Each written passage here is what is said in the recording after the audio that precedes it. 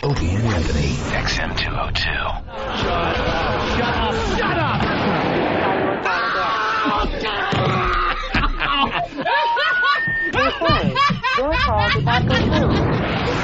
I'm scum because I'm a shapely European blonde. Anthony. Jesus, we are just whores. James Norton. Look at this face. How do you not love it and want to kiss it? E-Rock. Sex Bagel here on the radio with you. Sex Bagel. It's the Opie and Anthony show. And Sex Bagel gets hit with poker chips. But enough of this palaver. Let's get the show on the road.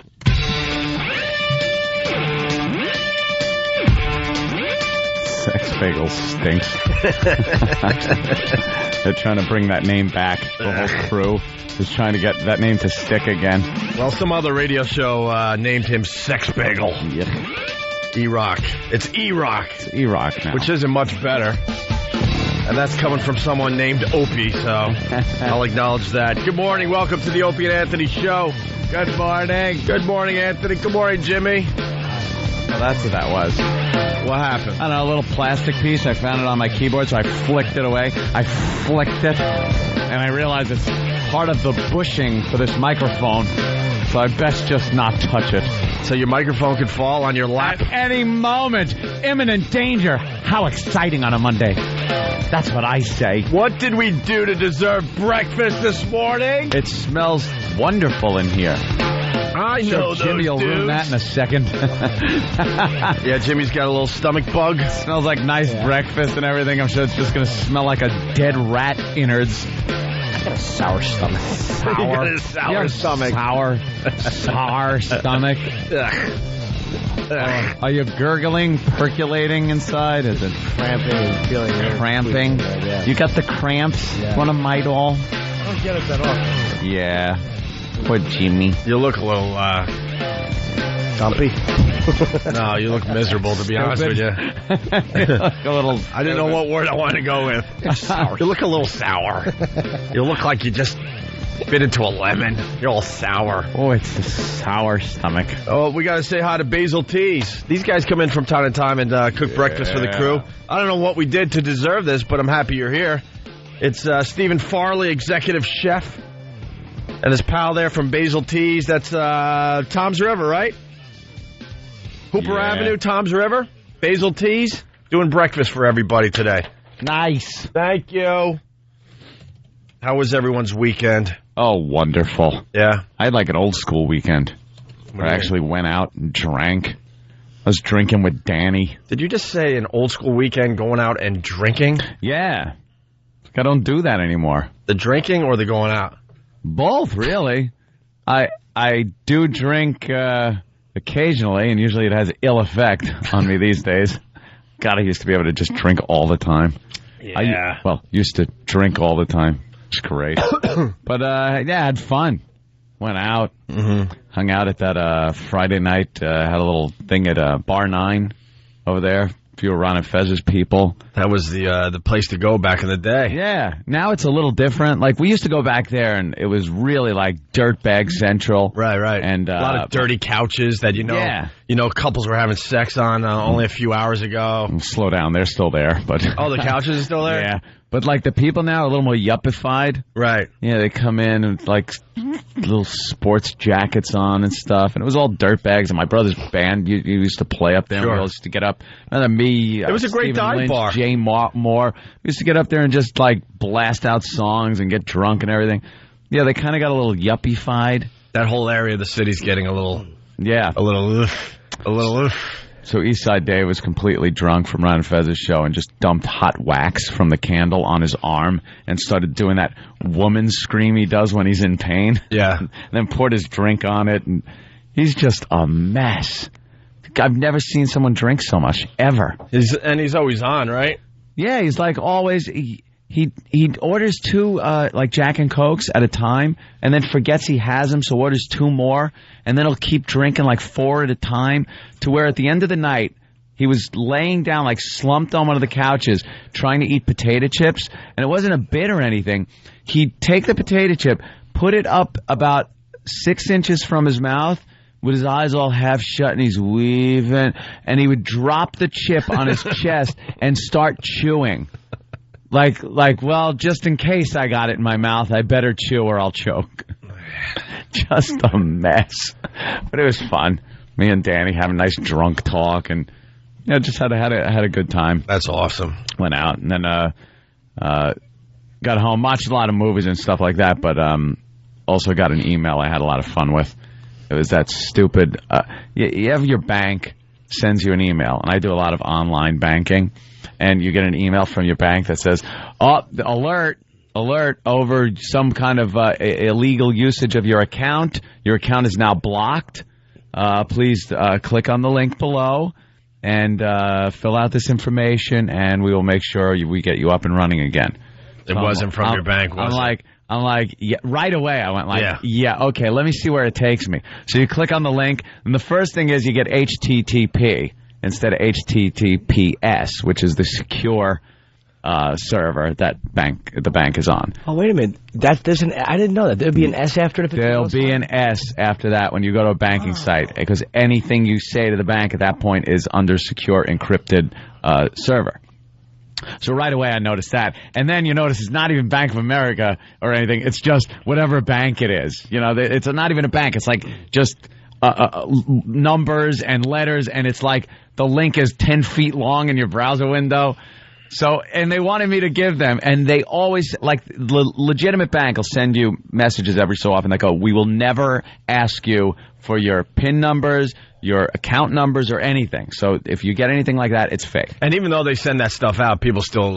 they fall for it like crazy. Yeah. Like crazy. So I filled the entire form out, not so much with my account number as with talking about certain parts of their mother's anatomy and what they should do with it. So I filled the whole thing. Like my password happened to be something that is best left for dad to do to mom. You put hit your mother? Yes. I just filled the whole thing out like really the most rank, disgusting, rude things that they could do with their mothers. That's really funny. And sent it on its way. So hopefully they had a little fun reading that. Well, when I get the junk email, I respond to it, but I'm thinking they don't even get your response anymore, do they? I don't know. Someone I think would have to check it to see if... Because I lose my mind and just write the most horrific things just praying that they're reading it. Oh, the Nigerian scams? It's more like... Oh, if they ban the N-word, I'm screwed. Lately, the drug companies got into the Blackberries because I'm getting like Cialis and Viagra, but it's all spelled differently and all weird. The time. This was blocking all that crap for the longest time, but they're finally getting through. They figured out I would write horrific things back, and I'm just praying that it hurts their feelings in some level, but it doesn't. They're used to all this. No, crap. they're used to it. That's why I try to do it as nasty as possible. Like maybe if one person, like it gets to them on some level, like maybe his mom just died. And there I am talking about how she's just been abused by various ethnic types and just like reamed to the point of just ridiculousness. That maybe that'll upset them. You know what they're doing though with the emails, because I've noticed a lot of spam emails that I'm getting these days, a lot for like stock tips.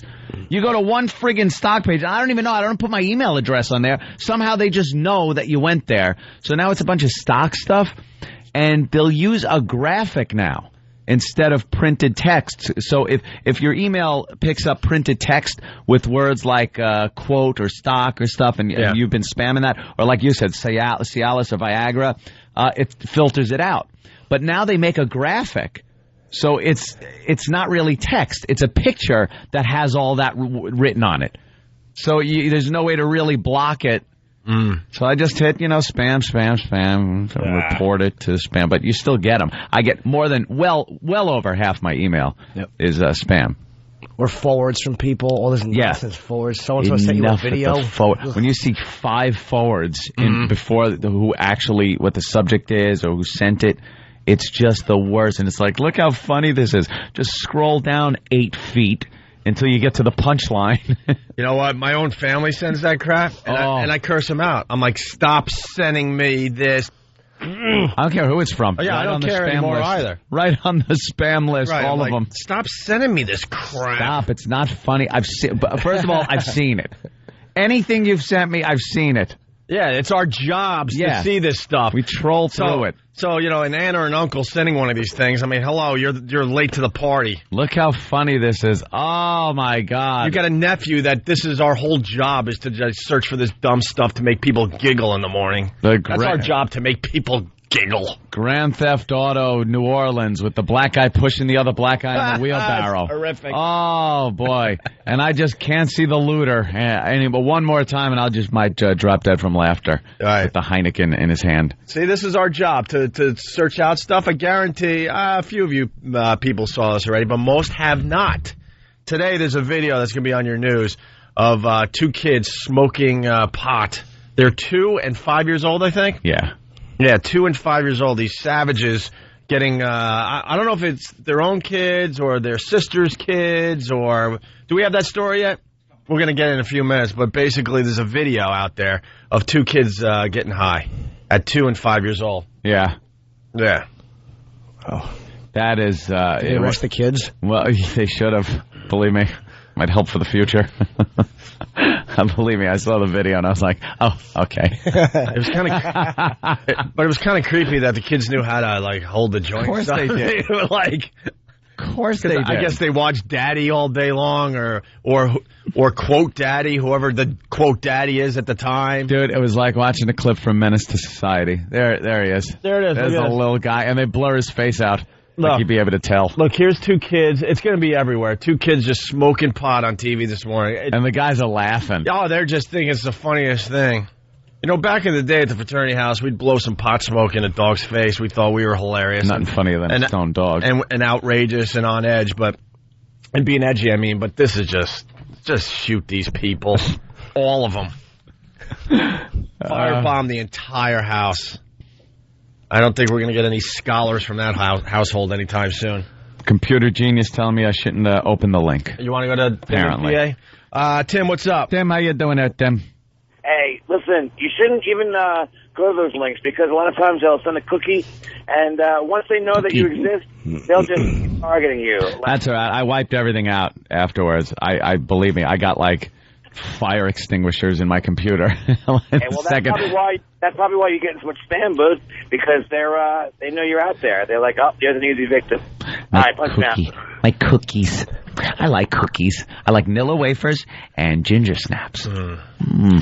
I send back some harsh stuff. Like when I get the banking information for name, I put wouldn't you like to know. Oh, that'll show them. Yeah. Wouldn't you like to know? Address, mind your own Beeswax Avenue. I don't take prisoners. Oh, I'm on to you. I'm on to you. Are you? Sour Stomach USA. I like when it says sex and you just put yes. It's a little racy, but often. Matt on Long Island, what's up? Hey, I was at Jimmy's show this weekend. In Poughkeepsie? Yeah, he killed as always. Of course. Thank you. Friday night, there was this ass who just kept talking during the show, and Jimmy very politely told him that, dude, just be quiet. They're gonna toss you. Over my shoulder, I see Kenny stand up like the enforcer with his leather jacket. Yeah. Walking over and just observing like he's looking for the go-ahead from Swayze to kick him in the face in Roadhouse. I had a table of 8 women leave on Saturday night. It was awful. Was it because of your material, sir? It was one of the best shows I've had in years, and they just keep talking. And so the one woman, her shirt's kind of open, so I comment. The only reason I'm tolerating your babbling is because I can kind of almost see your... You know what? And her friend goes, she's a breast cancer survivor. Oh, great. Which... Okay, and you said... Please tell me you said something so horrific. He's Jimmy Norton. Please tell me you said one for the ages. It was something. No, it wasn't that bad. It was something like, well, I'm happy for you, but that's bad for my show. Basically, that she should have died. I didn't hit her too hard because she didn't say it. No, I couldn't because she didn't say it. It was you her should have friend. picked up the comedy sledgehammer and give her a good whack. Well, her friend, I attacked her friend pretty horribly. This middle 40s redhead who just wouldn't. They were awful. They all left. She said at times like this, I wished it was contagious. That sucks, though, man. I didn't think about it, because she didn't actually say it about herself. Yeah. I went to my breast cancer. I don't want to attack her. Why rag on her? She was trying to keep peace. Like, oh, it's okay. She's just trying to, just... What did the crowd do? Were they all like, all uncomfortable? Out of their minds. They loved it. Oh, good. Yeah, 'cause there's one point she was like, she says about breast cancer again. I'm like, what do you want me to do? Why would you say that in a comedy show? I've been effing for 15 years. I don't have AIDS. I should get a standing ovation. And then half of them stood up. The obnoxious audience. Well, that's our audience, then. That's why we love them. Yeah, like you're backstage trying to come up with a cure. Right. What's your job? I'm a comic. What do you want me to do? Here's a candle. Put that under the other half. Pot smoking story. Here it is. Here's the kid smoking pot. What police call repulsive images were captured on a seized camera. 2 little boys, ages 2 and 5, are being encouraged, officers call it badgered, into smoking a marijuana cigar.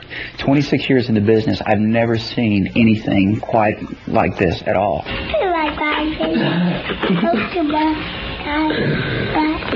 Fort Worth police discovered the tape when their officers served a search warrant at the house in Watauga regarding 2 burglary suspects. The suspects are 18-year-old Van Swan Pulte and 17-year-old Demetrius McCoy. They now face multiple felony charges involving injury to a child, which could result in lengthy prison sentences for both young men. Holy mackerel. What is... whatever. You know, it's so screwed up to be 2 anyway. Like, right. You don't know what's going on. Imagine being stoned when you're 2. Yeah, 2, you can barely... That's gotta be wild, man. I was hanging with a 2-year-old this weekend. I had a little kid party, and they look like they're high the whole time. Yeah, they completely act stoned. They got the munchies the entire time. They're wobbling across the floor, picking up crazy objects that they can kill themselves with. Yeah, it's like they're on ecstasy or pot already. Yeah, I think you let them smoke a little weed. What do? Get mellow? Go to sleep? Start looking at stuff real close? I don't know. Stand an inch away from the television, laughing at Dora the Explorer. By the way, you don't have to wait for your local news to show the video. It's up on YouTube under kids smoking pot, I guess. Throw that in the search engine. It's on Google. It's on all the familiar video sites. It's really disturbing, man. Criminals. A couple of thugs thinking they're being funny is what it is. Thinking they're a load of laughs. And getting little kids stoned. And what are they thinking by, videotaping the thing? Like they're not going to get screwed for that? Dude, you got to videotape it. I knew this one black guy went into a liquor store, like convenience store. It was owned by some Asians with another black guy. And the guy behind the counter said, "I feel sorry for your mother." And shot him right there. Took the videotape and just showed it to all his friends. Yeah, I knew the guy. You knew? Yeah. He was a friend of a friend. Oh, yeah. Let's say hi to Christina in Brooklyn. Christina. How you doing? What's up? Nothing. I have a joke for you guys. Okay. A joke. It's our joke time. Hey, it's 6:20 joke time. So you were excited about this joke? Did you hear it over the weekend? Yeah, I did it. Actually, I thought it was pretty funny. And you couldn't wait to call the Opie and Anthony show, right? Exactly. All right. Let's hear your joke, Christina. Hey, what do you call a black guy flying a plane? Why would you do it? This old gag. We've heard this before. Maybe there's another twist. The same thing you'd call a black guy who's driving a car, a black guy. What do you call a black president? Right. What do you call a black Oscar winner? What do you call? Right. What do you call a black chef at a 5-star restaurant? What do you call a black Nobel Peace Prize winner? Is this any different than what we're saying? Are you kidding, Christina? Is the punchline a surprise, or is this one we absolutely have heard 1,000 times? Oh, you have? Yeah. Okay. See, this is why we have to just dumb our show down. If we have people out there listening that have heard that joke for the first time, then we really shouldn't try so hard with this radio show. Well, that's good, yeah. We really shouldn't try so hard. We should bring this down to like a 5th or 6th grade level. But we You weren't. guys act like I live in a freaking box. We should just do poopy jokes all morning. Are you kidding me? Christina, that is the oldest joke besides, the babysitting and the Velcro on the ceiling. Do you realize that was the first joke told to me? Yeah. And a black guy told him. And you just laughed and laughed and laughed, huh? I thought it was pretty funny. Wow. What do you do for a living? I do web design. What? Does web design. All right. That's wonderful. That's fantastic. All right, Christina. Have a good day. Well, everyone's the strategy of having you click something 8 times to see it. Everyone's answering you on instant feedback, so there you go. Yeah. They all heard the joke. Know your joke. Jesus. All right, thank you, Christina. She's laughing her ass off. Bye. Bye. He's having a ball. Yeah. Just loving that joke. But that's what's depressing. And you're sitting here going, well, and we're supposed to talk about politics and how do you not and what Ann Coulter called John Edwards, or talk about, that was a biggie, or talk about Giuliani's son, or the possibilities of having a black or female president when we got people like Christina listening. Break out the fart joke book. That's what we should do today. All right, blah blah blah blah. We got breakfast here. Nice. From Basil Teas, so we're gonna get ourselves an omelet, and you sit there. It's the Opie and Anthony Show. Hear what everyone else is talking about. O&A Uncut and Live, continuing the show on XM Satellite Radio, starting at 9 a.m. Eastern. Visit xmradio.com to subscribe. It's the Opie and Anthony Show. The virus is spreading. Get infected. Opie and Anthony! Coming this Saturday. No, coming this weekend, right?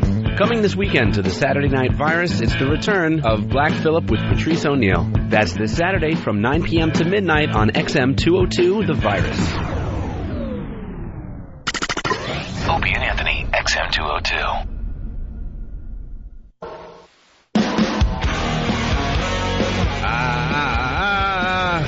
Hey, good morning. Welcome to the Opie and Anthony Show. It's a Monday. A Monday. Steven's got a case of the Monday. Yeah, it's the O&A virus spreading across America. Phone number 1-866-313-FREE. We have a bunch of things to discuss, and just before we came back from break, burping up coffee here today. Jimmy saw one of the things we were thinking about discussing, and he's like, I can't even talk. He can't even talk. Couldn't even mention it. It's so disturbing to him. And believe me, I read this story yesterday and thought it was to me, too. Disturbing. No, it's not the children that were smoking weed. We had already discussed that a little bit. It's not the guy dismembering his wife. It's not... none of that is as disturbing as this. Excuse me, can I go to instant feedback for a second? Someone needs attention. DJ, and I like DJ A Lightbulb from Post Whores. He had to write this 100 times because he thinks it's so funny. Hey, Hope, you had a kid party this weekend? How old is Lindsay now?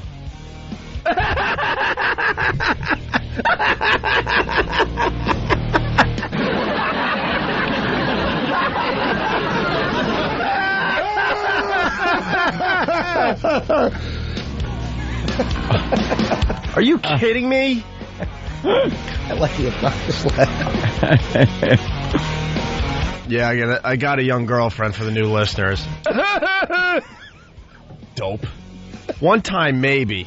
We read all your instant feedback, trust me. You don't have to send it a million times like, God, this is a gem. I don't understand why he's not reading this. Well, I better send it again. Maybe there's a problem with the instant feedback today.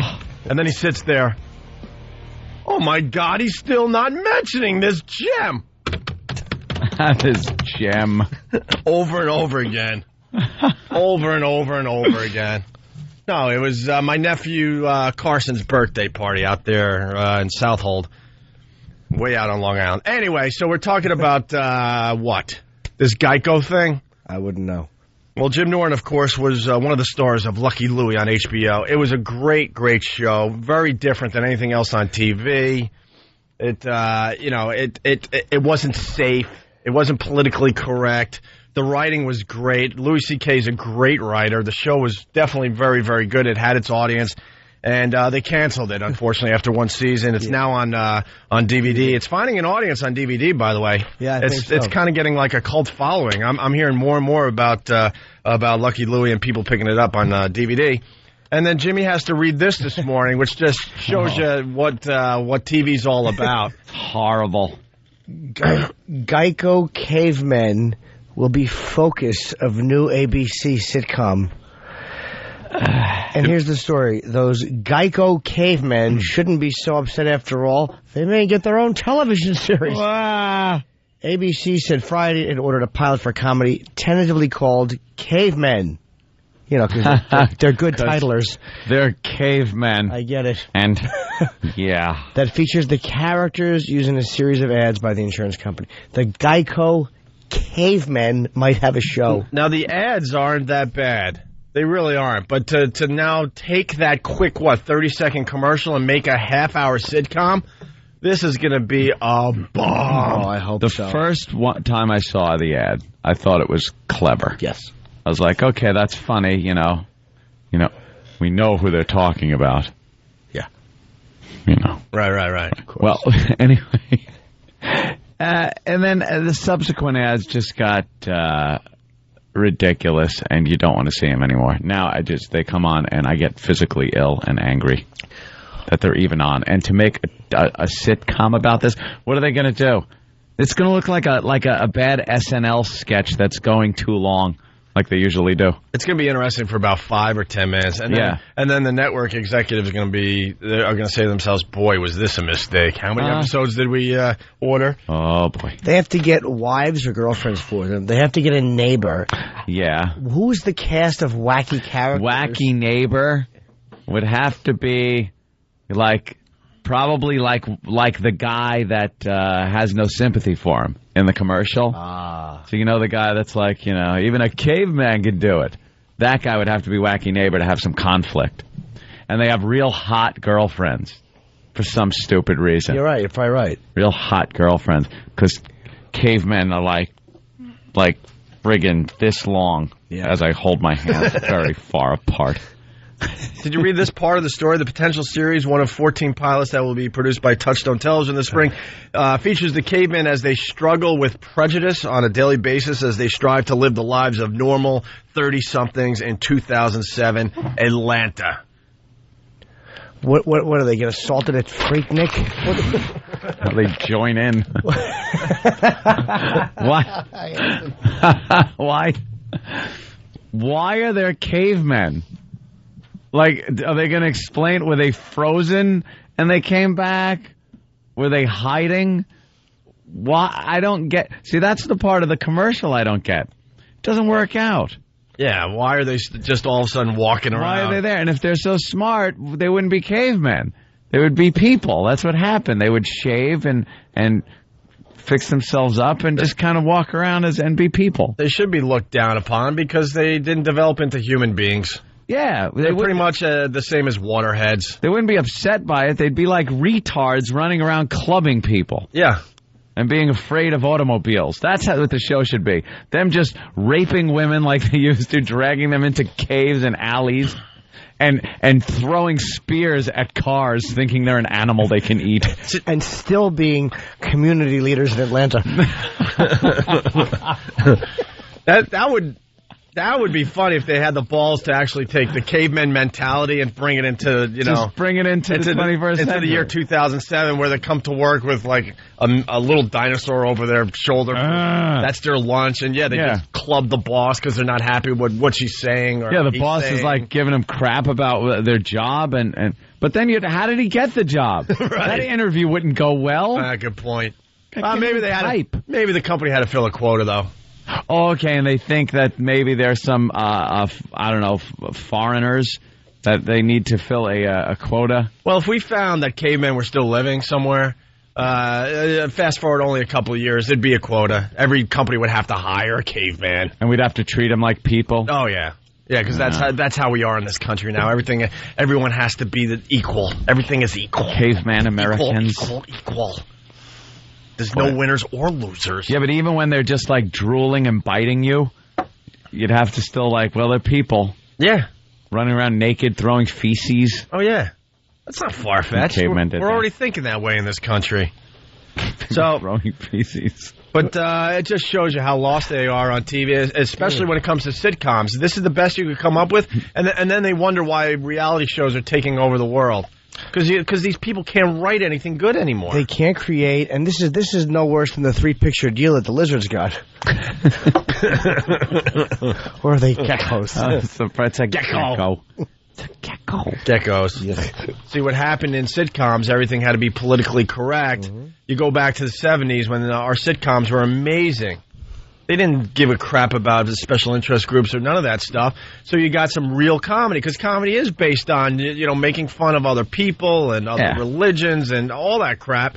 But somewhere along the line, we got so safe as a society, especially on TV, and then all the sitcoms had to go away because people were like, well, this is garbage. Danny DeVito in Taxi makes me laugh harder. I mean, maybe Gleason from The Honeymooners, but there's an episode of Taxi where Danny DeVito takes Zena's friend home, and she's on pills, and he has sex with her, and the next morning she sobers up, and she can't believe it, and he offers to go get her more pills so he can get her loaded and have sex with her again. It's a date rape reference. Right. That was a funny, great television And you show. can't do any of that Hell anymore. no. Nope. Anything like that. No smoking, even if the character would smoke. Right. But you could get away with it if it's a reality show a little bit. Yeah. But, all right, let's go to Arthur in Greenwich, Connecticut. Arthur. Yeah, I find that ad racist simply because Europeans lived in caves, and that kind of hair texture didn't apply to blacks, so why ain't you got... And by the way, hey, Crater Face, did you get your complexion fixed yet? No, I didn't. That can't really be fixed. Why, sir? And he hung up. Ah, you bastard. He was calling you a racist. A little too close to home? Right. Caveman? Well, that can't really work. Oh, was he, was that what it was? He was thinking he was a little offended? Yeah, he was a little offended. He's calling Anthony a racist for making a reference to, I guess, blacks with cavemen or something. Oh, that was Did I? That's what he was saying. Talk about He's that. probably an offended caveman. That's what he was getting at, but he said Europeans lived in caves.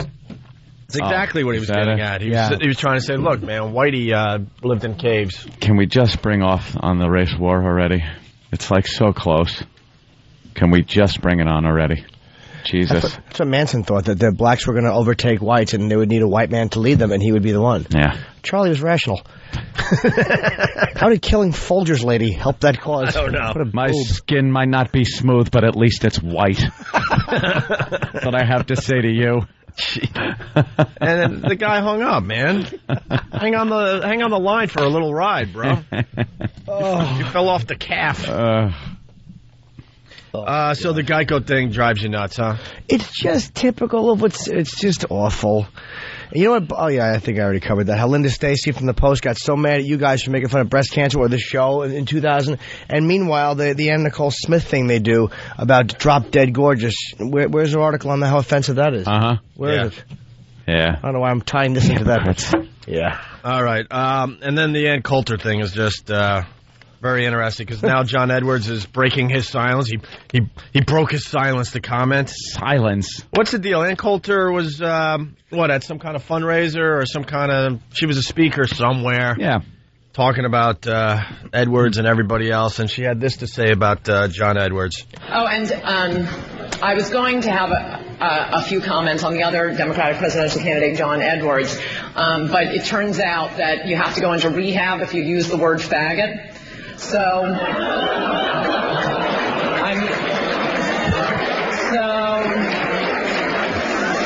of at an impasse. Can't really talk about Edwards, so I think I'll just conclude here and take your questions. Thank you. You know, go ahead. All right. I was just doing that like it was funny. I was going to say, it's just so refreshing to hear people just speak their minds without worrying about the consequences. And she didn't directly call him a faggot. It wasn't like the way it comes off is like, oh, that John Edwards, he's a faggot. Right. She kind of did it with some humor there, kind of showing how everybody's so politically correct now that if you say a racial slur, that you got to go to rehab to try to get your image back. Well, referring to the Grey's Anatomy black dude there. Uh-huh. He actually went to rehab because he called one of his castmates a faggot. Isn't that an odd thing to think of? We come to a time in history where if you say a certain word, people feel you have to go someplace and get your head fixed.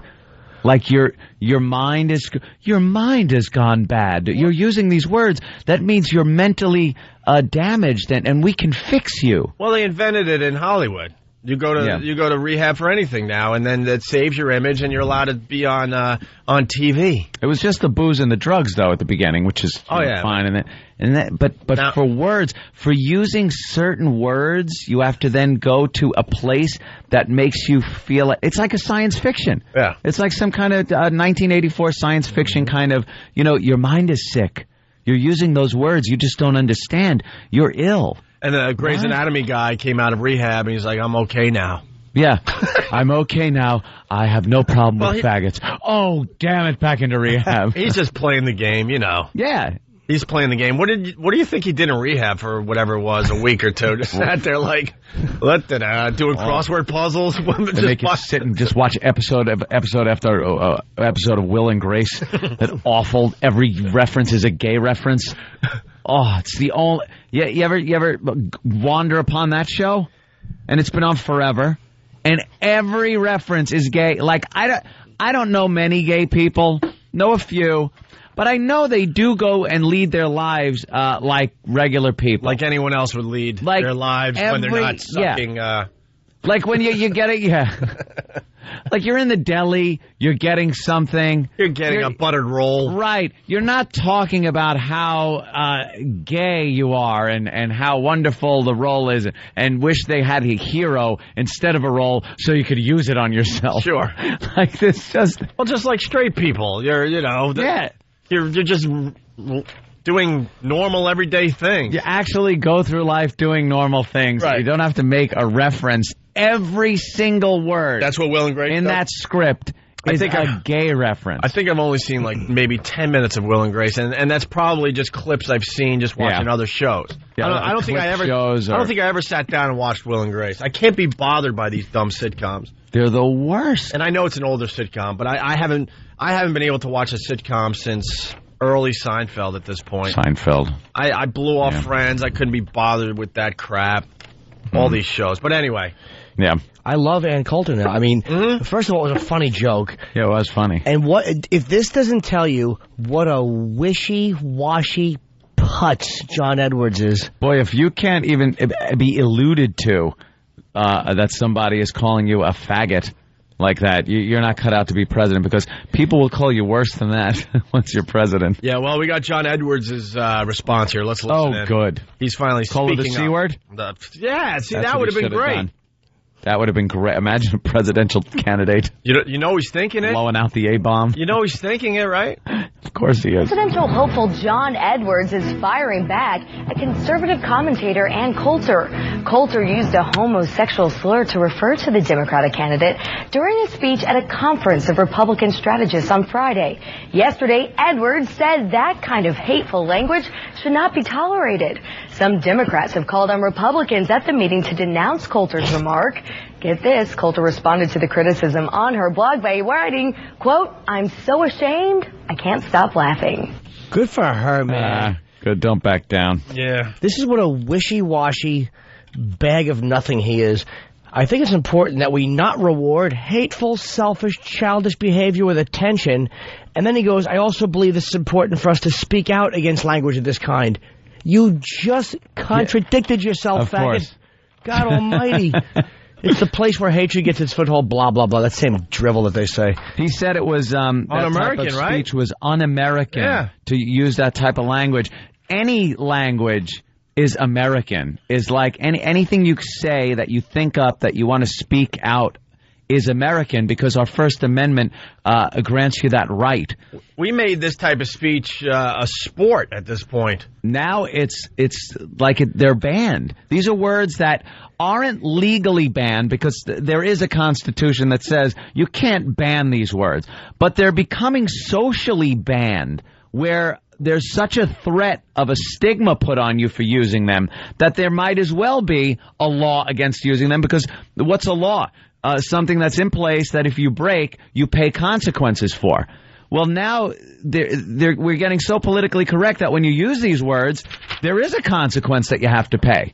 So we're losing our freedom of speech based on how these people are dealing with language. I mean, it's words. Of course you're going to offend people. Of course, in certain circumstances you will. There are things you're going to have to pay. because if you say them, you use that N-word in front of a bunch of black people, you're going to get punched in the face. We all know that. Faggot, you don't go to a GLAAD convention and start throwing that word around. Well, you might get consequences. You might get bitch slapped really hard. And a bunch of people will cry running away. Guy might pull off his high heel and poke you in the eye. But in the context of especially comedy and satire, anything goes. Anything goes. That, I think, is the most protected speech in this country, is comedy and satire, and it should be. And what she was doing was comedy. Yeah, but the problem is, like we said with the Geico thing, you can't write sitcoms anymore because you're too scared to use that type of language. Right, too scared. Why? Because of boycotts and people being offended and the threat that you're going to have to go into rehab like you're a mental patient for even thinking of using that word. And the Grey's Anatomy dude, like, what does it matter if he called someone on set a faggot? Yeah. If he's doing his job and he adds to this TV show. Yep. Why should that be a big deal? Deal with that behind the scenes. Words. John Edwards, this is what a jackass he is. He should have said something about that's the great part of America is that even idiots like her have protected free speech. Yeah. Why wouldn't you just address her and smash her under the guise of saying, look, it's freedom of speech, she can say what she wants? They're saying they're calling it hate speech now, which for some reason there is something illegal about hate speech. It's inciting. You're really not allowed to throw it around, but they could use that for anything. Like we were reading last week, squaw. Now Indians want to ban on the word squaw because they find that offensive, and they want it pulled from movies. Jesus Christ! Every old Western had that word in it. Right. They have a hard time banning that one, but every group is going to have this subgroup. Which, by the way, 99% of the group out there, whatever group you're talking about, doesn't care. It's 1% with the loud friggin' stationery that they send off. Are there still Indians in this country? Apparently. I thought we wiped them out already. You know something? Apparently, we left a few. I know they got their casinos here and there, but besides that, that's all I know. And are they really Indians? I've seen them walking around the casino. They're just dark Jews. They're not exactly. Oof! They darker than us. Are they getting powerful again? Every ethnic group has got a power base now because they can use it and base anything that anybody says on some kind of hatred toward them. Who started this crap?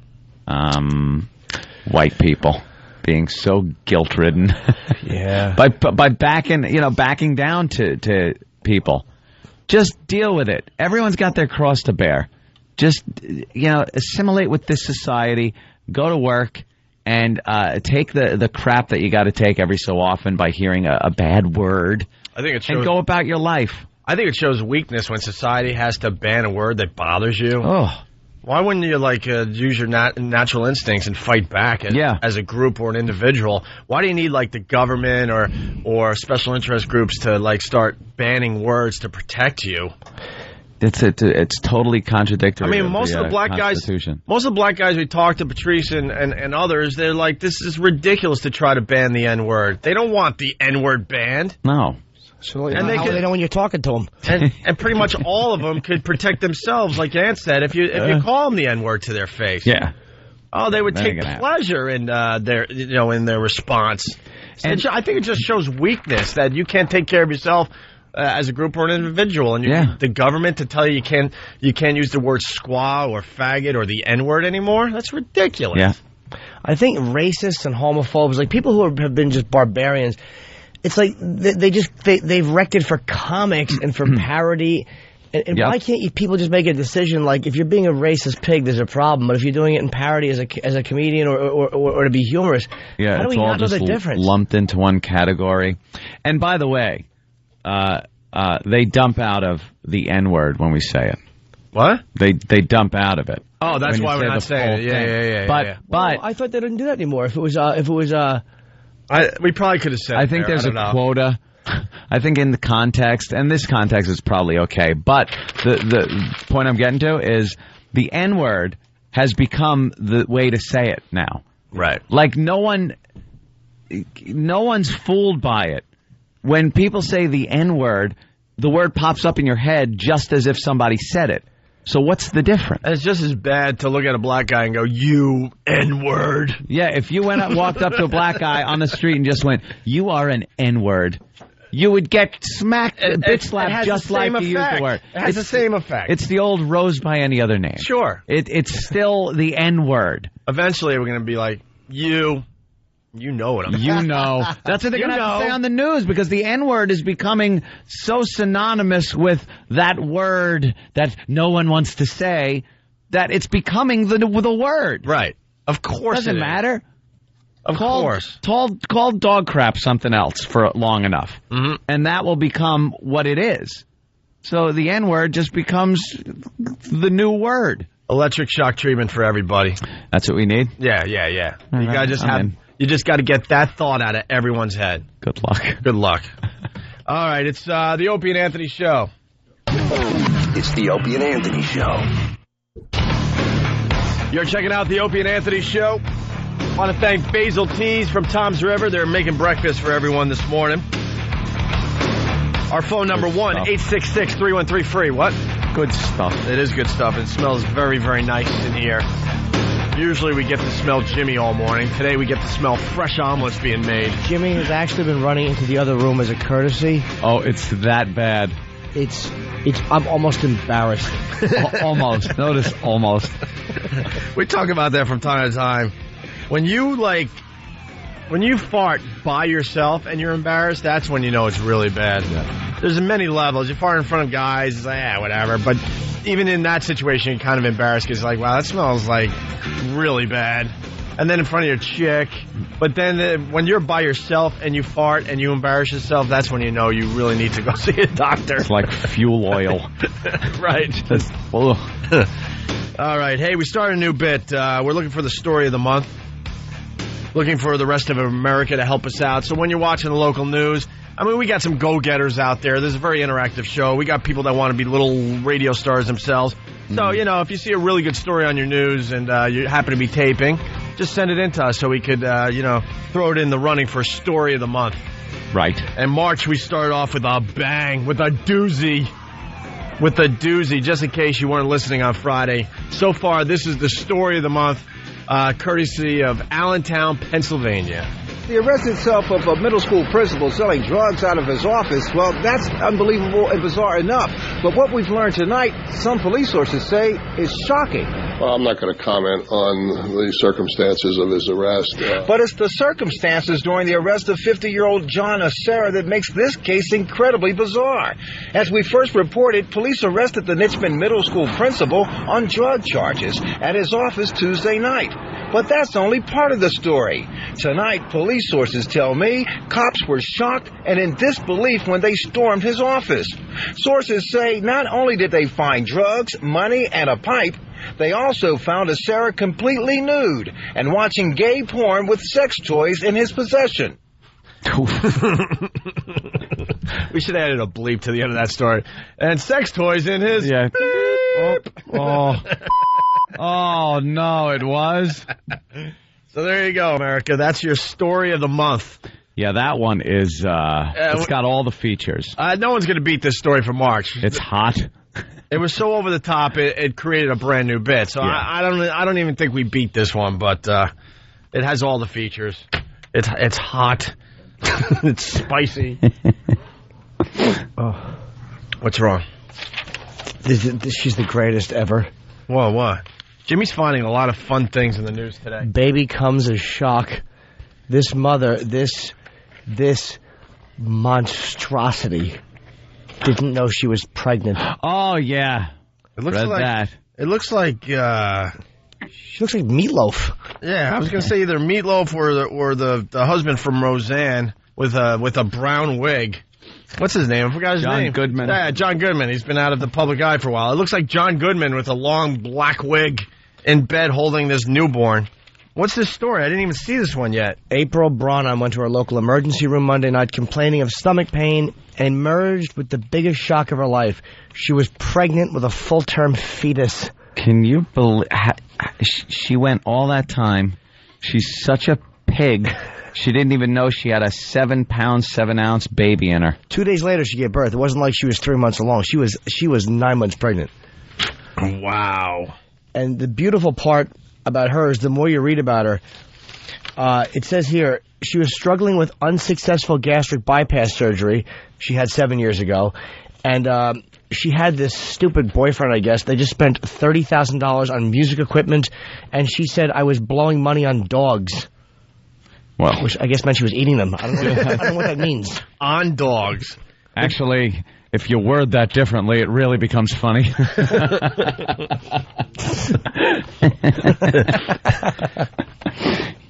Well, how did the... never mind. Yeah, how the dogs collect the cat. Yeah, that's what I was thinking. Thank you, Jimmy. What do you Exactly. Put it in between the little I was going to call them hooves. What are they? They're little paws. They're, but in between the paws. Paw them. You see this, though? Usually you can tell if you're pregnant, but with me, I couldn't tell. The 39-year-old Garden Grove resident said, blah, blah, blah, pointing to her belly and explaining that at about 420 pounds, she was so large that no one, including herself, could tell she had carried a baby to term. Ugh. The question is, who is, yeah, that's the question. Who is this woman? Because she had bypass surgery, so she has a big scar down her awful belly. She's 420 with a scar, and someone's jumping on. I don't get it. And someone's like, loving this. I need to get a piece of that. Yeah, I need to get some. That's what I need. I need that. You see what he does for a living? He installs home theaters for a living. Yeah. He learned it just making a TV room for her. It was called a TV room. Anyone else? Well, there you go. Not even knowing you're pregnant. Some terrific stories today. Oh, God. Brian in New York. Brian. Yes, hello? What's up, Brian? Are you guys aware that in New Year's Eve, a house in Chicago got shot? Wait, a house in Chicago got shot? Yeah. How do you shoot a house? Excuse me? They shot at a house because there were a bunch of gay men in there. Yep. And that's not the shocking part of the story, because we know we live in a very homophobic country, you know. Right. The shocking part was that they interviewed the neighbors, and they all say, good, they had it coming because they were all gay. Well, that's terrible. Sir, that's terrible. They got shot. That's terrible. And they were sorry that they didn't kill anyone. All right, here's the deal, though. Like, all right, if I was gay, I would go live in a tolerant neighborhood. That would be my first goal in life. Like, I'm going to go live somewhere where... Find Gayville. Find Gayville, USA. Now, so you said... Because until we... Why do we have to be in a ghetto? You know, I didn't say you have to... What? To please you? I mean, why don't you always... Hey, Brian, did I say go live in a ghetto? Is that where gay people are living? Word, but you can call somebody... why don't you call yourselves breathers? Brian, he didn't say that. Your little stupid accent is interfering with your hearing. He didn't say that. The N-word. You called the N-word. He didn't say the ghetto. Problem saying the F-word. Excuse me. No, we could say faggot, but I think they dump out when we say the N-word. You cannot say that word. I just did. Yes, we can. Because you're condoning crimes against gay men. Oh, stop it. In the proper context, you can use it. Don't you know that word has two meanings? Don't you know that word has two meanings? Hey, Brian. Brian. Oh, it's okay. Brian, don't you know that word has two meanings? Why can't we have a conversation here? Do you know that word has two meanings? Well... Do you? We live in America. Yep. People, they don't even know squat. You know, please. Now you're going to tell Brian, we live in America where you're allowed to speak your mind. You're allowed to use free speech. You can say these words. You know that using free speech means to be allowed to say the most awful things? If you have real talent, you will never have to go to use this word. Oh, boy. Are you sure real talent. Don't you realize somebody else will call up and say that if you had real talent, you wouldn't have to use this word or that word or the other word? And before you know it, there's no words left to use. And, Brian, we have real talent because you're listening to the show. You chose to listen to us over all the garbage out there. Because you had that fame of the St. Patrick's Cathedral. See, Brian, we couldn't call you a faggot. That's that's like hate speech, I guess they would say that. Put something in your mouth so you stop talking for 30 seconds? Yeah, just shut up for a minute. 30 seconds. Okay, for a second. See, I can't call you a faggot. That would be I would consider some kind of hate speech, and they would have to dump out of it and stuff like that. But I could say, Jimmy wasn't hanging out last night when he said he was going to hang out. Well, he was being a faggot about it. It's got two meanings. Well, some of the gay community wants that meaning taken away. And how come queer used to be bad until you guys started using it, and now it's fine? That's right. Okay. And by the way, isn't shooting at the back door, isn't that kind of a gay thing anyway? Okay, that might not have been a hate crime. That might be a misprint. I'm not waiting for that F. What? Isaiah Washington say, I'm not going to be waiting for that F anymore. Hey, Brian, where are you from, by the way? Where's that accent from? What does it matter? What does it matter where I'm from? Why don't you just answer it? You always have to ask where somebody's... Just answer out of curiosity, question. I'm trying to figure out your accent. I'm a citizen of the world. Oh, shut up. You're also a faggot. Shut up, because, you know... See, now that'll get dumped. You know, and besides, a company has a policy, and Isaiah broke that policy. Shut up. Brian, where are you from? He had to go to a sensitivity camp. You're a sensitivity camp. Yes, you will be kept together when you get to the sensitivity camps. You are condoning hate crime. That's what you're stupid. doing. Every time you use that word... it's a hate crime. Especially teenagers. Teenagers. Nice, supple, young boy teenagers. I love the hairless teenagers. The rough, the bodies, the teenagers. Monday, Tuesday, Thursday, Friday, teenagers. That's what you're doing. You sound like Michael's wife. Yeah. Hey, Apollonia, shut up. Why don't you start the car, you dope? Or just wrap your lips around the tailpipe. We're breeders or breathers? What? Oh, please. I'm a citizen of the world. I'm a citizen of the world. We're breeders? Is that what you call straight people? I'm a citizen of the world. Never even heard that word. I don't breed. I'm not breeding. I'm not having kids. I aim for the hair. Right. There's no baby coming out of that. That's all you're good for, and you're not even breathing. So. Do you have little Tweety birds? What kind of little birds do you have? What kind of birds you got? Excuse me? What kind of birds do you got? You have a cockatoo? What does it matter? Is it a cockatoo? We're trying to get to know you, Brian, so that maybe we can understand your faggoty lifestyle. If he's a gay man, you're gonna get bitch slapped. We want to know you. We want to get to know you a little better. We want to get to know you, Brian, so maybe we have a little more tolerance. Tell us what effing birds you got in the background. What kind of bird you have?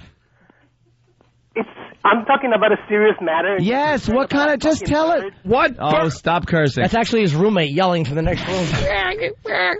What kind of birds do you have in the background? I'm telling you, I mean, you really are very ignorant. Young lady. You really need to... What is it? Is it a Can Harry? I mean, and you don't even know what I'm talking about because you're not a gay man to begin with. Young lady. Brian, do you know that... Brian, do you know that there's gay guys calling up now saying, shut the F up, they hate you. You're ruining the whole gay community. You really are. But you can't tell us... You can't tell us what accent that is. You can't tell us what birds are in the background. Yeah, young lady, you're not being very conversational, miss. What? You're not being very conversational, young lady. Right. Who has to be conversational when I'm talking to you guys? That's what I'm saying, miss. What kind of birds do you have in the background? It's a simple question. All we want to know. What do you answer first? What kind of person are you? Brianna, just answer the question. What kind of person am I? I'm an honest person. That's right. I live in reality. In reality. That's right. I realize that people do use these words and will continue using these words even if we do attempt to ban them. To insult minorities. Oh, what a man. Steve from Bayshore is suggesting... What a man. Oh, yeah, make fun of minorities. Ooh, Steve from Bayshore is suggesting he owns swallows. He owns swallows? You're so funny. You have so much talent. You know? What do you think of that, faggot? Well, you can Shut up, bleach breath. I'm not finished laughing at my friend's joke. That's right. Shut up, bleach breath. We just got to laugh at your expense. How does that feel, Brian? If you're an honest man, you will accept the fact that you are condoning hate crime. What does condoning mean? What's a condoning? Yes, you Teenager. Teenager condoning hate the speech. That's what you're doing. Your speech pattern stinks. Your speech pattern is awful, which means you moved to the country. Definitely, you weren't born here. Yes. You became a citizen, and you don't really understand what America's all about yet. Yeah, you're not a citizen of the world. You're a twit. I think I know a little more than you. You don't even understand what this country is based on, which is free speech, which means being able to say some horrific things. You know what being American is. Limp-wristed Ricky Ricardo. I love Louis. You're funny. You're a white man, and you are talking at minority. Club bob up and down. You know? Shut up, lady. We're laughing. Yeah, shut Bob on Lou. Bob on Lou. Oh, wow. You're really funny, man. You know what? Keep going, monkey. Oh, monkey. Ooh. Yeah, we know we're funny. You should see the instant feedback. You should see the pal talk. You should see the phones, Brian. A lot of people are finding us funny. Laugh, clown. What? Wake up at 5 in the morning every day and make me laugh, okay? That's what we do. That's what we do. Hey, Brian. As long as you're laughing, sweetie. Hey, Brian. I'm a millionaire. Oh, yeah. I get up at 5 and I'm a millionaire for saying poopy jokes. How does that make you feel, faggot? That's right. How do you like them apples, sweet potato? How do you like that? How do you like that, Brian? Hey, Brian.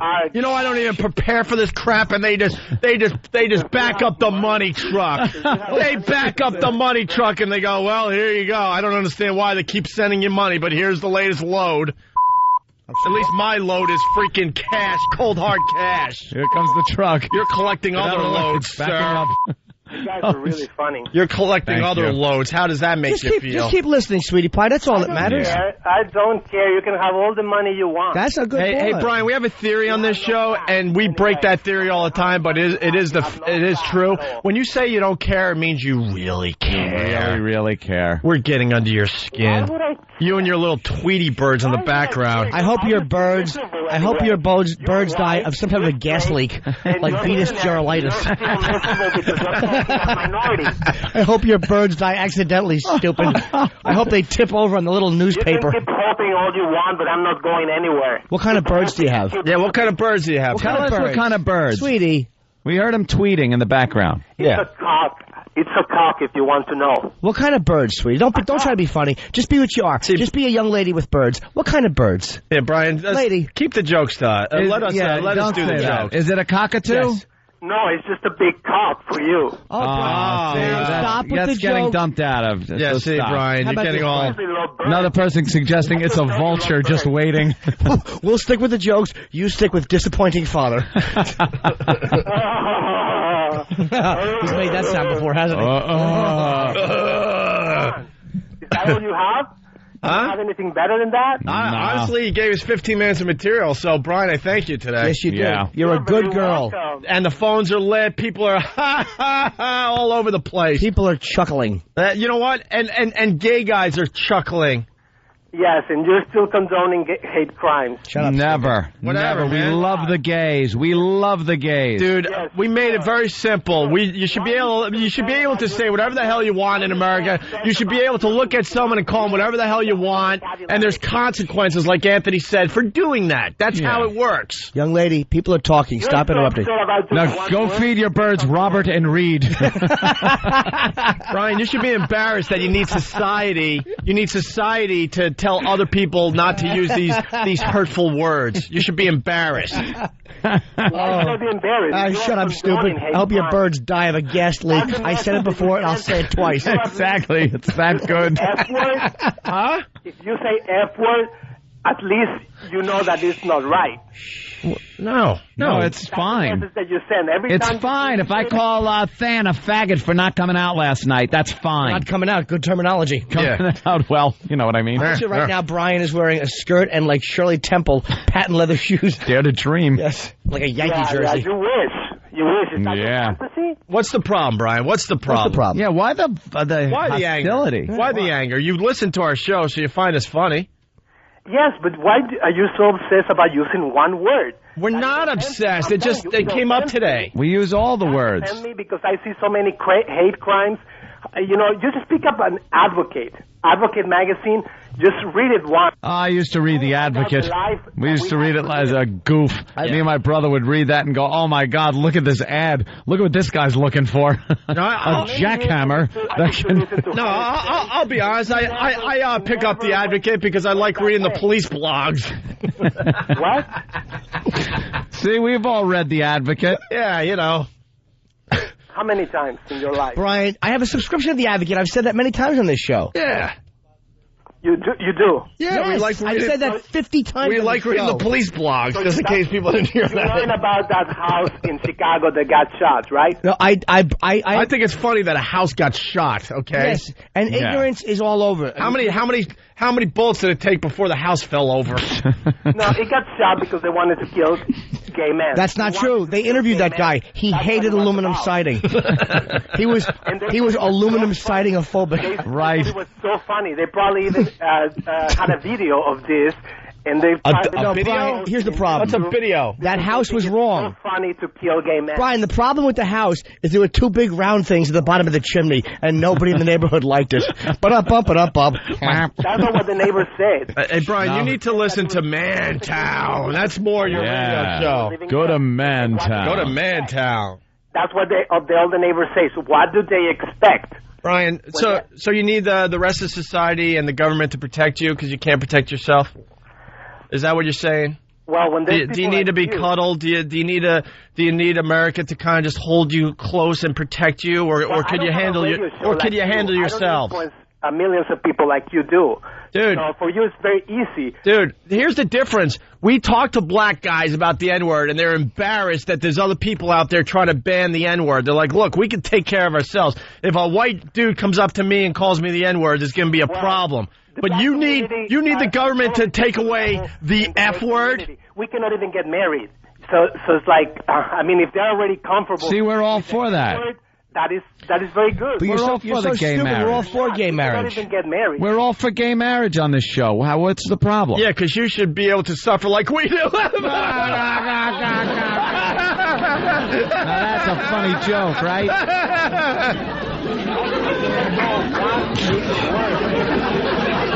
You see, Brian, you don't listen. We are for gay marriage, and we've said that many times. Although I lied, I've never read The Advocate in my life. And you just said a little advice to the gay guys. A little advice to the gay guys out there: invent your own stuff. Invent your own stuff. Invent something that is comparable to marriage. Almost marriage. Almost marriage. What? Exactly. You guys are talking at the same time. I cannot even hear you. Yeah, no, you're talking at the same time. No, you've just been babbling the whole time. You just go off and blah, blah, blah, blah, blah. Blah, blah, blah, blah, blah, bang, bang, bang. Exactly. Every time somebody blah, blah, bang, bang, bang. Blah, blah, blah. You are like a bitch. Bang, bang, bob. Blah, blah, blah, blah, bang, bang, bob. You're the bitch in the relationship, right? Bang, bob. Are you the bitch in the relationship because you talk so much? You're just like... So now you give relationship advice? Yeah, so you're like the girl. Bang, bang, bob. Bob, bob, bob, bang, bang, bob. Bob, bob, bob, bang, bang, bob. Yeah, I mean, the big sluts are going to give me relationship advice. See? Yeah. Let me ask you a question. Obviously, you're the power bottom because you're used to talking. Can you carry a trophy without using your hands? Give me those ribs, you. Clink, clink. Are you a sloppy party bottom? What would you be what would you be considered in the gay community? A sloppy party bottom? Power top? Are you a twink? Are you a bear? What else did we? What are you? A cub? Are you a cub?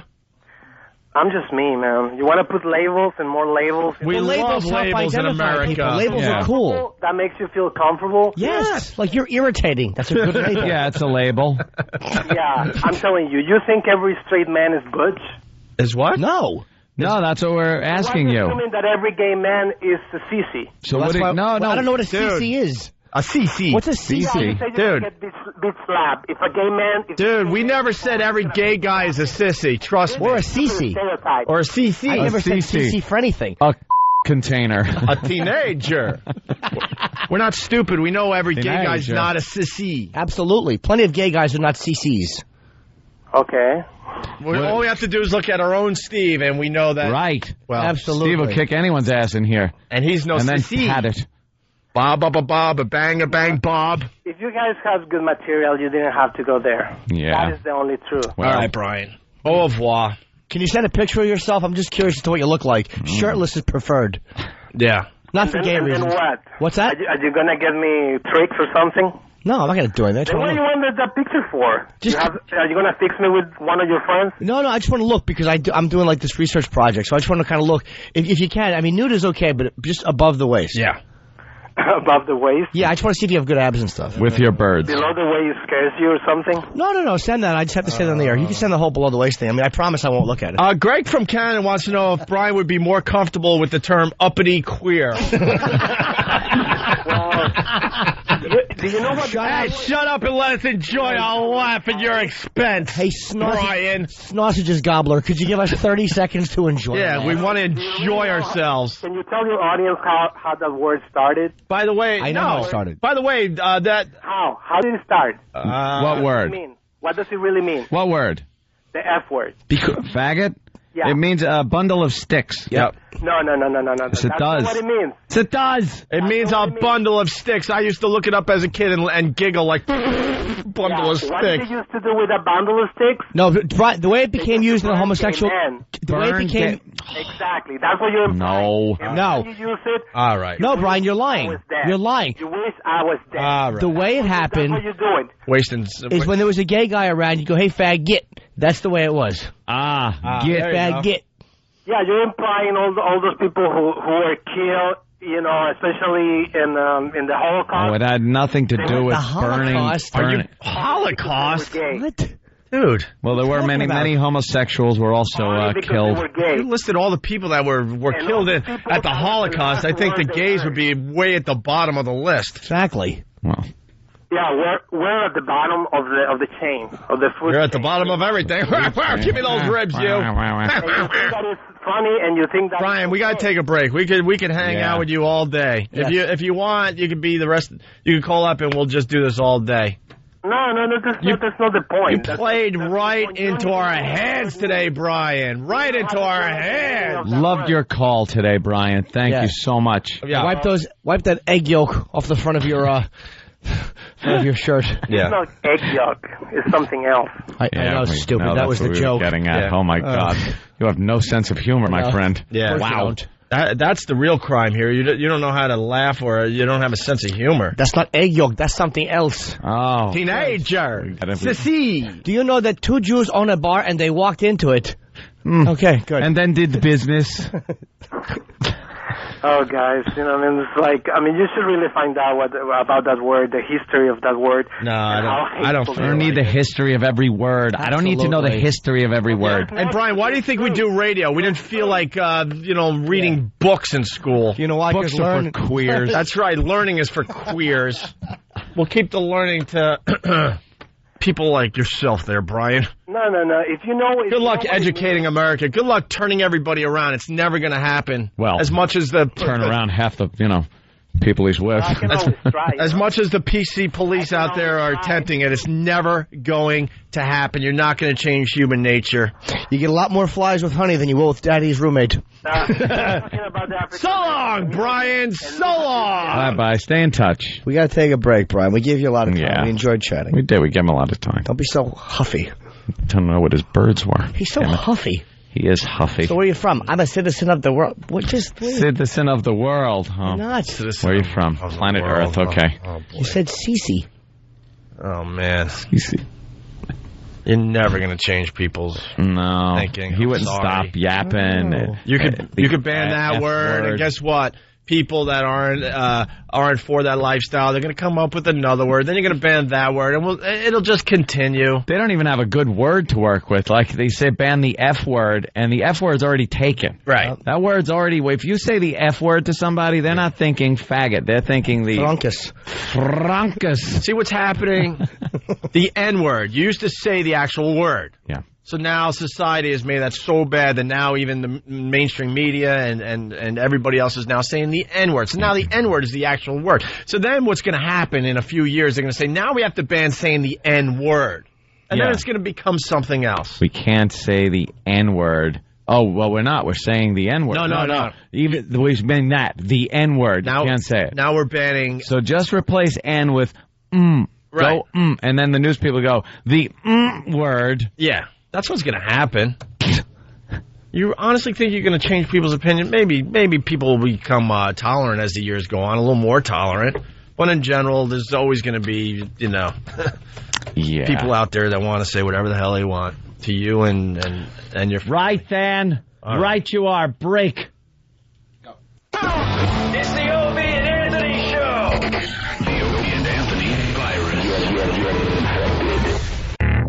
It's time to get the gay out on the Opie and Anthony Show. And what better way to do that than with today's boner? Today's boner is brought to you by Anal Expedition number 11.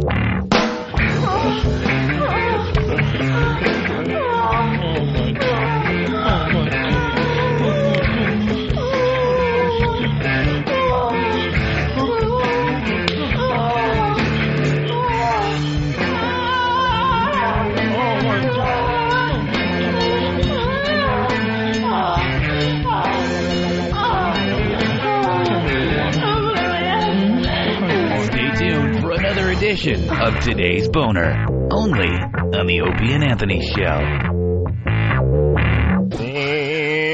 Let's go. It's the Opie and Anthony Show. Hope you're enjoying the festivities today. Got a little crazy there. Oh, wow. Oh, wow with Brian. Oh, wow. Good old Brian. I'm sure he's still listening, though. And now he'll call up and go, no, I'm not. Yeah, I'm not listening. We've had that before. I was over the weekend, last night, I was watching Gladiator. It's just a great movie. Isn't that an amazing flick? Yeah, but I was watching it on regular TV.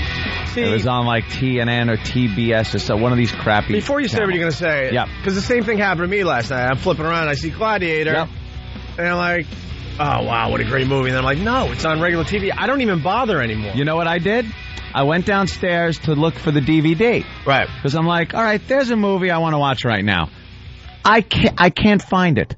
I either don't have it, which is ridiculous. I remember buying it, or it got lost or something. So now I'm too far in, and I have to watch it.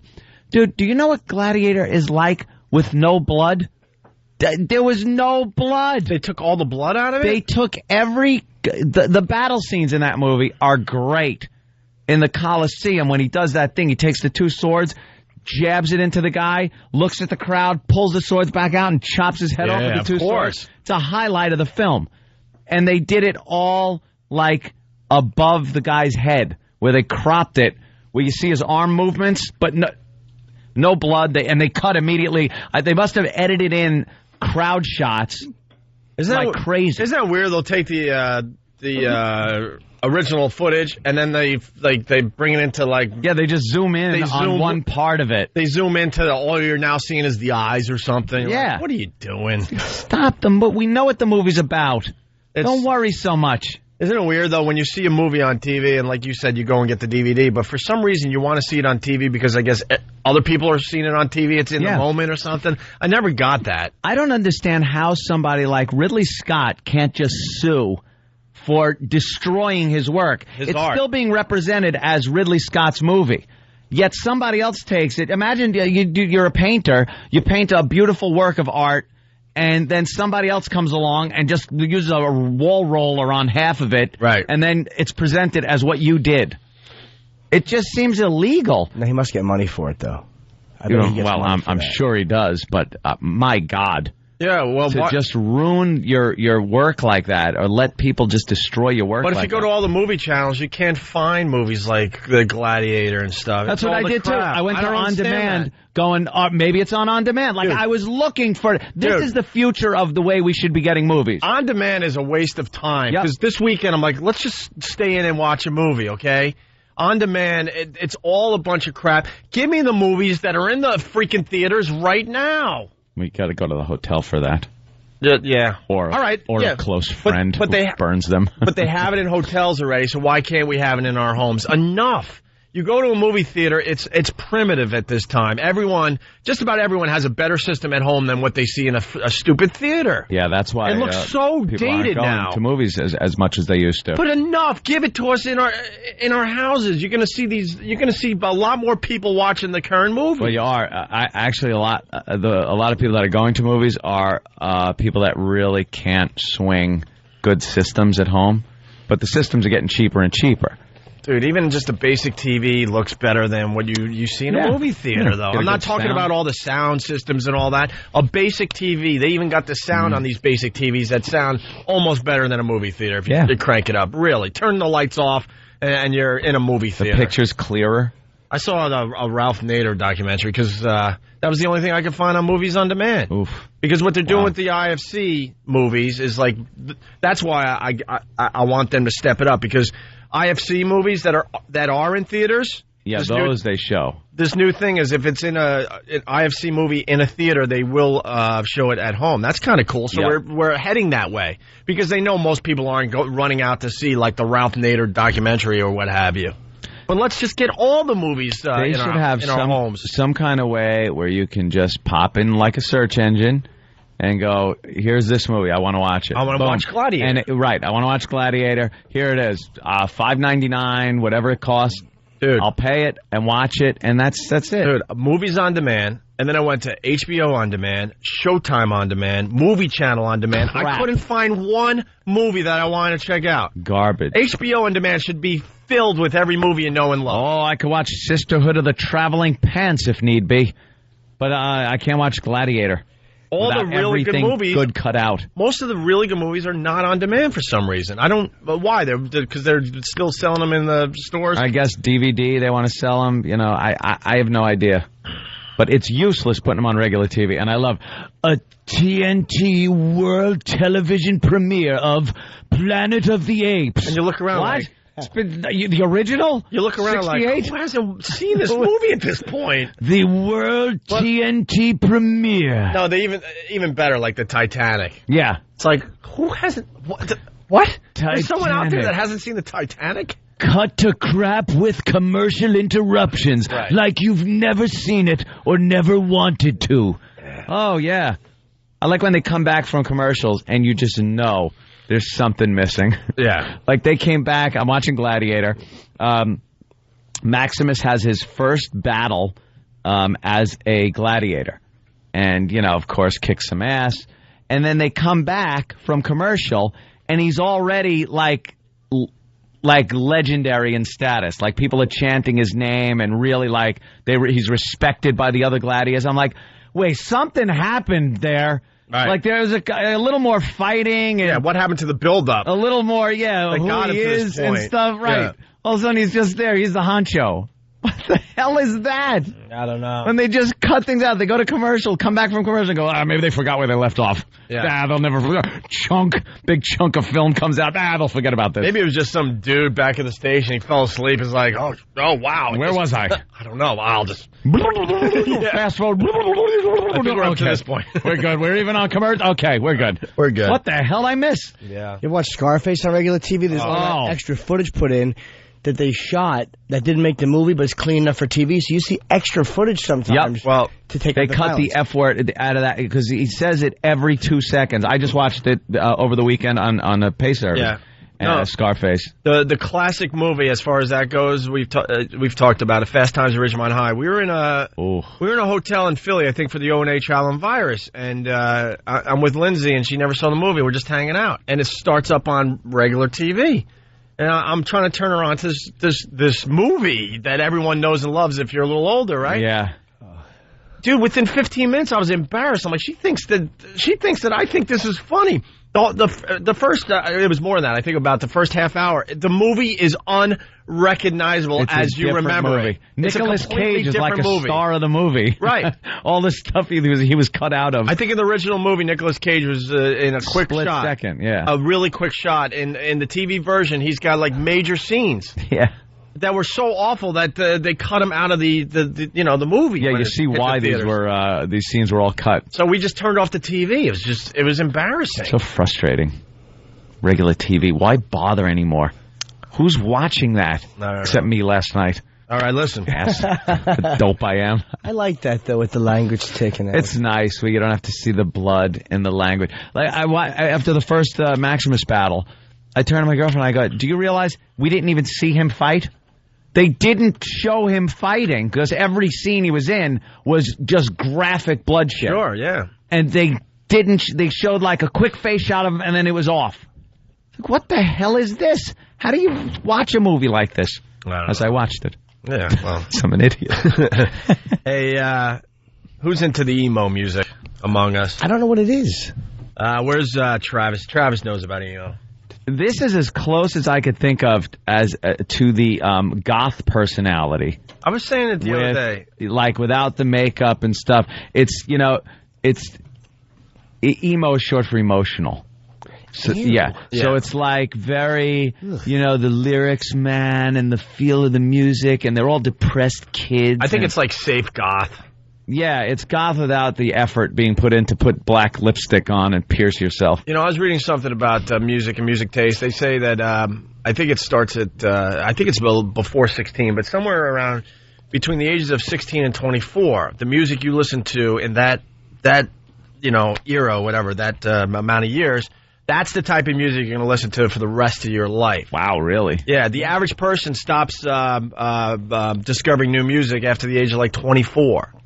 That's rough. And we're obviously older than that, and I've taken pride in the fact that I've been able to jump onto other music forms past 24. I guess that's a rare thing. Most people 24, that's it. If you're into Skynyrd and Rush and Zeppelin, that's what you want to listen to. It helps spinning it too, Yeah, that's true. Yeah, obviously, but there's not a lot of people after 24 going, well, I want to listen to a new rock station, maybe get turned on to some new stuff. And I've taken pride in the fact that as I get older and older, I'm still able to appreciate new music. This emo stuff, I've been driving around lately bummed out. I'm like, oh, my God, I think it's finally happening. Is it happening? I think it's finally happening. I think I'm becoming like my father, where I just can't understand. I'm not getting this. The kids' music of the day. No, but that isn't totally true either. Because, there's some songs that come on that are like, yeah, okay, this is cool. Well, like White Stripes, I love. Well, White Stripes are that's cool. certainly not emo. It's not emo. Emo's like a type of music, though. It doesn't define the whole generation. Emo is pretty much taking up a lot of spots out there, Yeah. I mean, you got your Wolf Mother still, and bands great. like White Stripes and others, but but we're talking like My Chemical Romance. Actually, I like them, but they're considered emo, right, Travis? Yeah. Travis. Yes. Okay. Yeah, I guess they're considered emo. A lot of stuff that isn't emo is considered. Do you like emo? How is Travis the expert of emo? His roommate just called and yelled at us for a half hour. Huh? Oh, I missed that. Yeah. What are you doing? You're so late. Emo. It's not emo. We are homos. Homo. But there are some songs I'll listen on XM or on the radio, whatever, and go, hey, man, that's a cool song. And then they'll say the band or whatever. So then I'll go look them up online, and then I'm embarrassed that I like the song because what they look like. I'm like, what? Yeah. Who's your favorite, Trev, on this list? On this list? Yeah. Jimmy Eat World. Yeah, but those guys were around before emo hit. Yeah. Well, emo's been around since the 80s. Ooh. Oh, no, it hasn't. Emo was originally an offshoot of hardcore from Washington, D.C. You kidding me? All right, like what bands from the 80s I would consider like emo? The Cure as emo. Yeah. Morrissey. He's like, no. But that's like that depressing garbage friggin' music. Well, some of this emo stuff is like the kind of new wave crap in the 80s. Yeah. Or at least how they're looking. Like, give me some examples of bands in the 80s that were considered emo. Well, emo was just more personal lyrics of hardcore. So bands like Embrace and Rites of Spring are credited with creating emo. Exactly. Dude. Stop. I've been in radio. Let me embrace you. I've been in radio since 18. I've never heard of those bands. And they were a big influence on emo? Yeah, because emo originally was just an offshoot of hardcore. And then there was a second wave. How about a band we would recognize from the 80s that from the 80s? was considered emo? You're no one. But you just said that it goes back to the 80s. I'm sorry. Sure. Foundry, song Pendulum defines emo. But anyway. Stephen Carr said it best when he went, arr. Well, there's news reports on being an emo. They're a little worried about the kids getting into emo. Oh, boy. It's a fashion that has turned deadly. Emo. It started out as a type of music and is warped into a lifestyle. I see it as people who are expressing their pain through their actions, whether it be cutting, writing, lyrics, music. Cutting. It's their expression, and I don't think we understand it because we don't have that pain. We don't have those imbalances. It's a group of people. They very emo short for emotional, and so like I know that some of them cut themselves and that they like to wear tight clothes. It's a fad that's popped up in our area in the past year. Kids dress in dark clothes, dark hair. Not what you'd say gothic, but close to it. There's no boots, there's no chains, stuff like that, but it's all black hair that covers half your face, good call. Covers one eye, and the point of that is they'll only see the world in half view. Oh, Jesus. All right, let me tell you what's going on kidding here. me? I could solve this whole problem. Wrap it up. Whatever happened to just rocking? Know what happened? They changed the drinking age in this country to 21. At 18, you would just get effed up and just rock. So they changed the drinking age. They made it harder to drink. These kids still want to get off. So they start, taking mommy's pills and this and that and all that. All the drug culture just exploded. So they're all depressed? Yes! Bring the drinking age back down to 18 and we'll be rocking again. Let's get these kids drunk. I'm dead serious. Because instead of hanging in a social atmosphere, like when we were growing up, you were drinking in a bar at 18. And drunk driving was a sport, the whole deal, we know. Yeah. But then they changed the drinking age, and these kids, all of a sudden they were going to go and go to a chess club or something? They're teenagers. They still want to, experiment and get effed up. So what did they do? It was easier to get pills. I have the solution for emo, by the way. It's very simple. It's this. Dye your hair back. You look stupid. Cut your bangs. I like that whole hair covering half their face and their eyes so they can only see half the world. Is that what that is? That's only see half the world, man. Because half Isn't my that brain great? is effed up. How about I walked around with hair in both my eyes for years. I didn't want to see any of the world. Is that it? I think they just wear their hair like that. I don't think there's a secret message. Is there a secret message to it? No, it's Yeah? just fashionable. Do you grow your hair on your face like that so you can only taste half the world with your mustache and beard? See, the dumb politicians that think they know what's going on, when they changed that drinking age, they just thought no one would get effed up anymore. It's like, this is what we're going to solve this. No, it forced teenagers to go after hardcore crap. Stuff that's a lot worse than drinking. A lot worse. This stuff, though, drinking in a little pot. It was like, all right, what does mommy have in her in the old medicine cabinet? Thank you. This is one of those situations, though. You could go back years with the same thing with goth when they were talking about how dangerous that is. Club kids. Oh, it's a dangerous lifestyle. Or just years and years ago, rock and roll. Dude, club kids. Going to rock and roll shows. Oh, my God, it's dangerous. The news would always report on how dangerous. Club kids never really took off, thank God. Remember when all the talk shows, all they did were club kids? Sally, Jesse, Raphael, every day, club kids today, and a bunch of fruits dressed all weird, getting yelled at by the audience for dressing like that. Yeah, they were. They would dress in like little Bo Peep outfits and suck on ecstasy lollipops. Sally, let me tell you something. I am a club kid and damn proud of it. But see, and the rest of these freaks would start applauding. But don't be confused. These TV shows thought that it would make for interesting TV. I don't think it ever really took off like they were trying to say it did. Yeah. The emo definitely is. It's what's Emo's more mainstream. Yeah, absolutely. Yeah. And then it'll be ridiculous to be emo because it'll be too mainstream. And that's usually the death of all these things. Like hair bands and stuff like that. It reached a point where it was a parody of itself. Mm-hmm. And then that's when something new comes out of the woodwork and everyone goes, oh, wow, okay, that's cool now. Hey, someone's saying Nirvana was emo. Stop it. I'll Stop it. I'll have a problem with you, Jeremy. I like this. Look at line 9 and line 10. Travis is an idiot. You know nothing about emo. And the next line is Travis knows what he's talking about. Are you still there, sir? Hello. Hello. Hey, what's up, man? Travis doesn't know anything about emo? You're on with Travis. Travis has absolutely no idea what he's talking about. No? Embrace and Rites of Spring are traditional hardcore from DC. If you told the guys Embrace and Rites of Spring that they were emo, they'd fucking do it. Well, he cursed, so no one's going to hear his point. But he said if you knew the guys in those bands, I don't even know them, that Travis mentioned, if you said they were emo, they would kick the crap out of you. Yeah. They'd basically tell you that you're full of bunk. Well, Right. that's because nobody likes to be called emo. That's never been, a good genre to be in. Very close to homo. Yes. Yeah. It's, yeah. Let's Deputy believes there's an emo scale which awards points for how emo you could get. Deputy Magra learned about emos firsthand at home with his daughter, and then more at work. Emos, or emotional people, are first noticed by what they wear. Isn't that all people? Faggots. Emotional Yeah, people. everyone but Vulcans can be emo. The rest of us are robots. I am not emo. I know. It's everyone. It covers all humans but Kenny. I am not emo. Me and Kenny rule the planet by not being emo. I'm a little emo because I can't stand Kenny. Isn't that an emotion? Oh, my God. Although we should dress Kenny up as emo person. You've put in my emotion chip.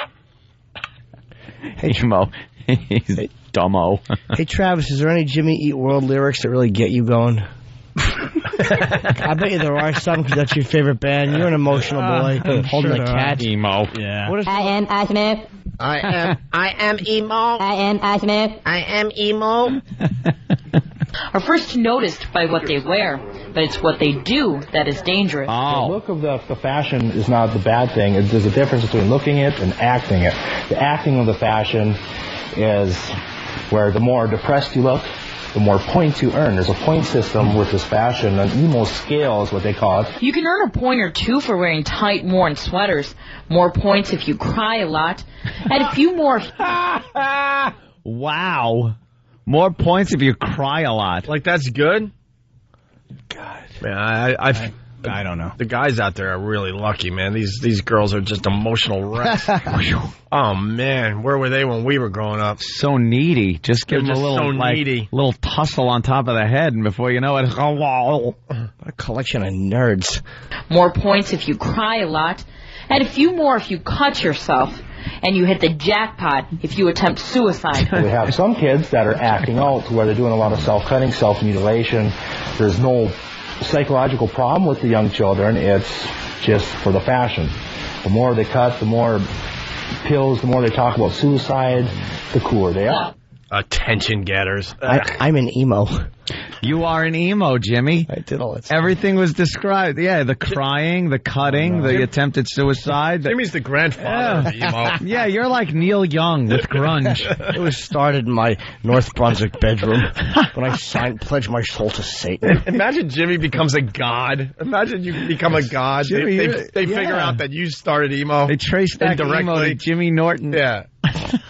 Jimmy, you admit when you're doing the wrists and stuff, you're just looking for attention, all right? Of course. I just attention. wanted a nuzzle. Me. I think I'm cool. No one gets my pain, man. Oh, Jimmy. It was suburban drivel. What would you do if you're walking around your high school and a girl is showing off her cuts around her wrists and you openly laughed at her? That'd be the only Instead of giving her the attention she's trying to get. Do they wear clothing that shows the scars from the cuts? I don't know why you keep looking at me. I'm not. You're the emo expert. You're sitting in the every expert. show has the expert that comes on. That's you watch the things like expert Larry seat. King and Hannity and stuff. There's an expert that comes in and talks. You're that guy right now. You're sitting in the expert You have seat. a mic in front of you. Anything goes. So speak up, Travis. To me, all this sounds like is the exact same kids who listened to Marilyn Manson when I was in high school. It's just another label that they've put on people. Yeah. This isn't the first time people are cutting Yeah, but themselves, they you know? got kind of... Now it's just called emo? Like But Marilyn Manson... They got a little fruity. They got a little fruity. I was trying to come up with the More word. emo. I didn't want to piss off Brian out there, but they got a little fruity. Emo kids have reverse mullets. That's true. Marilyn... They do short in the back and then it's very long in the front. Marilyn Manson, you know, he dressed a little strange, but you would look at him and go, man, he could still kick your ass. These new bands, they're a little fruity. A little faggy. I don't know, and the music's a little too poppy to be depressing. Yeah. We got to take a break. Let's get the last clip in, though. Before we do, can I ask Francis from Stripes a question? He says, who is that psychopath? Francis. Yeah. Creeping everybody. Line up, Francis.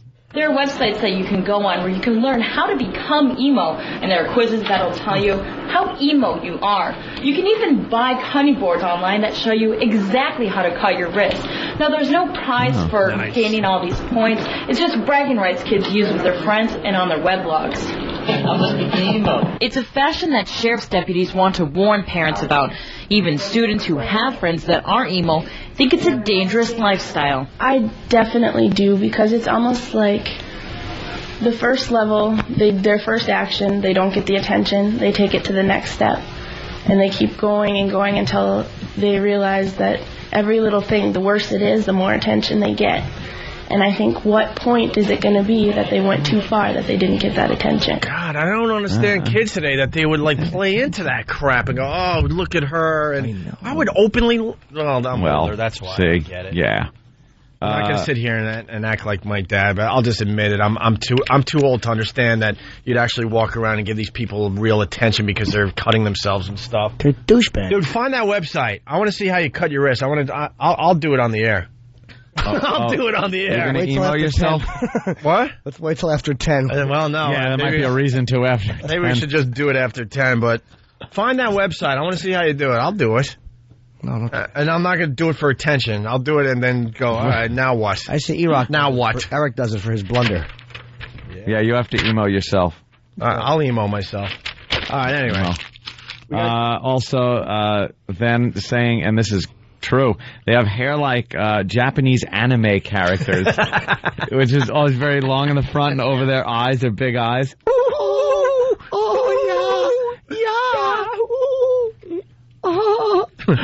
Oh, you want to take this?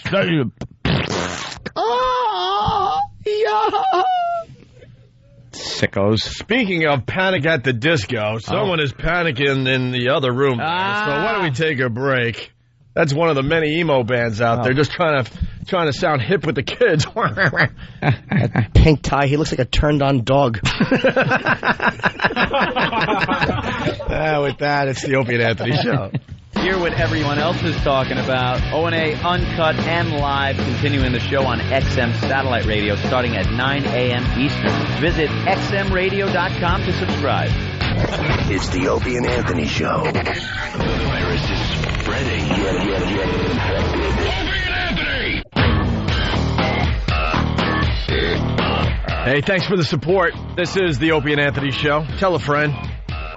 We would greatly appreciate that. I want to say hi to Chicago this morning. What's up, Chicago? Big hi to everyone listening to us on WCKG. Phones are lit, but you need the number 1-866-313-FREE. So Dice's TV show started last night. It's getting horrific reviews. It is. Oh, just awful reviews in the New York papers anyway. I watched, I don't know.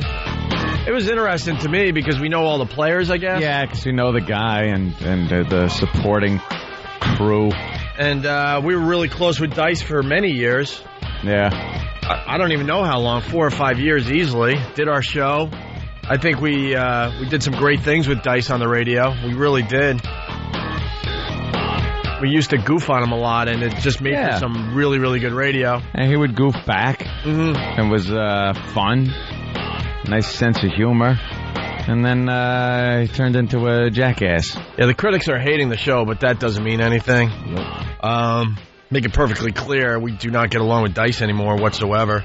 Seems like Dice has this thing where he likes to just turn his back on people, stab people in the back. Burn bridges. He loves burning bridges.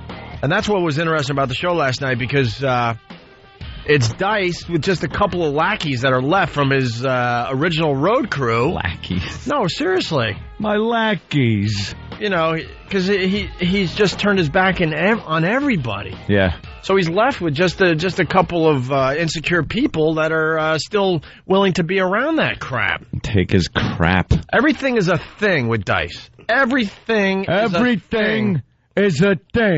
Everything. You hear? It used to be kind of fun back in the day because it made like just the most mundane stuff interesting. Everything was drama with him. Every single part of his day was associated with drama. Some kind of drama going on.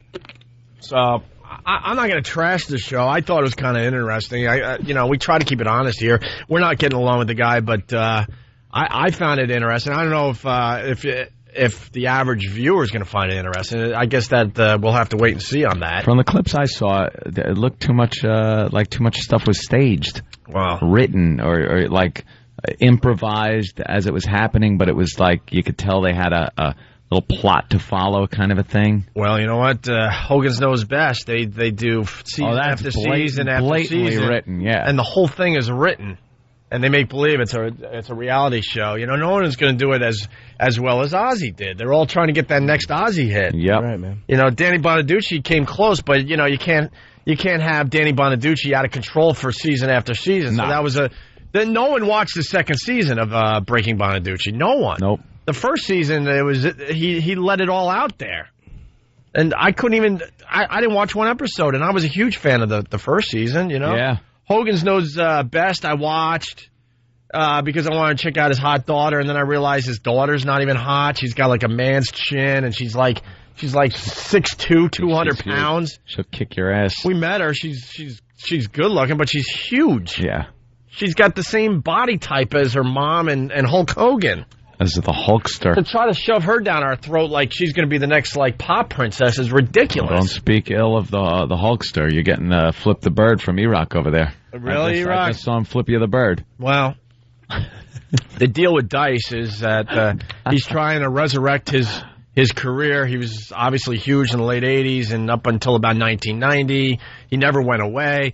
And his dream now is to play Giant Stadium. Giant Stadium. And he's pretty much filming this, quote, comeback. He's been trying to make a comeback for 15 years. They make believe he came out of retirement. He never went away.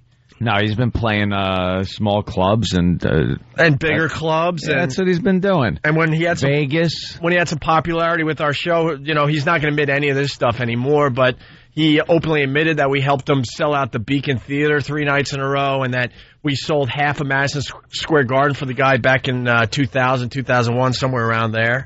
Yeah. But now, you know, with this show, he claims he's going to play Giant Stadium, and people are openly laughing at him. Well, yeah, because I don't think he can do it. It's kind of a lofty goal. You think like the Garden's a great goal or the Meadowlands, but you know, 90,000 Giant seats. Stadium. That's 90,000 seats. Is it not? Are you kidding me? You're going to see it on the field too. Sure. No. Oh my God. Know who sells out Giant Stadium? U2. U2, the Rolling Stones. We saw Rolling Stones at Giant Stadium. Dave Matthews Band. Right. Jimmy Eats World. Panic at the Disco. A lot of emos in there. Travis Eats Mules. Maybe Dice is getting the Beatles back together or something. Maybe there's some trick that we don't know. Maybe there's some kind of trick. Yeah. They're going to, I don't know, have Jesus' coffin there. Yeah. To look at. Ladies and gentlemen, Jesus' bones. And then, oh, my God. Wait, and people are outside in the parking lot going, okay, I'll go in and see that. Yeah. Well, we got a couple of clips. Dice talking to his manager was just beyond hilarious, and we know all the people that are in this show, by the way. Dennis, Dice's old manager, because Dice, I guess, like everybody else in his life, he fired him. Dice just thinks he knows better than anyone else as he moves forward here. Oh, is Dennis in this? Dennis is in here pretty much openly laughing at him. Dennis is pretty much is the guy that's in charge of the O&A Traveling Virus. Yeah, he's...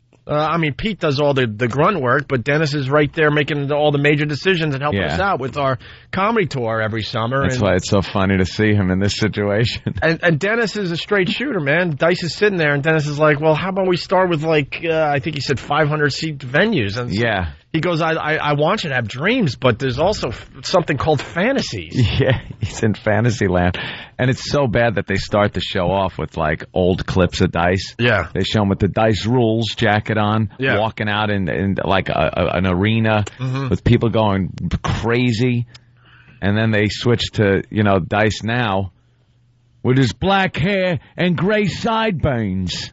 And that was weird about the TV show last night, because one scene they're gray, the next scene they're jet black, then it goes back to gray. It's my Just for Men. Yeah, that's. I ran out of Just for Men. You're here. I go from the top down, so by the time I reach the sideburns, I run out. So they got to stay gray.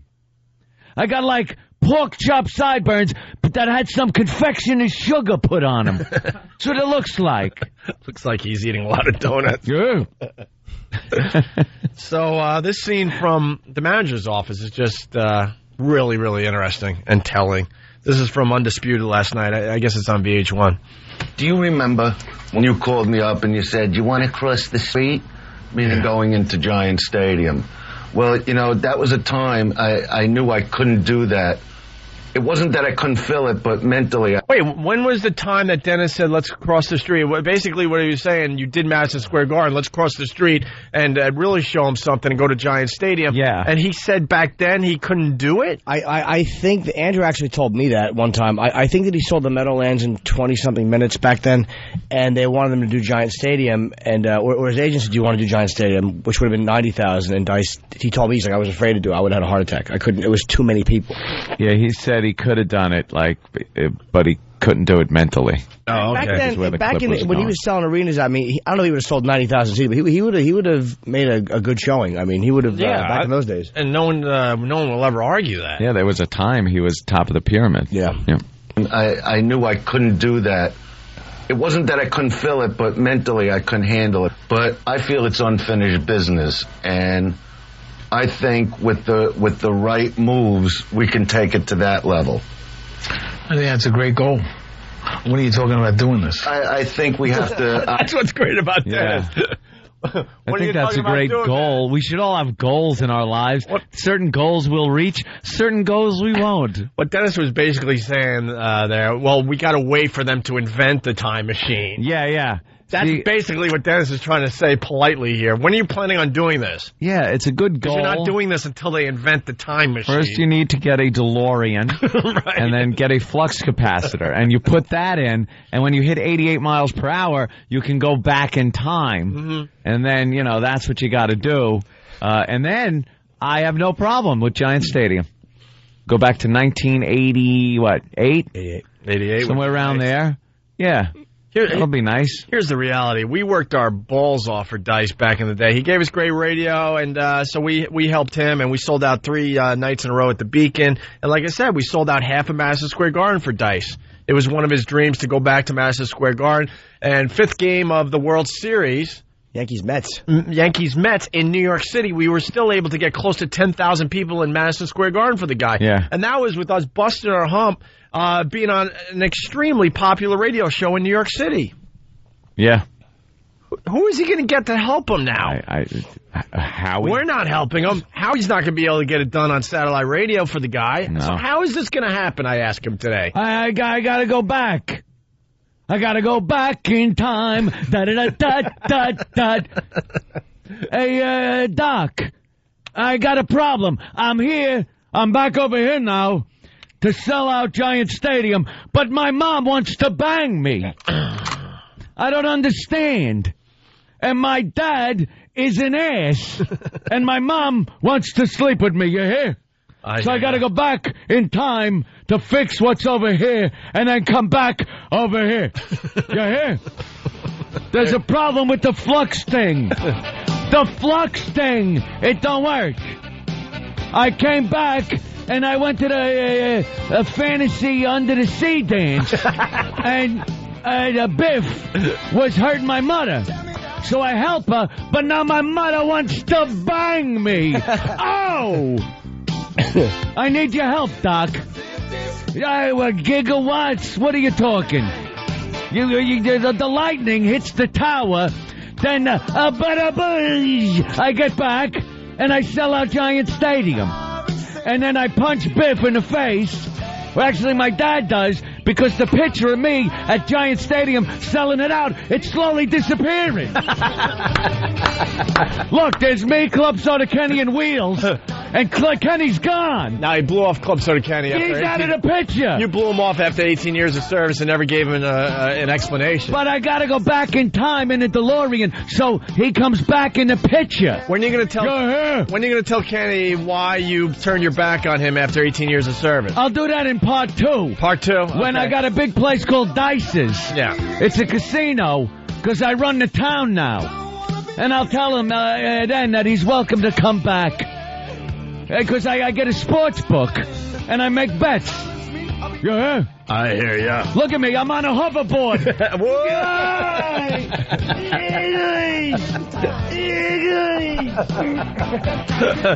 I'm on my hoverboard. I see that, Dice. And then Club Soda Kenny, I'm chasing him, and my car hits a bunch of horse crap, and it falls in. I'm very upset. Yeah, me. But it's the only way I'll sell out Giant Stadium. Or like we said, on Friday's show, give invites out to all the people you stabbed in the back and turn your back on, and then that place, I think you could do 2 nights at that point. I don't want to completely sell it out. I'll have to sell obstructed view so they could throw stuff at me behind poles. As a goof, we should just sell out Giant Stadium with cardboard people. You know, it'd be great. Like that scene in King of Comedy. he could perform in front of cardboard people. In front of cardboard people. That's how we'll fill the rest of the seats. Yeah. I'm thinking, how about this? Or mirrors. You could use mirrors to sell out that place. So it looks like the audience goes on forever. Yeah. I like the idea we'll pour gasoline on the George Washington Bridge and light it and call it the Burning Bridge Tour. As you're driving to see me, the bridge is burning. Just like I do with everybody. Oh! Jackass. What a dope. Here's some more audio from the manager's office. Wanna go back in time? Da-da-da-da-da. Here's more audio from last night, Dice talking to his old manager, because then I guess after this conversation, pretty much he fired him, and then we heard things where he called him back, and then Jetson, you're fired. And Dennis is like, why don't we take a break? Why don't we just take a break? When are you talking about doing this? I think we have to obviously build. I mean, we couldn't go on sale today and sell out Giant Stadium. I would love to sell you Dice, however. I want you to have dreams, but there's a difference between dreams and fantasies. Yeah, but years ago, it's a long way from home, man. This is something that, you're just the one guy that. Yeah. Hi, I've got Debbie Gibson on line 2. All right, I'll be right there. Dice, I gotta leave. All right. If that doesn't put it in perspective. Debbie Gibson calls up and he's got to take her call over Dice. If that doesn't say a lot.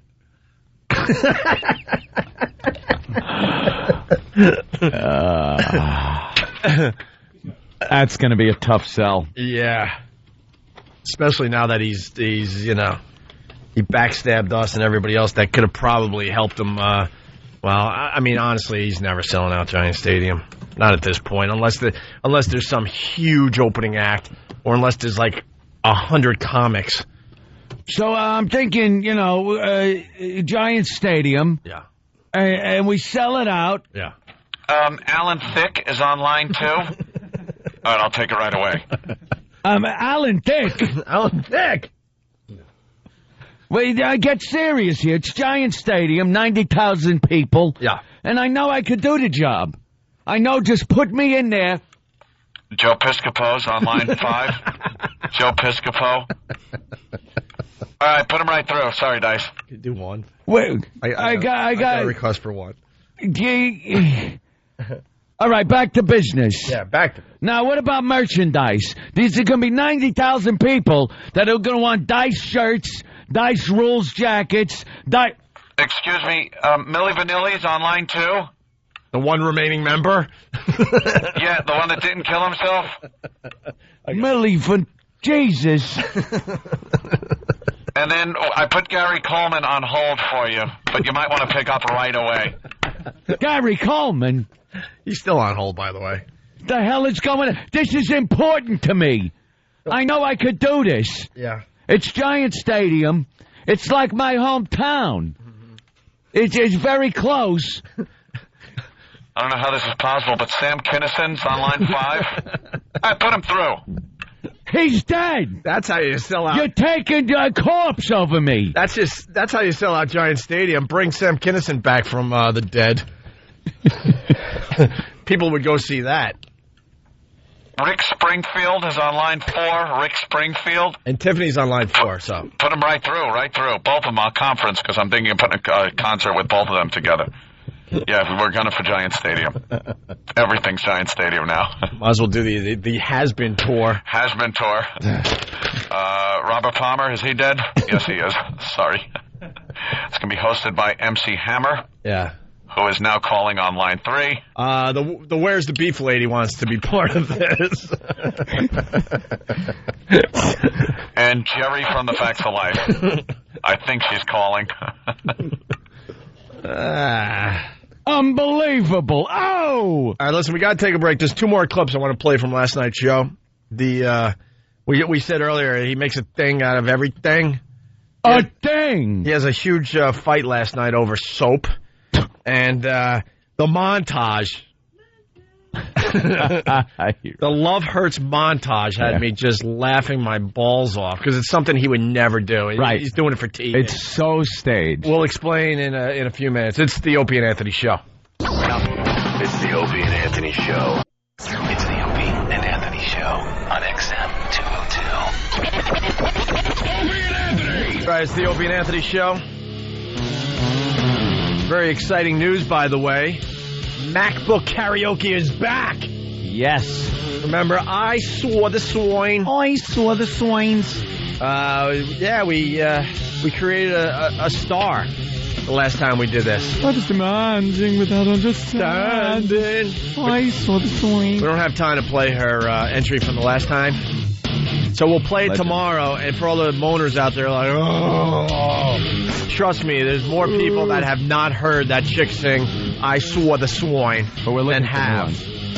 And we're gonna get new ones. So yes, go to www.923freefm.com. 923freefm.com for details. Win the new MacBook, sleek and sexy. Create everything from music, movies, greeting cards, podcasts, websites, and more. Head to the Apple Store or apple.com to check it out. But the good news, someone is going to win a MacBook. I think we're going to give one away a day like we did last time. I don't know. Yeah, it's similar to last time. Wait, do we have to give one away today?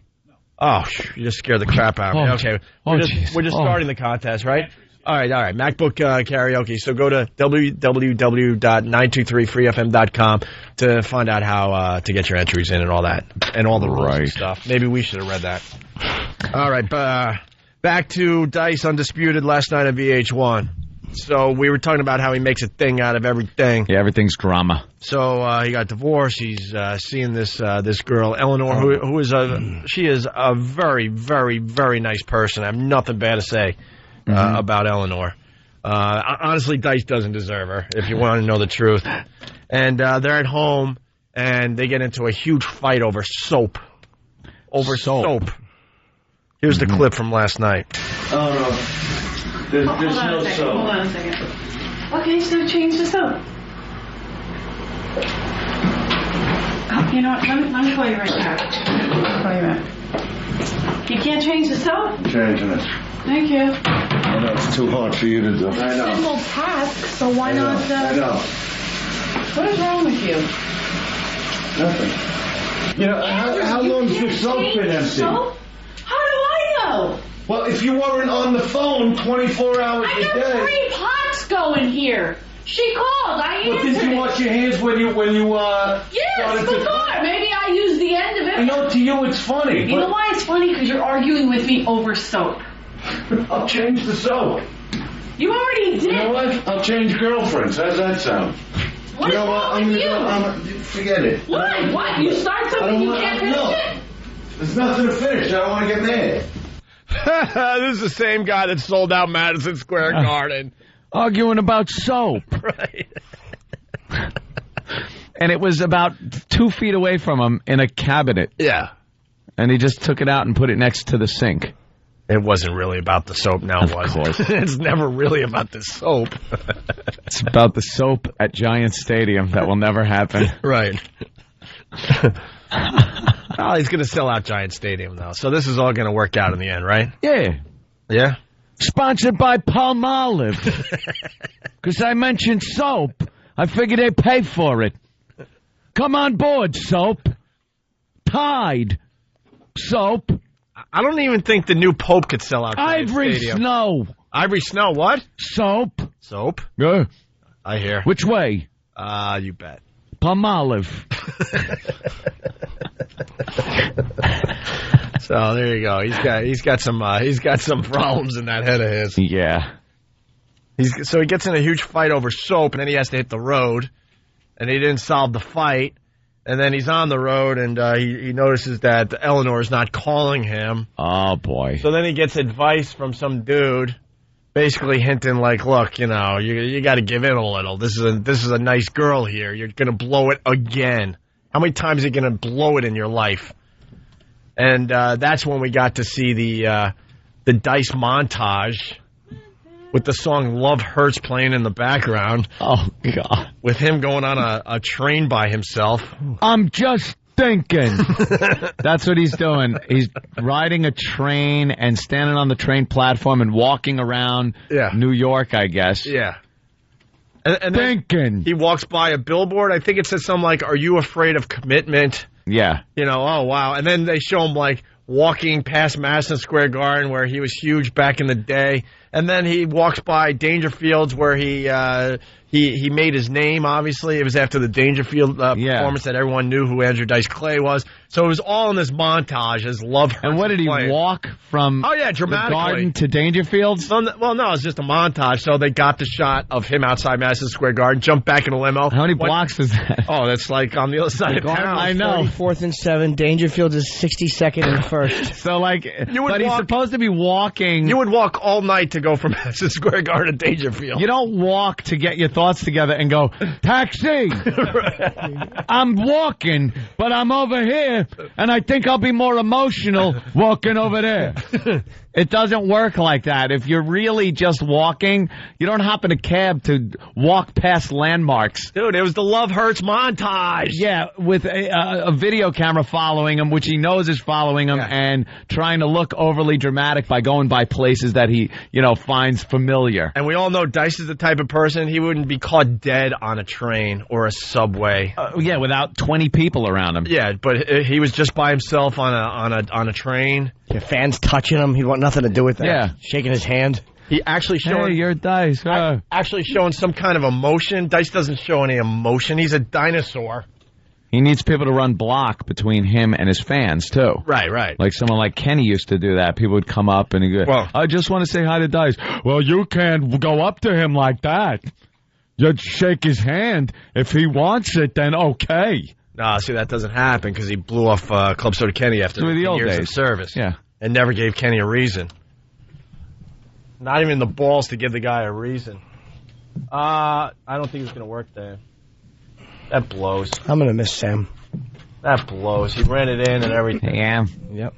Sam dropping down the list. Anyway, so Eleanor hasn't called, and finally one of his guys goes, look, you got to compromise a little bit. This is a good girl here. You don't want to lose her, too. So this is the clip leading up to the Love Hurts montage. Anytime you're ready to say something or jump to something, take a few steps back. You have someone who loves you. You hear me? Yeah. Take care. And that's where the clip ends. That's why Sam was running in with another version, because all of a sudden it's like, Love Hurts. And there's Dice walking outside Madison Square Garden. Just walking and reflecting on his career and thinking about his career. And Love Hurts. Oh, you're here. Wait, here it is. Anytime you're ready to say something or jump to something, take a few steps back. You have someone who loves you. You hear me? Yeah. Take care. He walks out. Sensitive Dice. Look for happiness. I mean, settle for happy moments, because that's all life is. So a clip of him at the Garden. Yeah. Outside Dangerfield. Yeah. On a train doing some thinking. Yeah. Because that's what you do when you're depressed, is you find a train, the nearest train. It does. Yeah. It wounds. I put myself out there on the train. Who is this, a fan? Get away from me. Hey, camera people, chase this ass away. I'm thinking.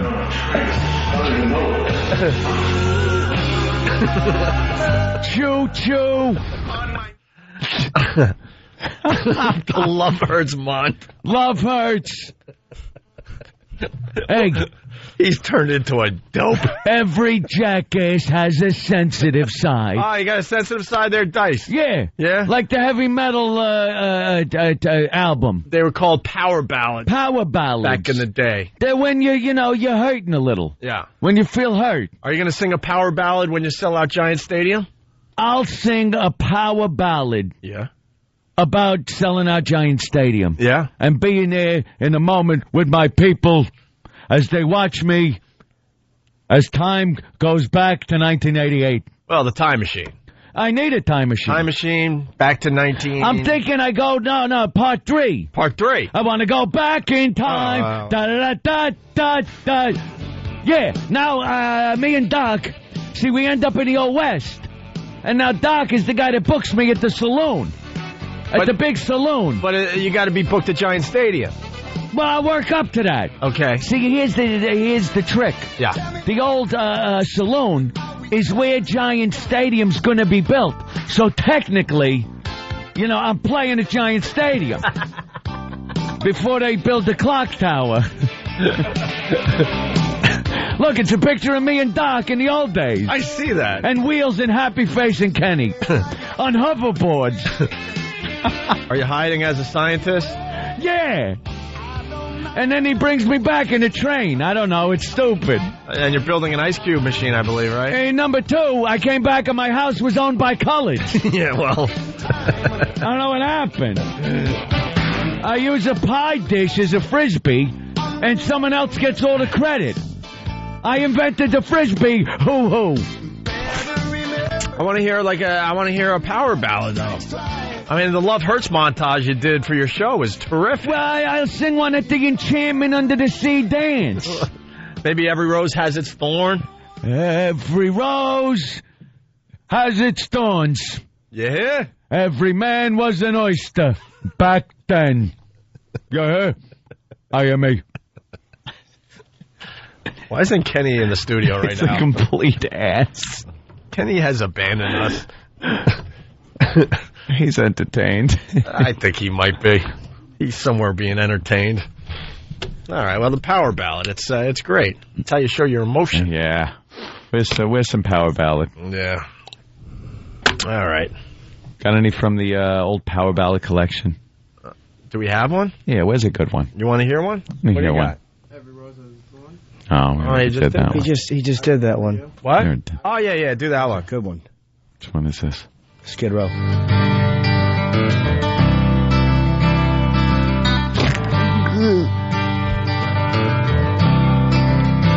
Hello? Yeah, I'm just leaving a message for you. I miss you. I'm on a train. Yeah, no, all alone. Except for the 20 people behind the camera. Because I'm scared. I don't go out on a train by myself. And, yeah, I'm reflecting. No, reflecting. It's like what you do when you stand there and a camera's pointing at you with 50 people and you walk around and take cabs but don't take that and you walk in front of places. I'm reflecting. No, you stupid bitch. I'm reflecting over here. I just want to tell you something. Okay? You listening? Remember yesterday? Walking hand in hand. Love letters in the sand. Hey, you stupid whore. I remember you. Hey, pick up. Pick up the phone. How long is this tape? It doesn't beep or nothing. I remember you. Hey, Dice, is it true next week you can do the horse and buggy montage? Yeah. I'm going to be in the horse and buggy reflecting. Yeah. I do a lot of reflecting on the show. Oh, you have to. You got to reflect because I'm looking back at when I was, big. Massive. You were the biggest. And now I walk around and no one even says hi to me. No more. They film me. I got some hangers-on still, but for the most part, I'm a nobody. Actually, everyone's gone. You pretty much sent everyone home. Everybody. Where's Kenny? Kenny! No. Jimmy! No. Jimmy! No. Where's it? No. Remember yesterday? Walking on that stage at Madison Square Garden. I remember Remember my nursery rhymes. Hickory dickory dock. The chick has a... Well, you're going to be doing all those rhymes at Giant Stadium. Yeah. Yeah. In my dreams. This song's sad. I'm reflecting. I gotta take a leak. Where can I go? Can I go into one of those bathrooms that play my sound clip? Oh, that yeah. says, hey, you're in the toilet. Watch my show. Oh, yeah, the urinal advertising. Whatever. Good luck to you. Good luck. Godspeed. You always, Dice Man. You always knew what you were doing, right? Oh. He knows better than anyone. Hey, let's thank Basil Teas, Stephen Farley, executive chef. Oh, thank you. And what's the other dude's name? Bob? Thanks, Bob. Thank you, Bob. We got omelets from these guys today. They were great, and coffee, and fresh stuff. juice, and granola, and fruit. Very, very good. It's Basil Teas, 1171 Hooper Avenue in Toms River. Thank you so much, guys. And BasilTeas.com. What? I'm becoming emo. I'm getting emo over here. Kind of has that emo look. I'm emo. The jet black hair. Well, not the sideburns, but the hair. With the Jackie O sunglasses. I'm wearing the big Jackie O sunglasses. I'm all emo. Put on some Jimmy Eat World. He knows what he's doing. It's going to be fun to watch, I'll tell you that much. All right, guys, if you're not joining us over at XM, have a great day. We appreciate the support. Jimmy? Pittsburgh this Thursday through Sunday at the Pittsburgh Improv. Sweet. Pittsburgh, nice. Not nice. Hello, Pittsburgh, not nice. What's not nice about it? Jimmy doesn't feel It's good. just cold. They all go up there. What are you going on? Water, gonna wash something. Their asses. But they know their asses. That's why we love them. All right, guys, have a great day. We're out.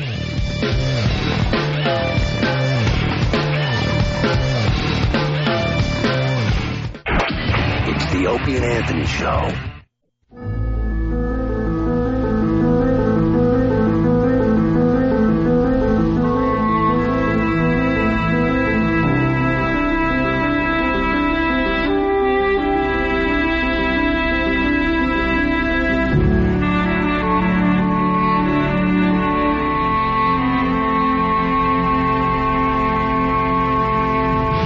Look. If you had one shot, or one opportunity, seize everything you ever wanted, in one moment, did you capture, just let it slip. Yo. His palms are sweaty, knees weak, arms are heavy. There's vomit on his sweater already. Mom's spaghetti, he's nervous, but on the surface he looks calm and ready to drop bombs. But he keeps on forgetting what he wrote down. The whole crowd goes so loud, he opens his mouth, but the words won't come out. He's choking how? Everybody's choking now. The clock's run out, time's up, over, loud. Snap back to reality. Oh, there goes gravity. Oh, there goes gravity. Choke. He's so mad, but he won't give up. That is, he knows he won't have it. He knows his whole back that he's broke. It don't matter, he's broke. He knows that, but he's broke. He's so stagnant, he knows when he goes back to this mobile home. That's when it's back to the lab again, yo. This old rhapsody better go back to this moment and hope it don't. You better lose yourself in the music. The moment you own it, you better never let it go. You only get one shot, do not miss a chance to blow. This opportunity comes once in a lifetime. You better lose yourself in the music. The moment you own it, you better never let it go. You only get one shot, do not miss a chance to blow. This opportunity comes once in a lifetime. You better escaping through this hole that is gaping. This world is mine for the taking. Make me king as we move toward a new world order. A normal life is boring. The superstardom's close to postmortem. It only grows harder. Only grows hotter. He blows, it's all over. These hoes is all on him. Coast to coast shows. He's known as the Globetrotter. Lonely Rose God only knows he's grown farther from home. He's no father. He goes home and barely knows his own daughter. The hoes he knows, cause here goes the cold water. These hoes don't want him no more. He's cold product. They moved on to the next mode. Who flows, he knows those and so nada. The souls are so proper. It's told it unfolds. I suppose it's old partner, but the beat goes on. Let it. You better lose yourself in the music. The moment you own it, you better never let it go. You only get one shot, do not miss a chance to blow. This opportunity comes once in a lifetime. You better lose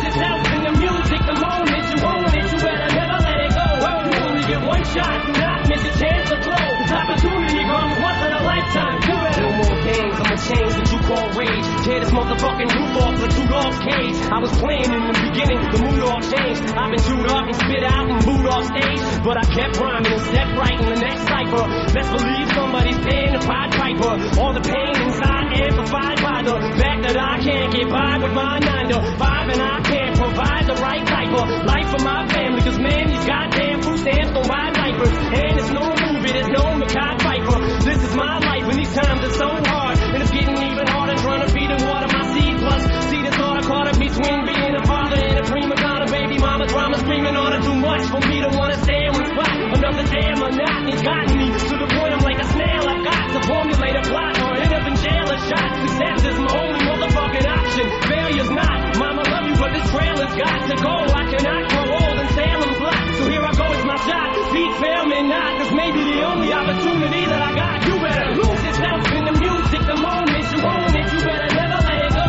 You only get one shot. Do not miss a chance to blow. Opportunity comes once in a lifetime. You better lose yourself in the music. The moment you own it, you better never let it go. You only get one shot. Do not miss a chance to blow. Opportunity comes once in a lifetime. You better. You had one shot, one opportunity. It's everything you really wanted. One more. Did you capture? Just let it sit. You better lose yourself in the music. The moment you own it, you better never let it go. You only get one shot. Do not miss a chance to blow. Opportunity comes once in a lifetime. You better lose yourself in the music. The moment you own it, you better never let it go. You only get one shot. Do not miss a chance to blow. Opportunity comes once in a lifetime. You better. They are the most vile, despicable human beings in the country. Creeps, ankle-biter. Obviously, the strength is their ability to turn mistruth into something people would believe. Wow, how long is this guy going to continue to babble and say nothing? All day long. Shut up! All right, here we go.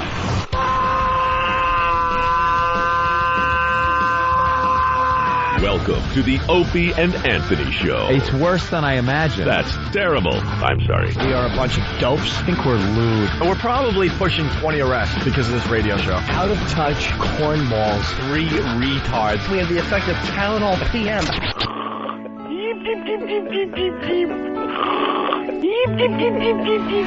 Opie. You know I could have been a model. Anthony. I'm gay. James Norton. I like yogurt. Robert Reed.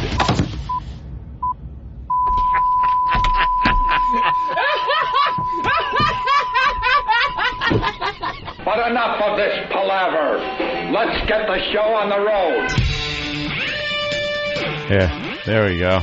And we're live. Very good. The jury is in. They hate it. We're trying something new, but I think we go back to John S. in Hartford. His acoustic version of Ecstasy of Gold will be playing tomorrow before this part of the Opie and Anthony show. Well, the whole thing is for people to kind of send in their version of it. Yeah. You know, it's not a official contest or anything. We just want to see, what you could come up with, because Metallica did it. So we played that, and everybody said, that sucks. So, come up with your own version. And John S. so far has the best one. But Steve came to me this morning. He said, Eminem over Ecstasy of Gold. I'm like, man, that has potential. The problem the guy had was that he just played the whole song over Ecstasy of Gold. Yeah. If he would have used it sparingly, I think he might have been onto something personally. But having just basically starting 2 songs at the same time. And have it just run together. That's pretty much what it was. 2 songs with the beats kind of lined up, and that's it. Yeah, it's a mashup, but you got to, I don't know. If he would have used Eminem sparingly, I think we might have been onto something, possibly. A few people did like it, by the way, but in general, most people said it blew. It sucked. They didn't like it. So we'll go back to John S.'s version tomorrow.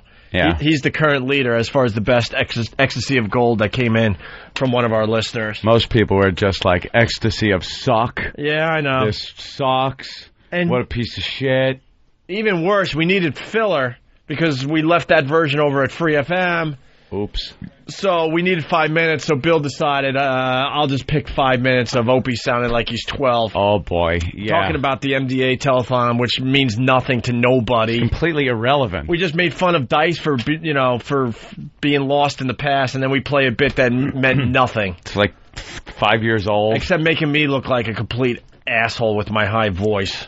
That's a high voice. I think that tape was slowed down. It was recorded. And then no, it was sped up. Sped up when it was played. Yeah. So, what a disaster. We went for filler to get the new version of Ecstasy of Gold. Yeah. And we failed on both fronts. So. Miserably. There you go. And to boot, we've lost one of our own. Little Jimmy Norton. A casualty of the walk. He tapped out, yeah. Yeah. In his place, though, we should have the Tennessee couple sit in. Oh, my God. Hey, how you doing? I love leaving Free FM. Every day we get listeners come running up to us, which sends Kenny into a complete panic. Yeah. And then, wow, what an accent. I'm amazed that we're in the same country. It's not really. Holy cow. This is why we'll never have a black president. Anthony is turning me. See, there's so many people like this. You just realize. Just from the middle of the country, not very, not a lot of liberal states in the middle of the country. Well, people enjoyed me sounding very, very, me with a very high voice. Did they? Yeah. But no one gives a shit about MDA anymore. We haven't cared about that in 7-8 years at this point. Ancient history. Danny, who do we have in the studio audience today? Let's see. Your name is? Byron Smart. And you? Mindy. Mindy Smart? Are you also a smart? No? He's saying no, yes, she's saying yes. Something's happening. Wait, she's not smart or she's not a smart? Very smart. She's very smart, and she's a smart? Yes. So why'd you say no when we said, is she a smart? I'm trying to figure out why she married me, because I'm not very smart. So somebody's got to take up the slack, and it's her. Why aren't you smart? I'm just a dumb country redneck from the hills and in a big city. How much does that suck that your last name is Smart and you're a dummy? Greatly. What do you do? Electrician. Oh, okay. That's not that's a good living. Pull a lot of wires.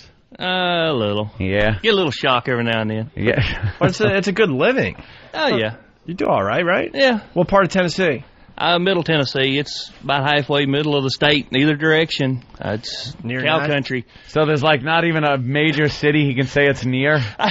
Where we live, there's 100 people in our town. 100 in your town? It's 45 minutes to anywhere that has anything.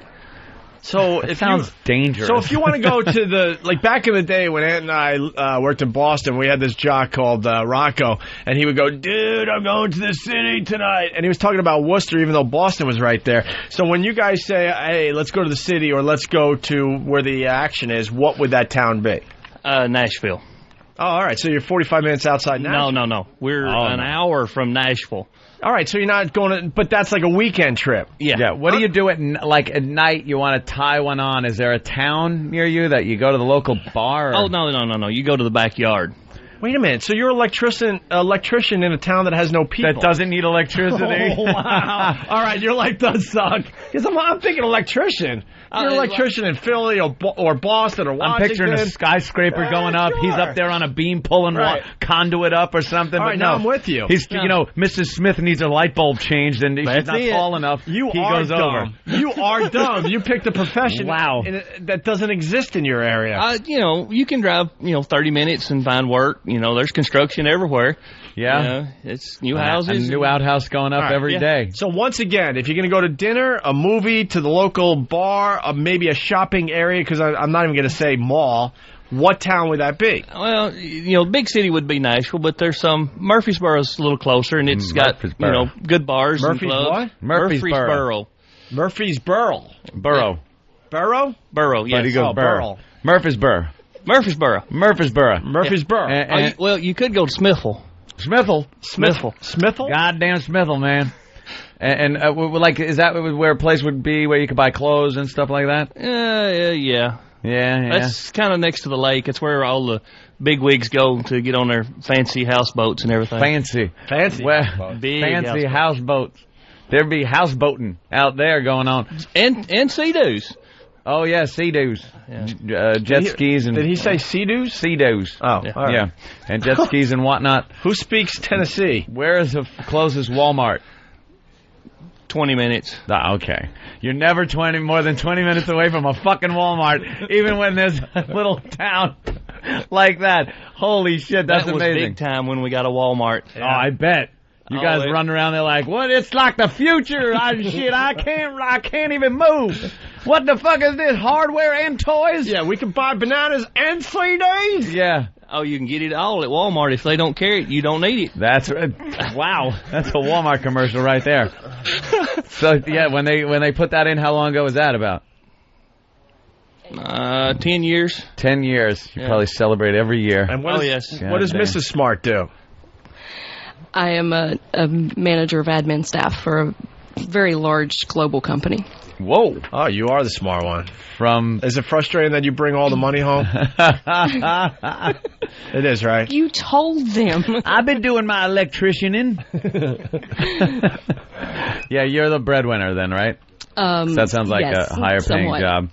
Yeah. Kids, anal sex. Yes to the kids, no to the anal sex. And really no to anal sex with kids. Actually have a grandbaby on the way. Grandbaby? Really? You don't even look a month pregnant. Well, we hit it well. It's the code. It's all the winter clothes here. Yeah. And how did you find out about the Opie and Anthony show? From my darling other half here. How did you find out about us, Mr. XM. Smart?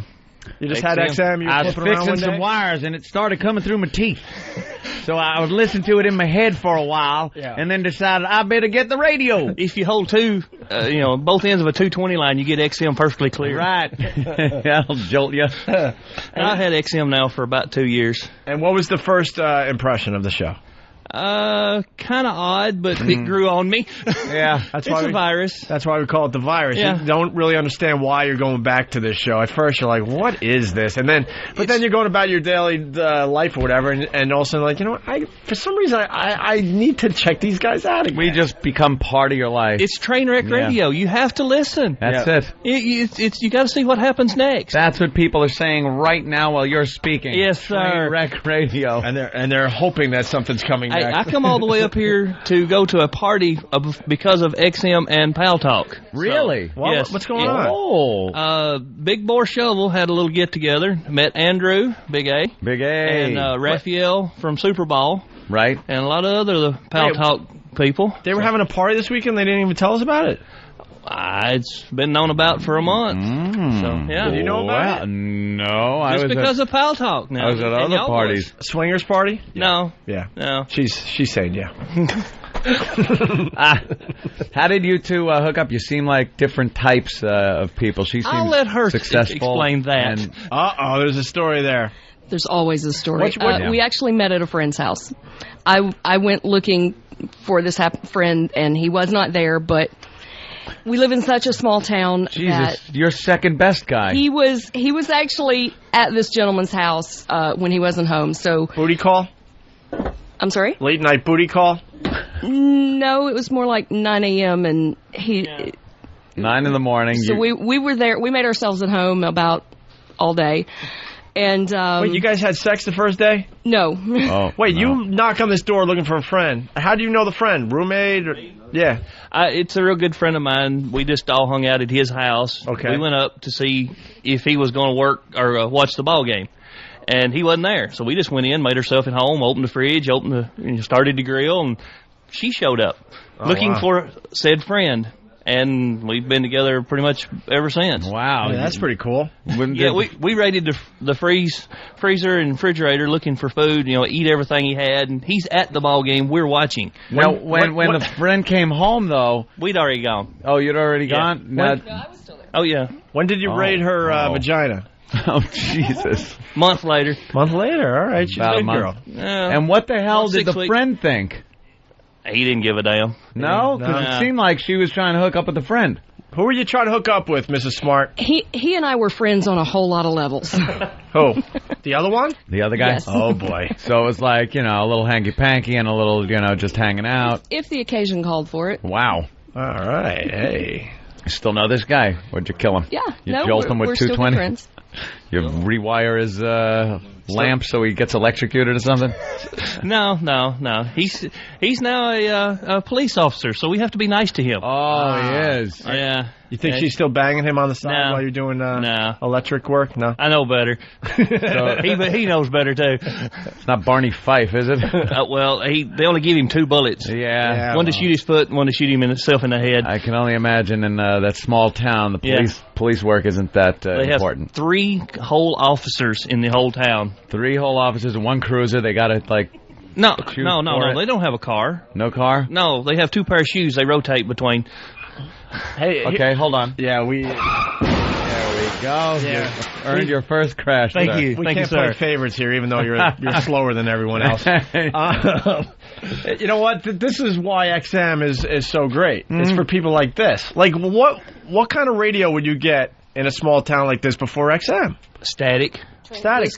Transistor radio.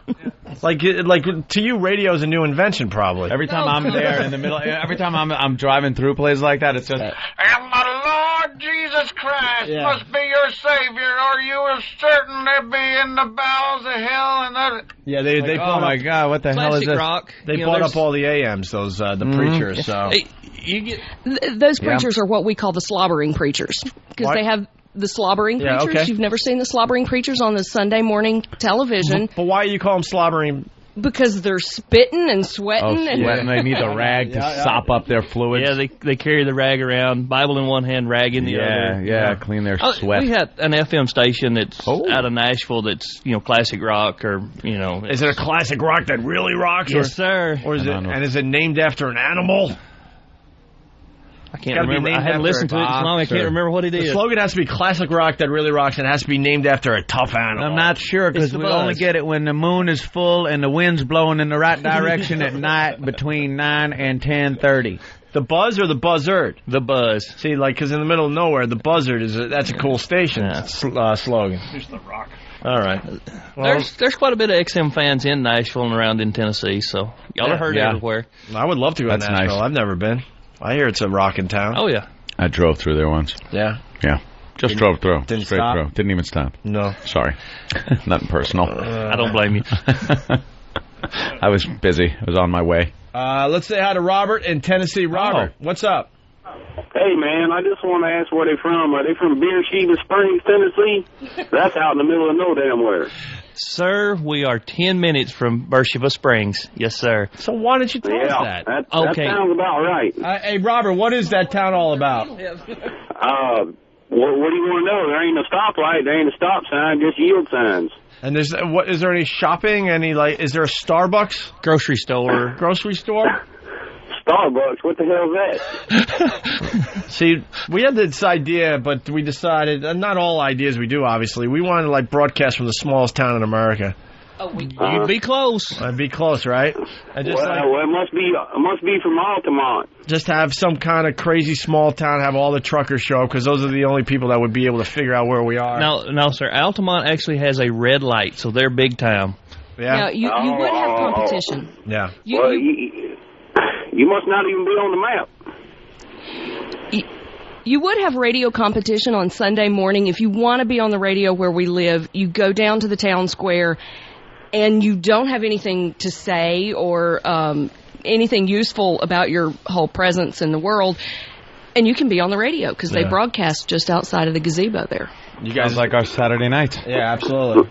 You guys racist? I'm kidding, fan. Jesus. Yep. All right. Well, that's the Smart family. Yes. Let's say hi to Brian in New York. Brian. Holy sheep shit, I'm on the radio. What up, Brian? Goddamn, Anthony, man, you're funnier than shit, dude. They didn't even get that incest joke, man. I was laughing my balls off. I about crashed my trailer into the tree. All right, Brian. Fucking Brian. Be nice. All right, guys, enjoy the show. No little Jimmy Norton today. He's got a sour stomach. He thinks he ate a little a bad fish or something. He was farting pretty bad over at the other joint. Yeah, it was not pleasant. Almost wrecking all our omelets. So, all right. Hey, and speaking of the Saturday night shows, Bill Burr did his this past Saturday? Yes, he did. I was going to stop by and check it out, but I got lazy. I got lazy. Should have. I know. I heard it was a good time, but I guess you got him. Well, I wasn't trying to get him. I just made a legitimate call into the show, and well, he didn't pick up on it. No. What a dope. Danny put me through 5 times. Before I got through this time with disguised voices. I was like, Danny, I want to talk about this. This is Tom from I'm from Georgia, and I'd like to talk about and I give him something to go, okay, hold on. And he put me on hold, and I wait. And then Bill Burr is total attention deficit disorder. I'm listening to the show. They put you on hold, and then the subject will be completely changed by the time he even tries to get to you. In 2 minutes, the subject's different. And then Danny, they moved on to something else. That's Craig, our intern. Yeah, I needed the slaves to come help me out on Saturday. All right, well, nice. So they didn't recognize that it was Anthony calling Bill Burr. And then when Anthony got on Bill Burr's show, what is it called? Uninformed? Yeah, Uninformed with DeRosa, right? Joe DeRosa. Mm-hmm. They didn't recognize that was Anthony. And then Anthony, what were you doing? The same arguments you've done with Bill Burr when he's in studio, right? Oh, yeah, absolutely. Because Bill started talking about his conspiracy theories, and you know how much I love those. Yeah. So, yeah, I decided, I'll call him out on that, because they started talking about conspiracy theories. And I'm bringing up the exact same stuff. It's the same argument we have had sitting face to face, 2 feet from each other, and I'm not disguising my voice at all.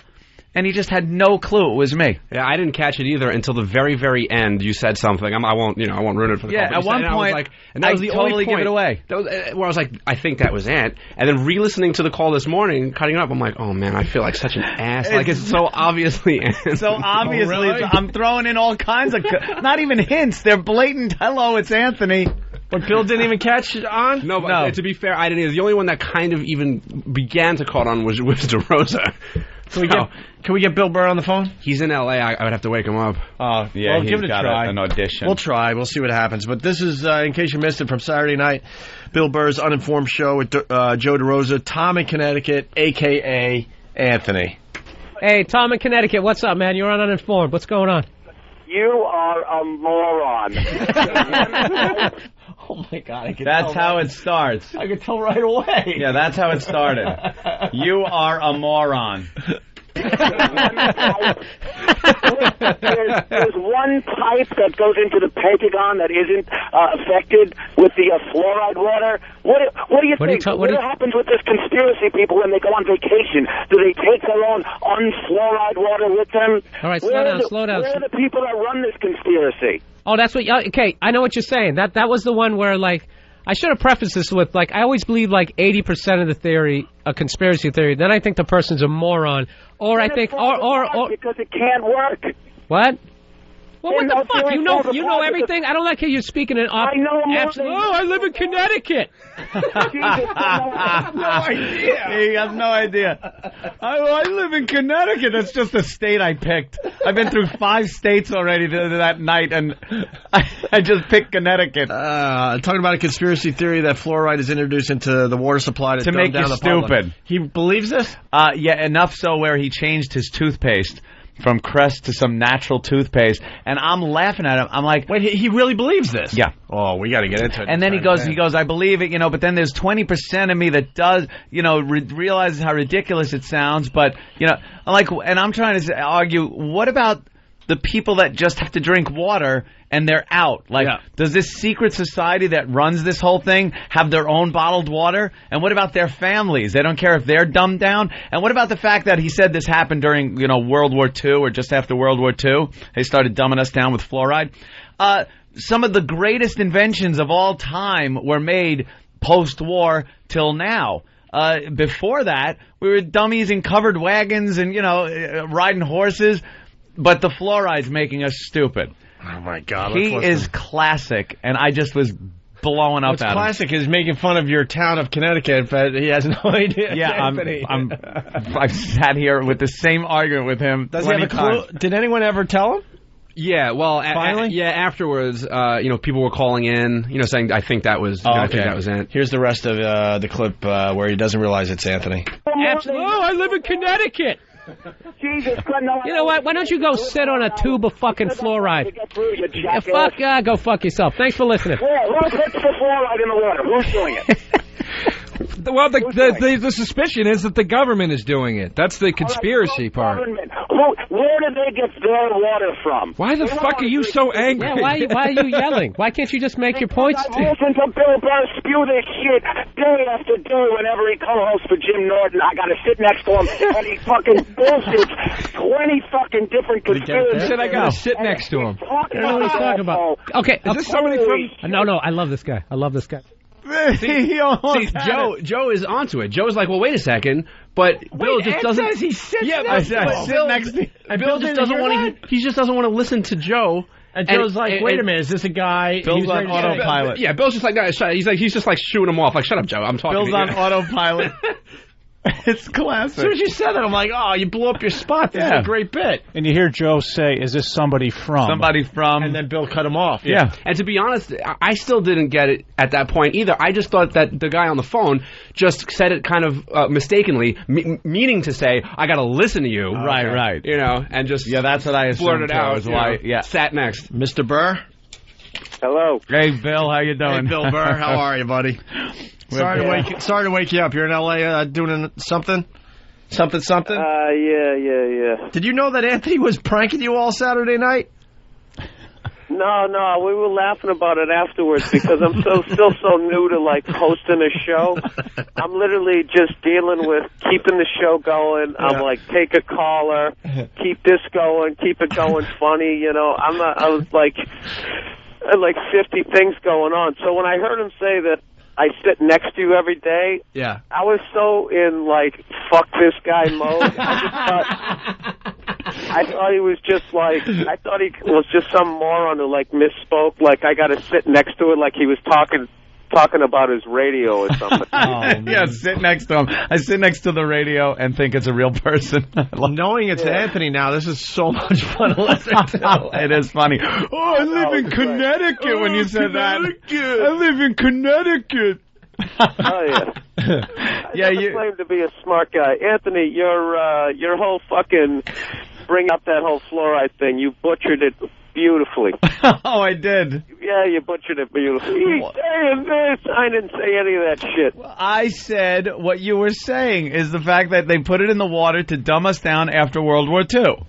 I know, and then you bring up all the great inventions. The great things that happen. Yeah, what about the fact that Norbit is the #1 comedy in the fucking country? Hey, he's got a point there. Eh? All right, there are some still going to be dummies. I didn't say... to Vegas? Have you walked the strip in Vegas and just looked at that fucking dumbed-down look on everybody's fucking face out there? I didn't say fluoride made everyone a genius. I'm just saying it doesn't make everyone a dummy. It's just from people in the 1800s. They got that fire in their eye, Anthony. Is that it? They want to learn and invent. They're just not. They don't have the materials yet.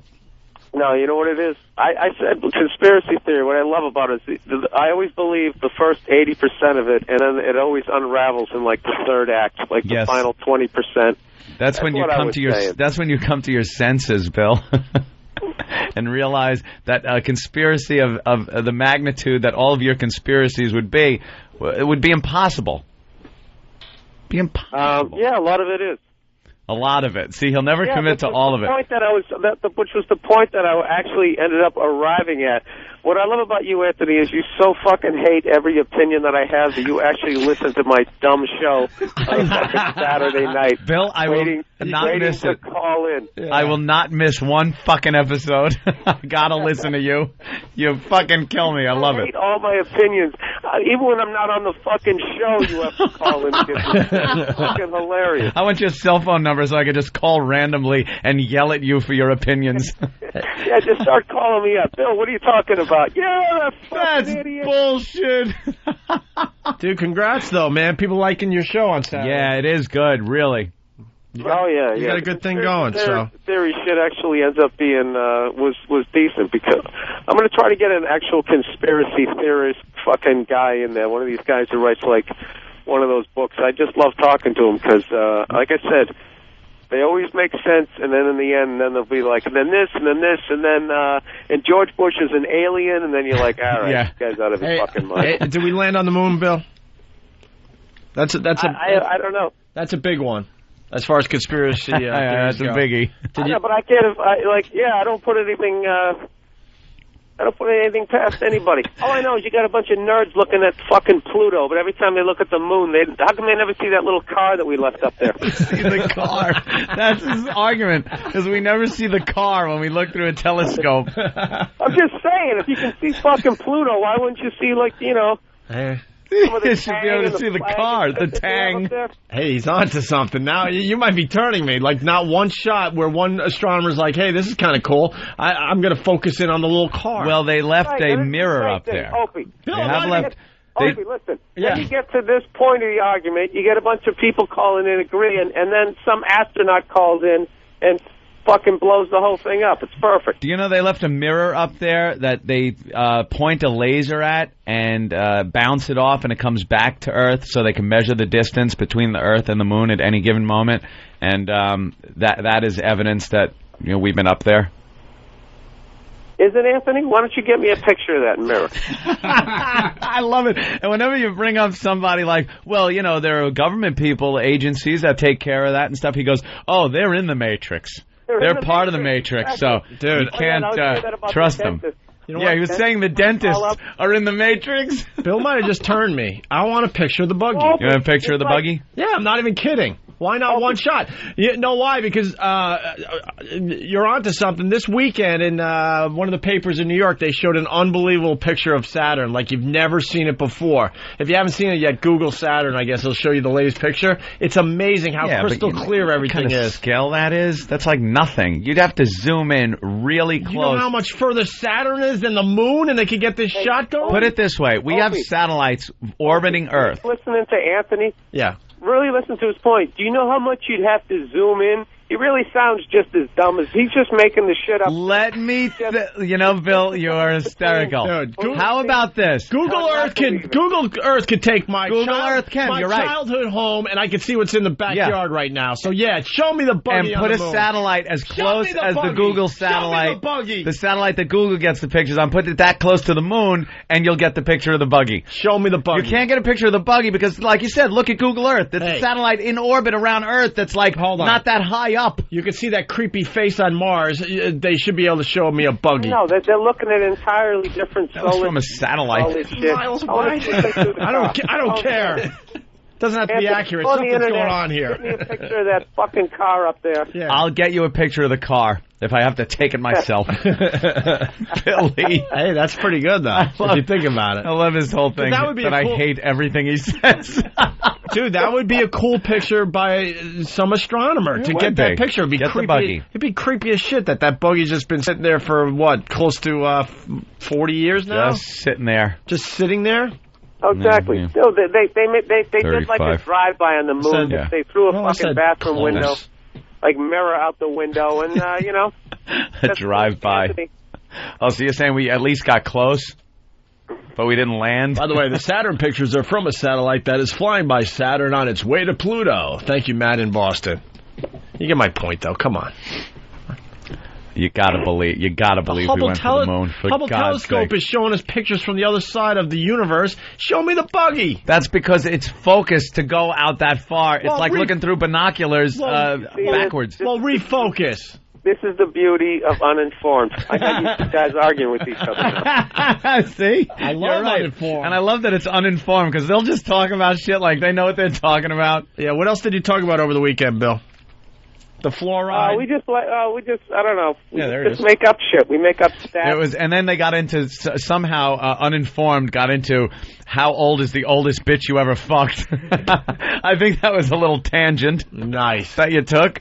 And some guy called up and... Yeah, because Joe DeRosa, somehow, when he was 27, he hooked up with a 60-year-old woman who was a former backup singer for Frank Sinatra. And he fucked her. Hey, that's a great story. On so many levels, that was like one of the best pussy stories ever. And then of course, people started lying. And then we got one guy who actually claimed to have banged, when he was in his, 19 or 20, he banged some chick who used to be in James Brown's band. She was, in her 40s. So she must have been pretty, she must have still been pretty hot. And the guy's like, Nah, she wasn't. Nah. I called up at that point as a guy that did maintenance work at a retirement village, and I was fucking all the old widows. But you never took my call. Yeah, because that one was obviously fake. Yeah. It's hard to be a caller. Hey, going back to conspiracy theories, two things. Take the wig from FBA. The problem with conspiracy theorists is that they always try to make you prove the accepted facts. And the second thing I wanted to say, what the hell was the second thing? I think it was on YouTube or one of the video sites. The new conspiracy is they have a newscast from, I think, somewhere in Britain announcing that the buildings fell 20 minutes before they fell. And that's proving that the government was on, on the 9/11. But this video is out there, and somehow it's trying to prove that they actually reported the falling down of I think it was the towers. How would they know, and why would they report it? And they reported it 20 minutes before it actually happened. Yeah, sure, that happened. Well, maybe they just got misinformation. Like, it was obvious those things were going down, and maybe someone said, well, they're going down. I think that's asinine. I do think it's amazing how they look like they just imploded. I can see why people got freaked out by that. Yeah, it just looked like that. It just looked, yeah. All right, Bill. Well, undisputed or uninformed. Uninformed, I'm sorry. Hey. Oh, yeah, no, I was very disputed. Undisputed was Dyson's show. Tom from Connecticut, thanks for calling. Yeah. No problem, you jackass. All right, Bill. All right, guys. Hey, good luck on that thing. How'd you do? Oh, I got it. I'm doing it today. Sound like a good. fucking mob guy. Hey, good luck on that thing. You know that thing? That thing. Yeah, break a leg, you bastard. You know I love you, Bill. Later. All right, we'll see you soon, Bill. Bill Burr, everyone. All right. Well, you got in 2 other times as Tom in Connecticut? No, this is all still part of the same call. Still part of the same call. I just wouldn't hang up. And when he was like, he'd kind of get to all right, like we wanted to finish up, I'd start yelling more. Yeah. I know how to stay on as a caller. That's one thing I learned. And you got to know, like, the personality, like Bill Burr. Like, yeah, you got to push the button. Yeah, he can't help himself. He pushes button, you're going to stay on the air with him. So this next clip, Anthony, talks about a book written about an oil conspiracy that Bill read. Tom says he read as much as Anthony did. You might remember that famous. Yeah, it was. Bill gave me this book on this oil industry conspiracy. I read like 20 pages and realized this guy was just a fucking jackass and didn't read the book. So I described the book to Bill and then described how much I read. And it's the exact same story I gave him. Right. So it's the same fucking story. And he still didn't catch on there. Here it is. Let me ask you a question. Can you at least give me one? Not one. You said 20. I've said 20 different conspiracy theories. I want to hear. Rattle off like 7 of them. One's the World Trade Center. You've talked about that one. I never talked about that one. This conspiracy with that stupid book that you recommended, with that fucking guy that traveled around with the oil conspiracy. Did you read it? I read half of it. I read enough of it. I read as much as Anthony read. Tell me about it. Tell me about it. And then you have there's another. No. Tell me about the book. Tell me about the book. You read the book. I want to hear about it. It's funny knowing it's you, man. Guy, he wants to be some fucking secret agent. He was some. Tell me about the book. Low-level government worker. Tell me. You're not telling me about the book. You didn't read the book. Right, okay. It's written by this guy who is this low-level fucking government worker that wants to be this hero, so he talks like he's a secret agent. Meanwhile, he was a paper. No, this is your opinion. This is your opinion on the book. You're not even saying what. My opinion. You're not saying what it's about, sir. The book stunk. I read it like a... all right, hang on. All right, Tom. You know what, Tom? You have to keep calling in. I'm loving you hating me. No, you know something? You all the time have these conspiracy theories. Tell me where the fucking fluoride water isn't. That the government, they can drink it. First of all... He makes it... Can you just fan yourself for half a second? First of all, I said I get like 80% of the way. And, dude, I definitely thought, well, the guys putting it in the water also have kids who are going to be drinking water. And I brought that up, but maybe I didn't bring it up here. Yeah. Like, I brought that up. But I didn't feel the need to yell at it. There, angry guy, angry Tom in Connecticut. You changed your toothpaste for it. You actually were proactive because of some bullshit story that you actually believed. Dude, it's 50 fucking 50. The way I look at it. I gotta jump. Stupid. I got to jump in with I like how this guy is not a scientist on any level, yet he knows everything. I am a scientist. Why was Joe Joe DeRosa's the other guy that Bill does the show with? Why was he trying to jump in? It sounds like he was trying to jump in because he just knows that. Yeah, he kind of knew. No, he actually, when he does come in, because I think the next clip, Joe will come in, he just wanted to reiterate the fact that Bill is insane, and he goes to the utmost length to pull a conspiracy theory out of thin air. Yeah. Pretty much. So I think in this next clip, actually, Joe explains what he was about to get into. This is the final clip with, quote, Tom in Connecticut. Tom in Connecticut. A.K.A. Anthony. Joe DeRosa talks about another of Bill's theories. Bill finally has enough of Tom. Tom calls Bill a douchebag before hanging out. Of course I had to. The whole time Bill Burr has no clue he's talking to Anthony. I got to jump in. Hold on, wait. I got to jump in with this. It's just too perfect of a time because this guy is railing Bill for how paranoid he is. I was over Bill's house one day, and you know those games they have like at the top of the MySpace page, Danny, right? Yeah. Where it's like you play it with your mouse, and it's like beat the rabbit in a race and win an iPod. You have to click the mouse. Yeah, really those terrible flash games. Bill is playing it. And I'm standing there watching him, and he turns, he goes, you know, these fuckers, you know who makes these games? It's the fucking companies that make the mouse. And that way I fucking keep clicking it, and I break the fucking mouse, and I gotta go buy a new mouse, because I'm trying to beat I'm trying to win a fucking PlayStation 3, and I just go, dude, you are out of your fucking mind. Well, dude, I'm only like 80%. All right, Tom, you've yelled at me enough. Call in a month, dude. You gotta save that anger, dude. After party. I will see you at the after party. All right. Okay, Come all right. down. I'll buy you a drink. Come down. All right, Tom, thanks for listening and yelling at me. Douchebag. There it goes. I had to call him a douchebag. You told him at the after party, I guess? Oh, yeah. He knew, though. Before then? And it sucks, because I was driving into town at that point. I was actually driving. The only reason we're blowing up your spot is because the listeners blew it up. Yeah. Because you would have been able to keep this up for weeks. I was driving in and going through the Midtown Tunnel.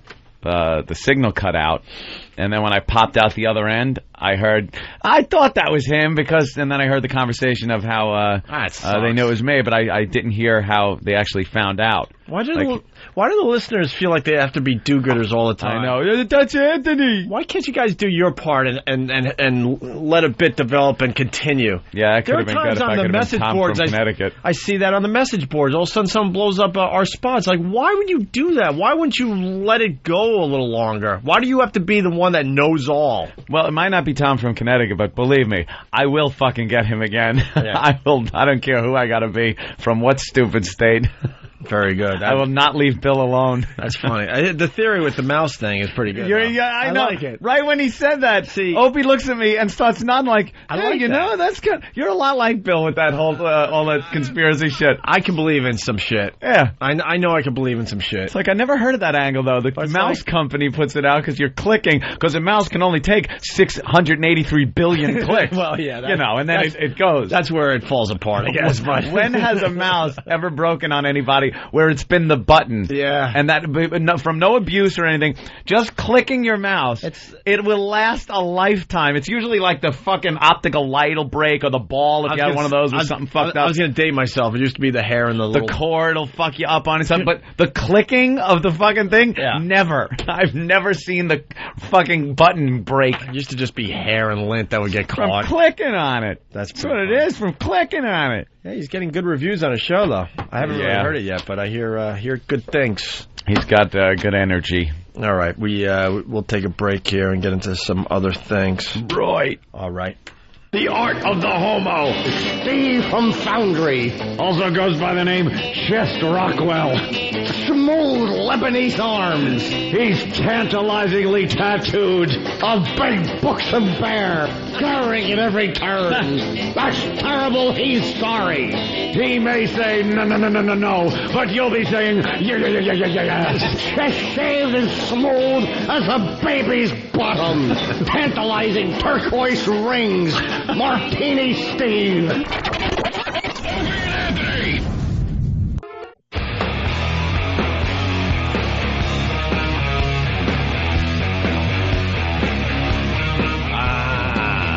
right. We got Travis in studio.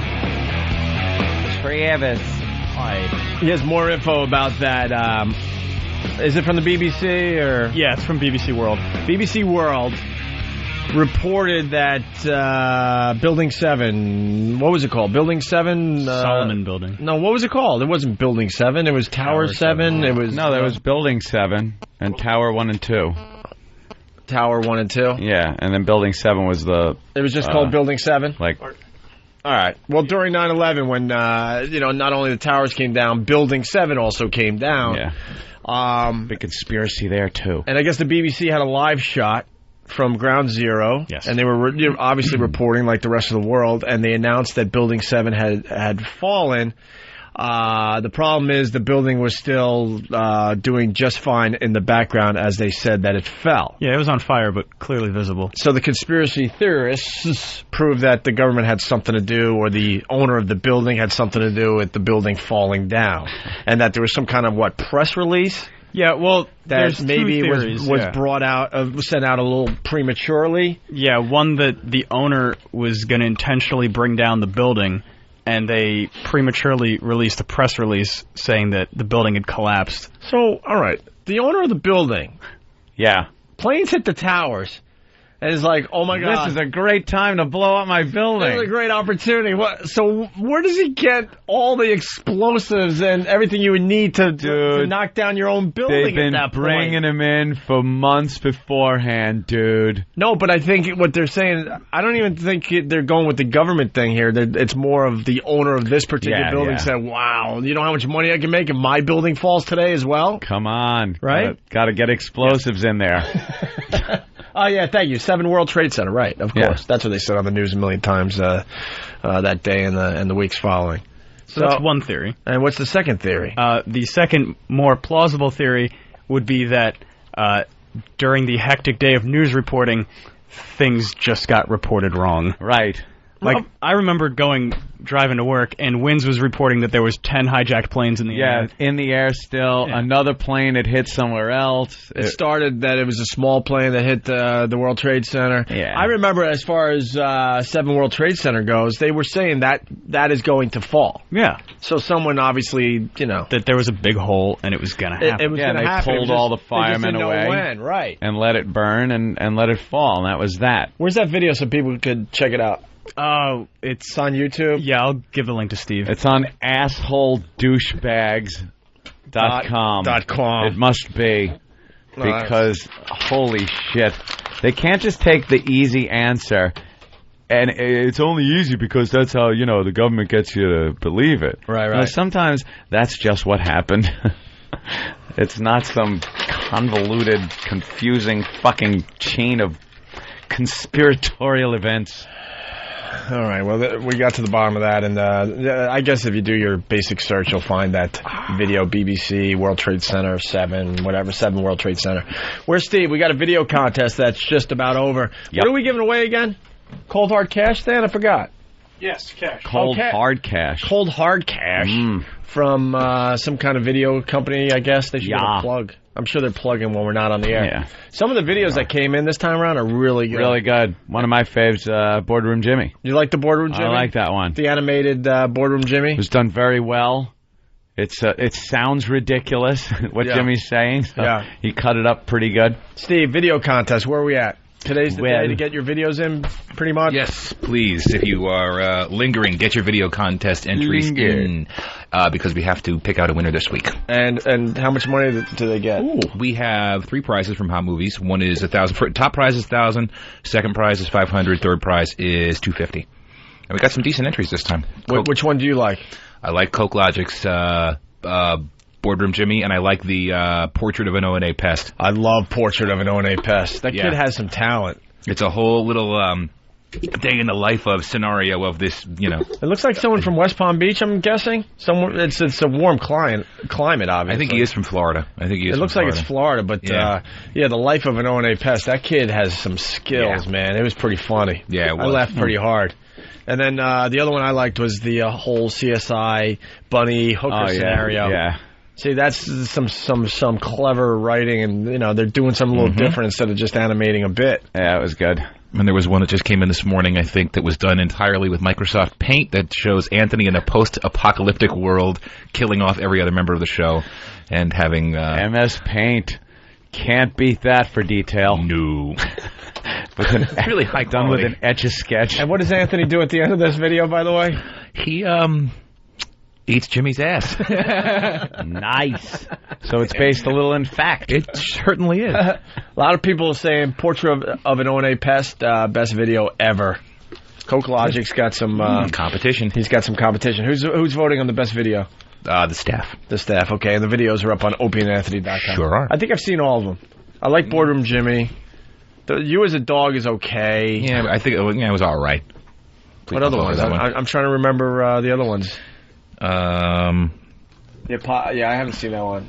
Oh, Anthony's Disney Vacation. Oh, yeah, Aunt's Disney Vacation. Oh. I missed that one. A little Jimmy Bites of Dust. Fell a little short, I thought. E-Rock in Saw 4. The trailer was pretty good by Cage. Your Happy Montage. That was the dog thing, right? That was all right. And One's Mancation was a good idea by Cigars and Scotch, but personally I thought it kind of fell a little short. Oh. But the Chubby Funny... official review. Fell a little short. Opie. Greg Opie Hughes. I got opinions like everybody else. It doesn't mean shit, because I'm not even voting, but...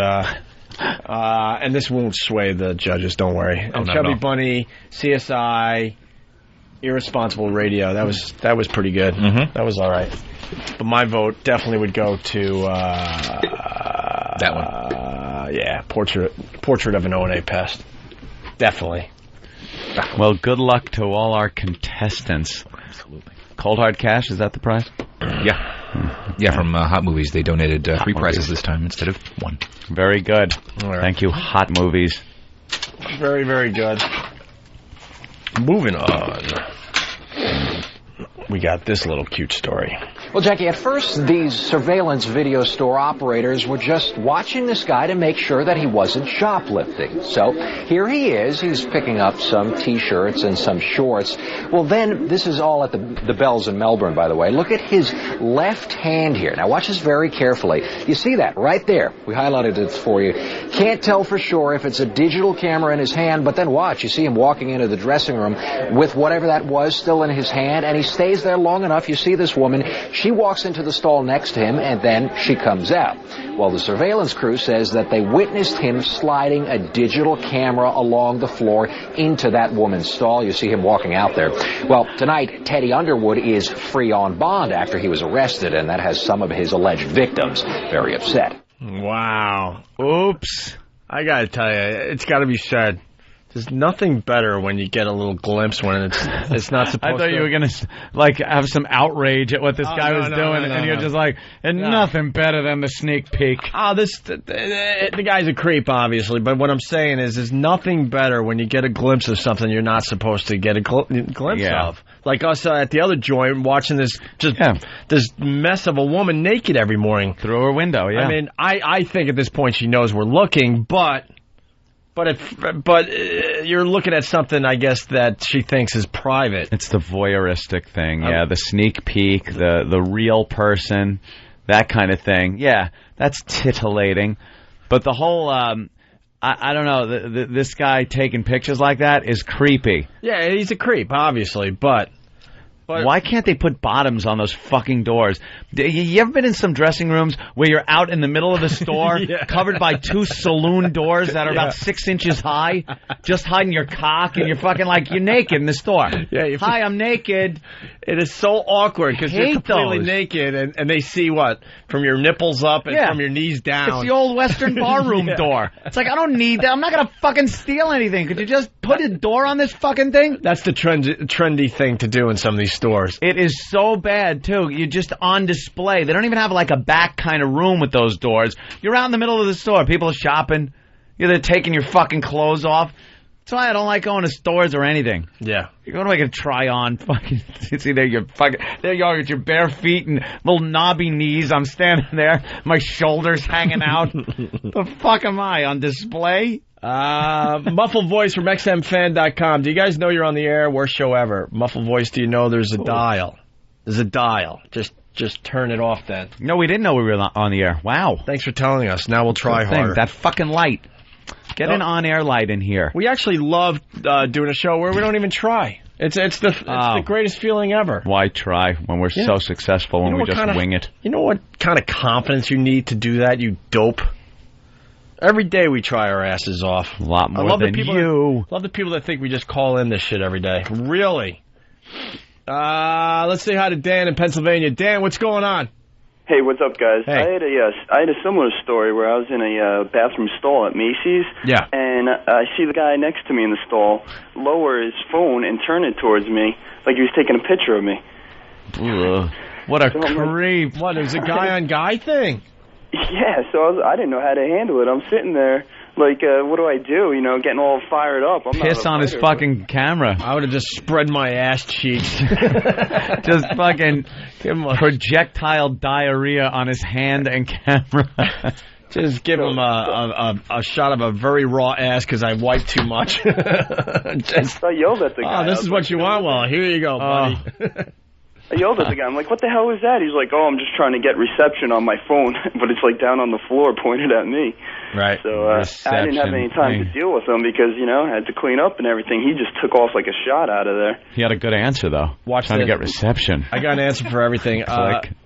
Spilt fuck from North Carolina, a dial Opie. What year is this? Well, I said that because it's based on me driving around yesterday, and I got a Sky-Fi 2. Yep. And there's an actual dial on that. It is indeed a dial. When you go from channel to channel.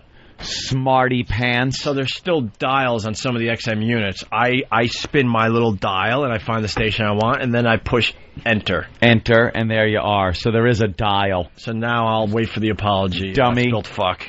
All right, we got more to the story. So what happened with that, Dan? Well, I went and told the staff at the store, and they brought me over to, like, the reception desk, and they had, like, a whole dossier of, like, perverts that they had pictures of on the security cameras and had me try to identify them. You just know who all the perverts are. Did they have a rape kit? Did they swab your asshole? Did they have the special rape shower? Yeah. Well, and I was so humiliated. Here, take this Brillo pad and follow me. Yeah, wash up. They told me to go over by the women's shoe section and look for them there because that's where all the creeps hang out. With the women's shoe section? Yeah. I always feel like a creep when I was growing up and Mom would take me shopping and she'd have to get some fucking bras. It's the worst thing a mom could do is drag her kid through the bra section because you don't know where to look. I was all uncomfortable. Like, I wanted to look at the bras so bad, but I knew, like, I'd look like a little creep standing there staring at a bra. I, like, wanted to take them off the rack and feel the padding and everything. Smell them. Rub them on your rub them on my... What? Exactly. Oh, wait, we're still on the radio.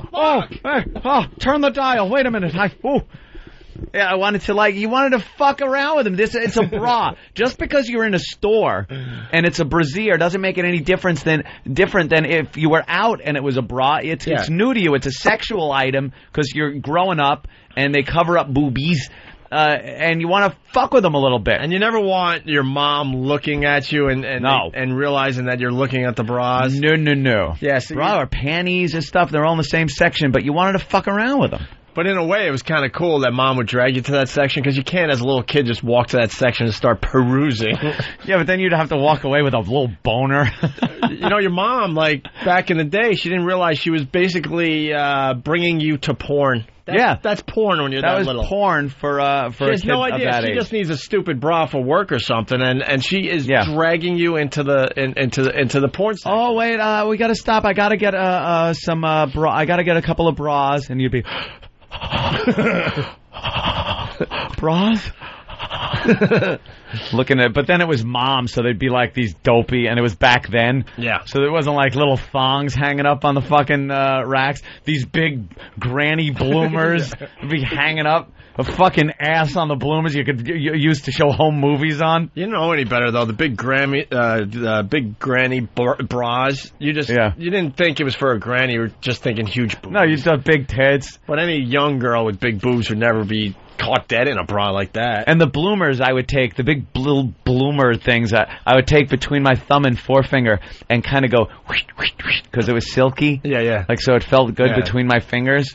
So I'd like sneak a little pinch on those. You don't have to sneak around. I was a little creepo in that section.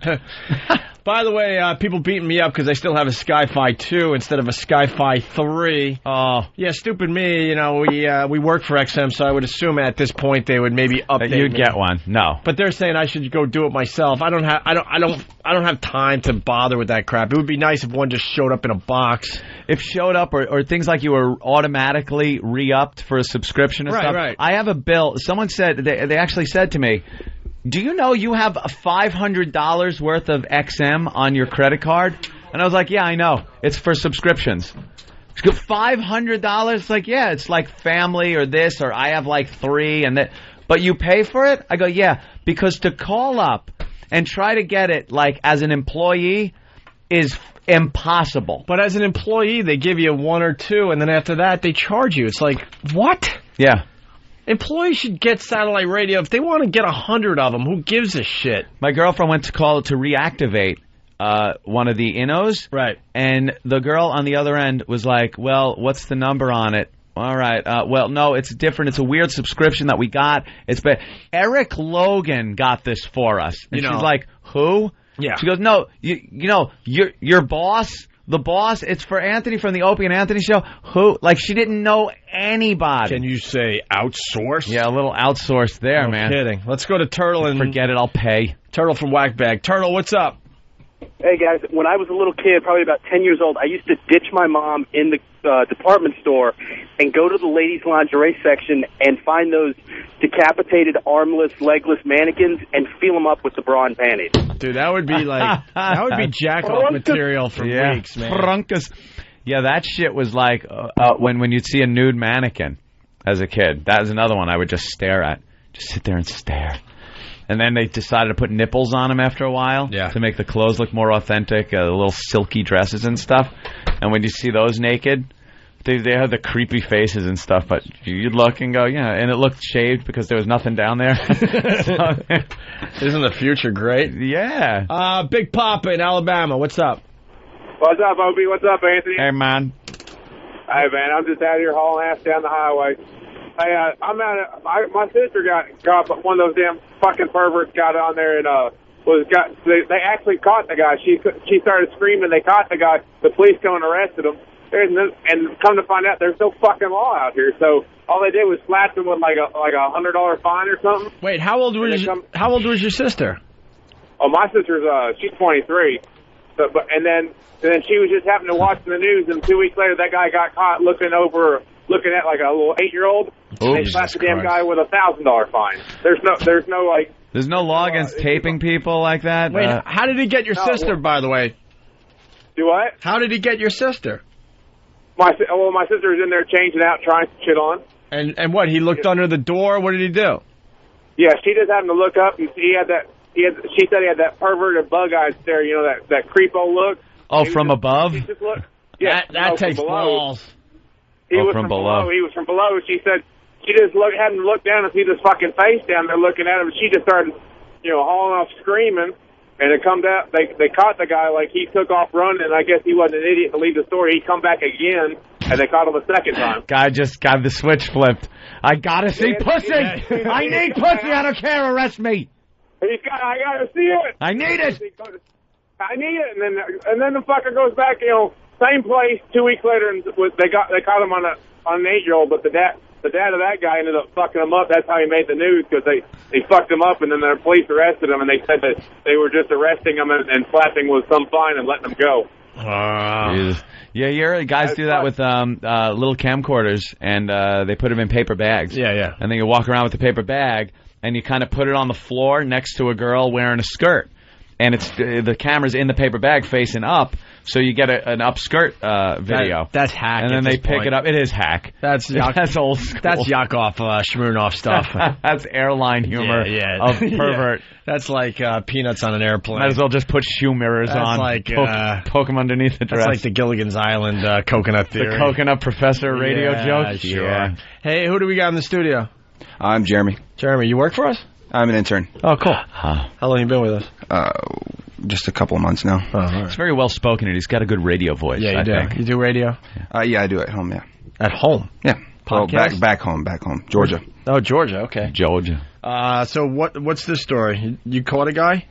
Yeah, actually, I was working at a store back home, and we had this guy. A lady came up and complained that this guy was flashing him. Like, he had like loose gym shorts on and no underwear, and he was just pulling him to the side. Oh, God. Oh, how creepy. Oh, that isn't even like the open the coat old, vaudeville kind of funny way. What I want to ask the women today. That's disgusting. I have this theory on this stuff. I want to ask the women, though, because I don't know. Isn't that just laughable? You gotta laugh. Because there was a story here in New York, the subway flasher. Yeah. And he was doing some crazy shit. He was sitting down on a subway just jacking off. Right. And, people would look and kind of just look away. And I don't think there's a woman alive that is so freaked out she's running and screaming. I think that most women would look and go, what a... laugh. Unless they think maybe that's just a prelude to him fucking punching her in the mouth and raping her. Right. Which isn't completely out of the question. But the idea of pulling shorts, that's how you take a leak when you're in shorts. Right. You're just kind of pulling out your leg and take a leak. But then everything's hanging out. It's not even like he's just pulling his cock out. It's like every fucking thing just comes falling out of his shorts. So a hairy ball sack. No. Oh, is that horrible? Oh, I wish we so had what? Hold on really fast, because I don't know. Maybe the guys can find it. Dan from Long Island, you guys should play that news story of the guy who they found in the toilet, and he said he was looking for a ring. One of the greatest that stories was a good ever. one. I don't know if we have it. That guy needed to see pussy bad. E-Rock might have stand in shit. He might have the old news story, because this is we're down this road today. But go ahead. So he pulls his shorts aside to show his junk to this woman. Yeah, he was just dropping the junk out of the side of his shorts. So we called the cops, and they were like, keep him on camera. We'll be down there in a few minutes. So he starts following girls around, and he stops and stares at them and puts his hand in his pants and just starts jacking off, staring at them. Just like, how do you do that? That 1,000-yard stare right at him, just going at. So the cops get there, arrest the guy. Turns out he's already been arrested 3 times for child molestation. So they want to review our tapes, and they caught him on one of our stationary cameras grabbing the ass of a 10-year-old. Oh, Jesus. That is something, man. He was a taxi cab driver. And never, really? Big A. That just never ceases to amaze me how you can, be in a public place looking at someone and just jacking off like that. You got to be in a whole nother fucking world. That's why I want to talk to the girls, because I just don't think it's scary. I really don't. Well, that guy's I'm wrong. Scary to have out there, but yeah, I guess for women, it's just threatening. It's like you're pulling a gun on them that shoots fucking sticky, diseased shit. Right. Let's say hi to Mary in Sacramento. Mary, what's up? Hey. I just wanted to share my pervert story, I guess. Thank you, Jeremy. Go ahead. Oh, well, so I'm in this dressing room, right? It's one of those, I guess it's a boutique that they outsource all their clothes to China, so they sell them for $5. Right. And so they got men and women's clothes in there, and I'm trying stuff on, right? All right, hold on. Let's slow down. You're in the dressing room. You're trying stuff on. Yeah. What are you trying on? Jeans. So you had jeans on. Did you have regular pants on first, or a skirt or something? I think I had shorts on. All right, so you have to pull down your small shorts, right? Yeah. And what are you wearing under the small shorts? I don't remember. I think it was just regular underwear. Yeah. But they were cotton. Did you have to do the thing where you hook your thumbs into the side of your shorts and then alternate your ass cheeks up and down while you pull the little shorts off? Well, they on were your tippy tight. toes. It was 10 years ago, so I don't remember exactly. You guys are depraved. We're going to out-creep the creep. I know, right? And you want to get, a good feel for the new jeans, so you got to be topless, right? Yeah. Right. Yeah. And 3 of my girlfriends are in there with me. Of course they are. Of course they are. They're in their panties, too, because they don't want you to feel insecure about your body. So now you're all in tiny little panties and no bras. Well, the panties, you don't want to rub it on the jeans either. It might ruin the panties, so you got to take those off and hang them up. Right. So you're completely naked, and you're trying on jeans. Right. And you got to bend all the way over because the jeans fell on the floor.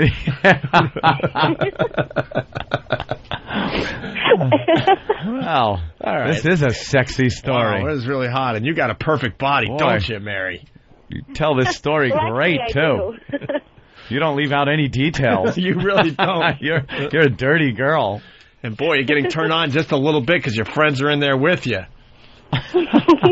And you've never tried lesbianism, but at this point, you can't help the feelings you're feeling. But what were the pillows doing in there for you girls to have a pillow fight with?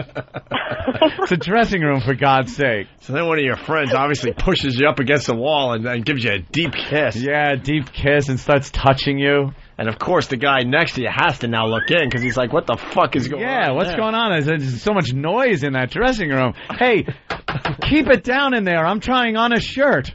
That's what he said. Has no idea there's some finger popping going on. A lot of exploring going on. Oh, anyway. No, huh? Sorry. Oh, so you're trying on jeans. So you're trying on mom jeans. Yeah, great. We're trying on jeans in the dildo store, and just all of a sudden... The dildo store, she said. We get it. Now's your turn to tell us what actually happened. Thank you. All right. Oh, so it's my turn then? Oh, yeah. okay. Yeah. Well. So who looked at you? Well, it was just some creepy local guy, and so I kicked him in the side of the head. Oh. And when the cops came, they tried to arrest me. What, for assault?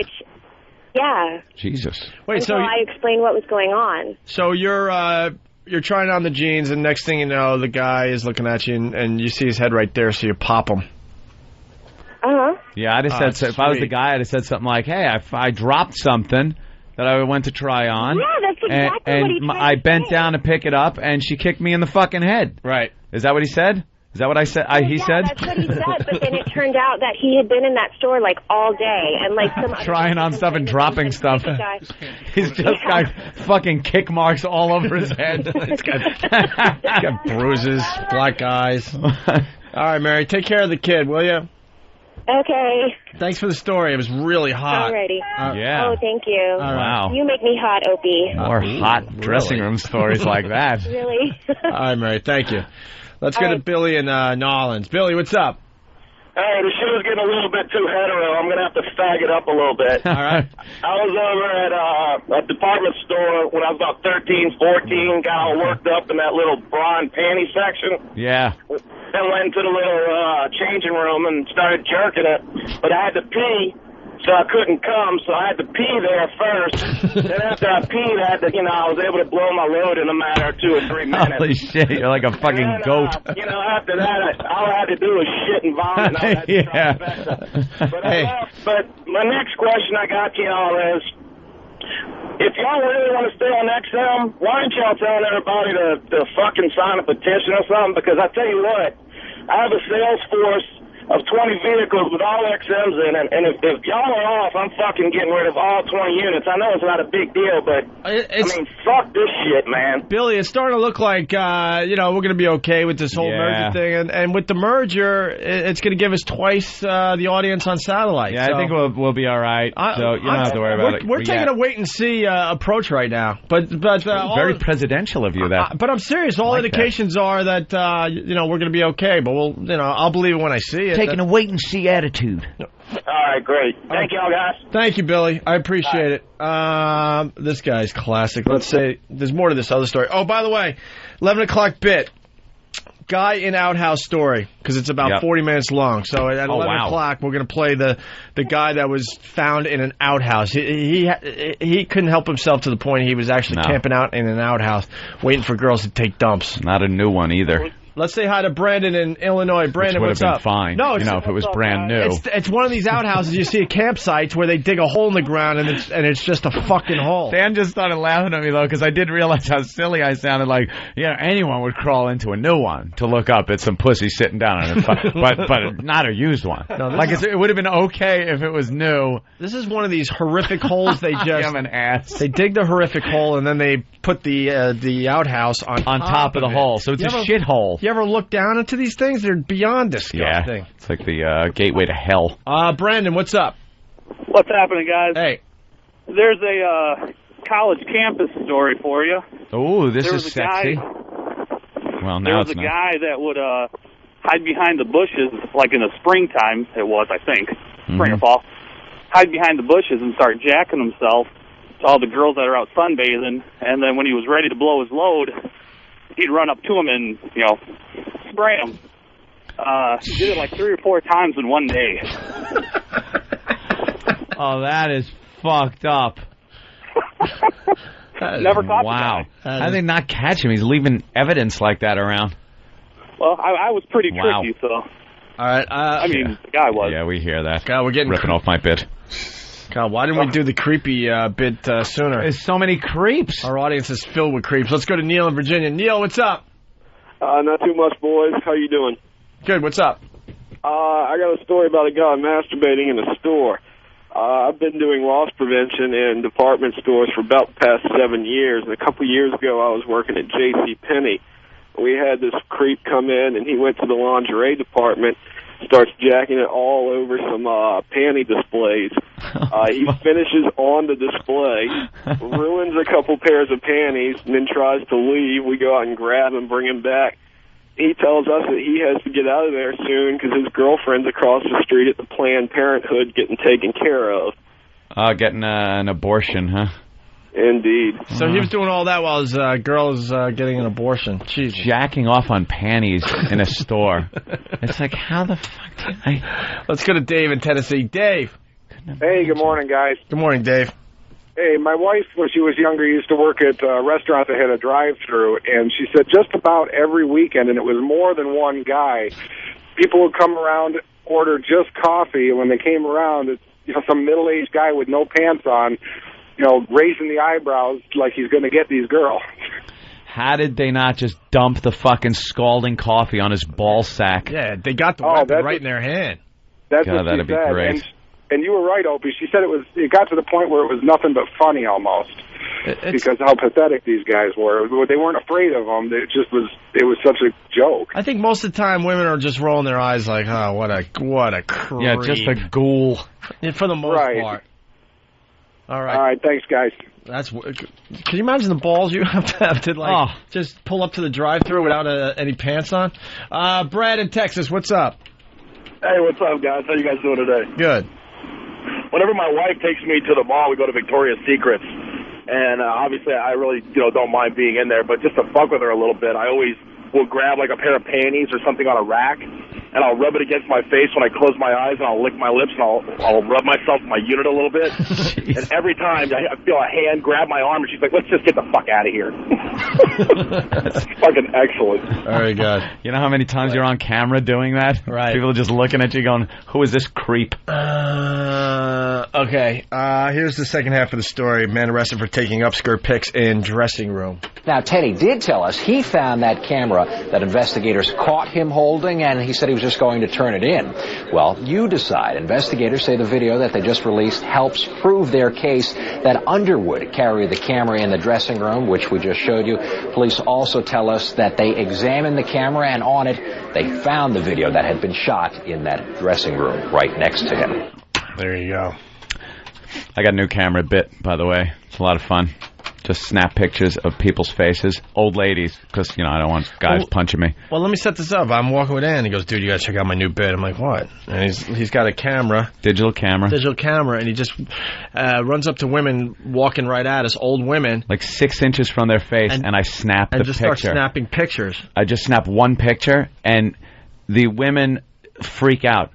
They don't know what to do. We were laughing our asses off Friday. We leave the restaurant, and it's me and then the whole staff. And I go, this would kind of be funny, I think, of just snapping, going up to an old lady and just putting the camera right in her face and snapping it. And one lady turned around, and I snapped the picture, and she went, ah, stupido, stupido. And I got a picture of her all blurry, and her mouth is all contorted. It's a funny bit. Then Opie suggested that I put it on video mode. Yeah, well, because I got video mode now on this. I always think YouTube. So yeah, .com. And it's perfect because I tried it out on the way here today and got a couple of women. Really, it shakes them up. It's hysterical. They go, ah, ah. They scream. Right. Put a couple up after a few days. Yeah, we'll have to do that on the walkover. You got to get a montage of video clips of old women. Yeah. I mean, but you're even closer than 6 inches. You're right it's like right in their face, and they don't know what the fuck's going on. Some just look and don't even care. Others get petrified. All right, we're talking about creepy stories, and this guy, I'm taking his word for it, on the instant feedback, he goes, the creepiest story ever, and he sent us to a website. I'm just going to read this cold. Oh, my gosh. I'm not even proofreading. Headline says, police. Man hides in bathrooms, drinks boy's urine. Columbus, Ohio. A Central Ohio man allegedly told police last week that he likes to drink the urine of adolescent boys. Oh, dear. Alan Patton, 54, is in jail after allegedly telling Gahanna, Ohio police about his affection for urine. Police said Patton goes to family restaurants and movie theaters and waits for boys in a bathroom stall. Investigators said he shuts off the water to the child-level urinal and puts a cup in the bottom. Ah. He goes back and retrieves the cup and drinks the urine. Clever. Patton allegedly told police that he leaves the stall after the child leaves.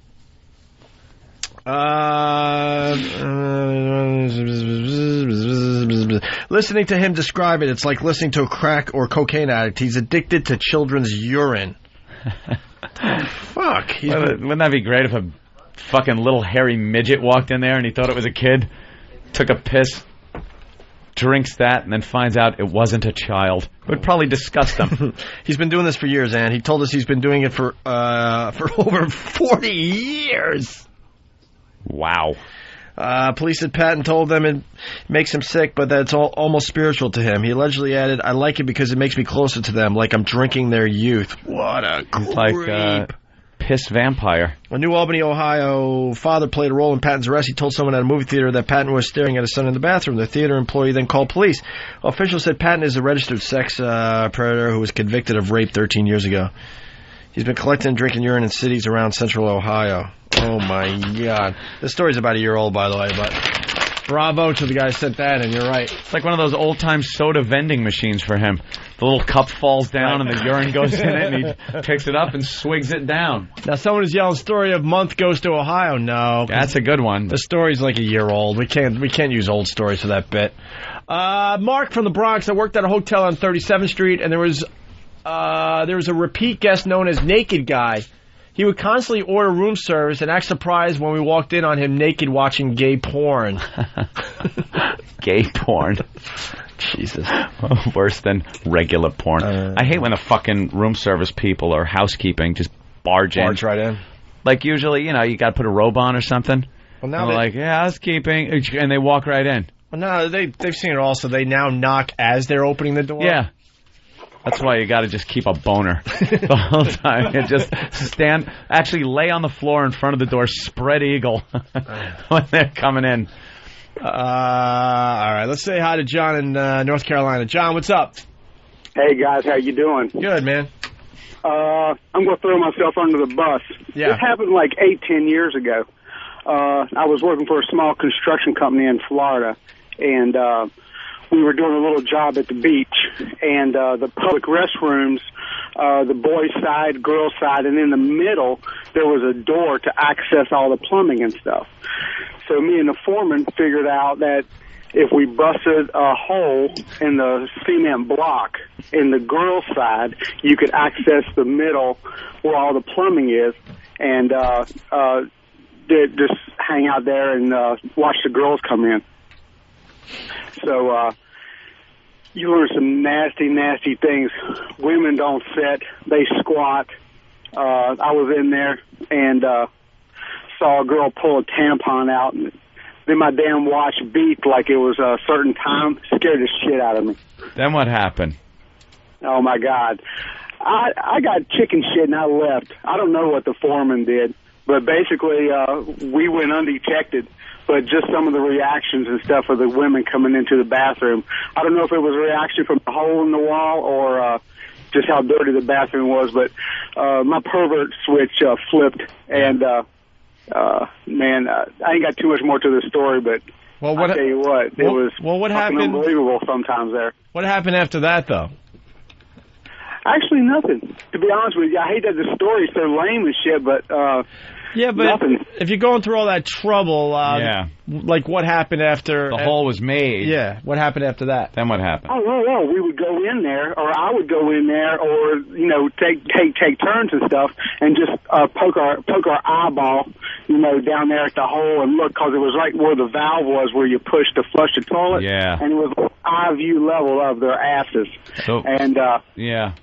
So what? It's just it was a fucked up thing. That sounds like it. What would happen after that? Nothing really.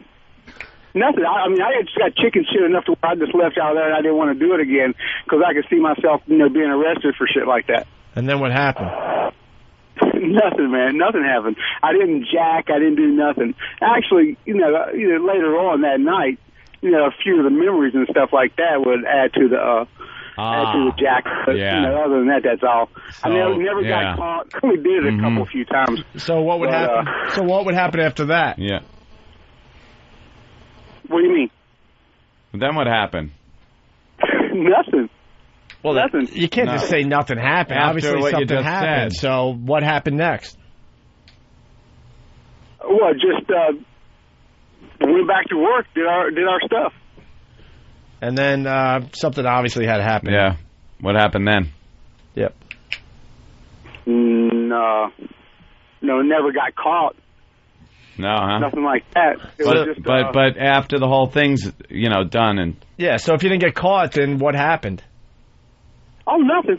Just hanging out at the beach and stuff like that. Like I said, we were doing a small construction job, and watching all the girls and stuff like that. That's all. Oh well, then something obviously happened. So kind of lame. What was it? What was it that happened? Yeah.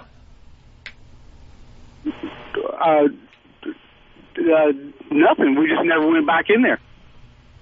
So and the county came by and... All right, wait a minute. So you're trying to say nothing happened after that, but obviously something had to happen. Yeah. So after that, what happened? Yeah, so what happened? Nancy, I swear, man, nothing happened. I swear, nothing happened. Well, something had to happen. What happened? No, man, nothing happened. But you know what, though? We have this theory if nothing happened, then at this point you would be dead because something had to happen after that. So then what happened? Yeah.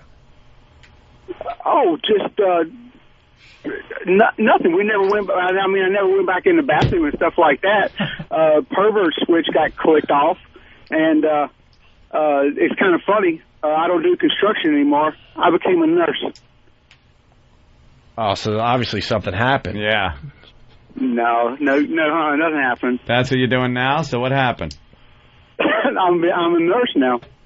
And then what happened? I don't wear white shoes, so you can tell Jimmy that when you see. All right. Thank you, John. That's a good story. I'm sorry it's so lame and shit like that, but yeah, it was a little, just looking at the women's asses and stuff, and then pulled a tampon. That was pretty much the end of my story. All right. Thank you, tampon. Sir. All right. Y'all take care. All right. Very good story. Thank you, John. Thank you, John. She pulled the tampon. I wanted to hear what happened. That gag. All right. What gag? Shut up. Exactly. What? Hey, line of the day sponsored by BowDogFight.com. Yes. All right. Here is the runner-up line of the day. What kind of birds do you have in the background? I'm telling you, you really are very ignorant. Young lady. You really need to... What is it? Is it a can Harry? you know what I'm talking about because you're not a gay man to begin with. What happened? Can you put... I didn't... What happened? What happened? What happened? What happened? Then what happened? Then what happened? What did we just do? Runner-up line of the day. Oh. No, what did we just do for last... We've been talking 2 hours. A great radio show. Oh. Thank you, Than. Than, what happened? It's what... Oh, that had a... Just take a look. It's like peeling off cards, isn't it? It's like you got your hand and you slowly peel the cards away and go... Is it an ace and an ace? We share everything with our listeners. And today was a very distracting day for the Opie and Anthony show. Yeah. Extremely distracting. Steve came in wearing assless chaps. As much as as much as a lot of the X-Hammers don't really care about regular radio, Ant and I care a lot. We like to keep all our options open. We care, damn it! We really do care. It's still real to us. And that's why we ask you, to just help us out and support the local stations when you can. Yeah. Well, we've been riding on horrendously bad ratings for 2 straight months because they had a break in the ratings. And we just found out today that we turned the whole fucking thing around. No, stop. Yeah. Stop. Yeah. Don't fucking tease me. I swear to God. Don't tease me. Let me see. We turned the whole Let me see. We turned the whole fucking thing around. Let me see. Come here. Come here. Let me peel it off. Hold on.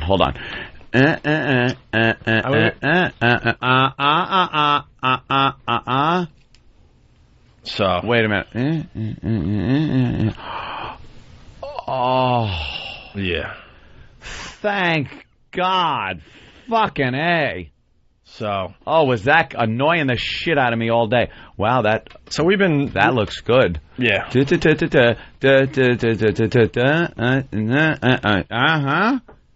been just. Whoa. I've been sitting here just staring at my BlackBerry for the last 2 hours, and finally we got some news, and we could all breathe a sigh of relief around here. Let's just put it that way. We were in. Wow. Not a good. We were in a not a good place for the last 2 months. In a horrendous place. No. Now we can really start calling it in, you motherfuckers. All right, so let's start the XM show. Let's pack it up. Was the runner-up line of the day good? Was it me? No. Fuck, then who cares? Was it me? Play it. Who was it? It was you. Oh, I didn't hear it. My headphones were off. I was trying to get Opie's attention because I knew he had some numbers. Bowdogfight.com sponsors line of the day. Here is the runner-up line of the day. What kind of birds do you have in the background? I'm telling you, I mean, you really are very ignorant. Young lady. You really need to... What is it? Is it a can Harry? I mean, you don't even know what I'm talking about because you're not a gay man to begin with. That is really good. The can Harry. Because it's like a guy's ass. I think today I got line of the day. Oh, nope. Any clue? No, huh? He didn't nod it at you. No. Yeah. Oh, well.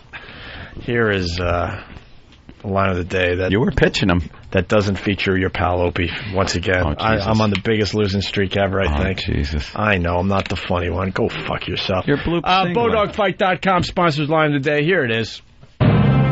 Here comes line of the day, line of the day.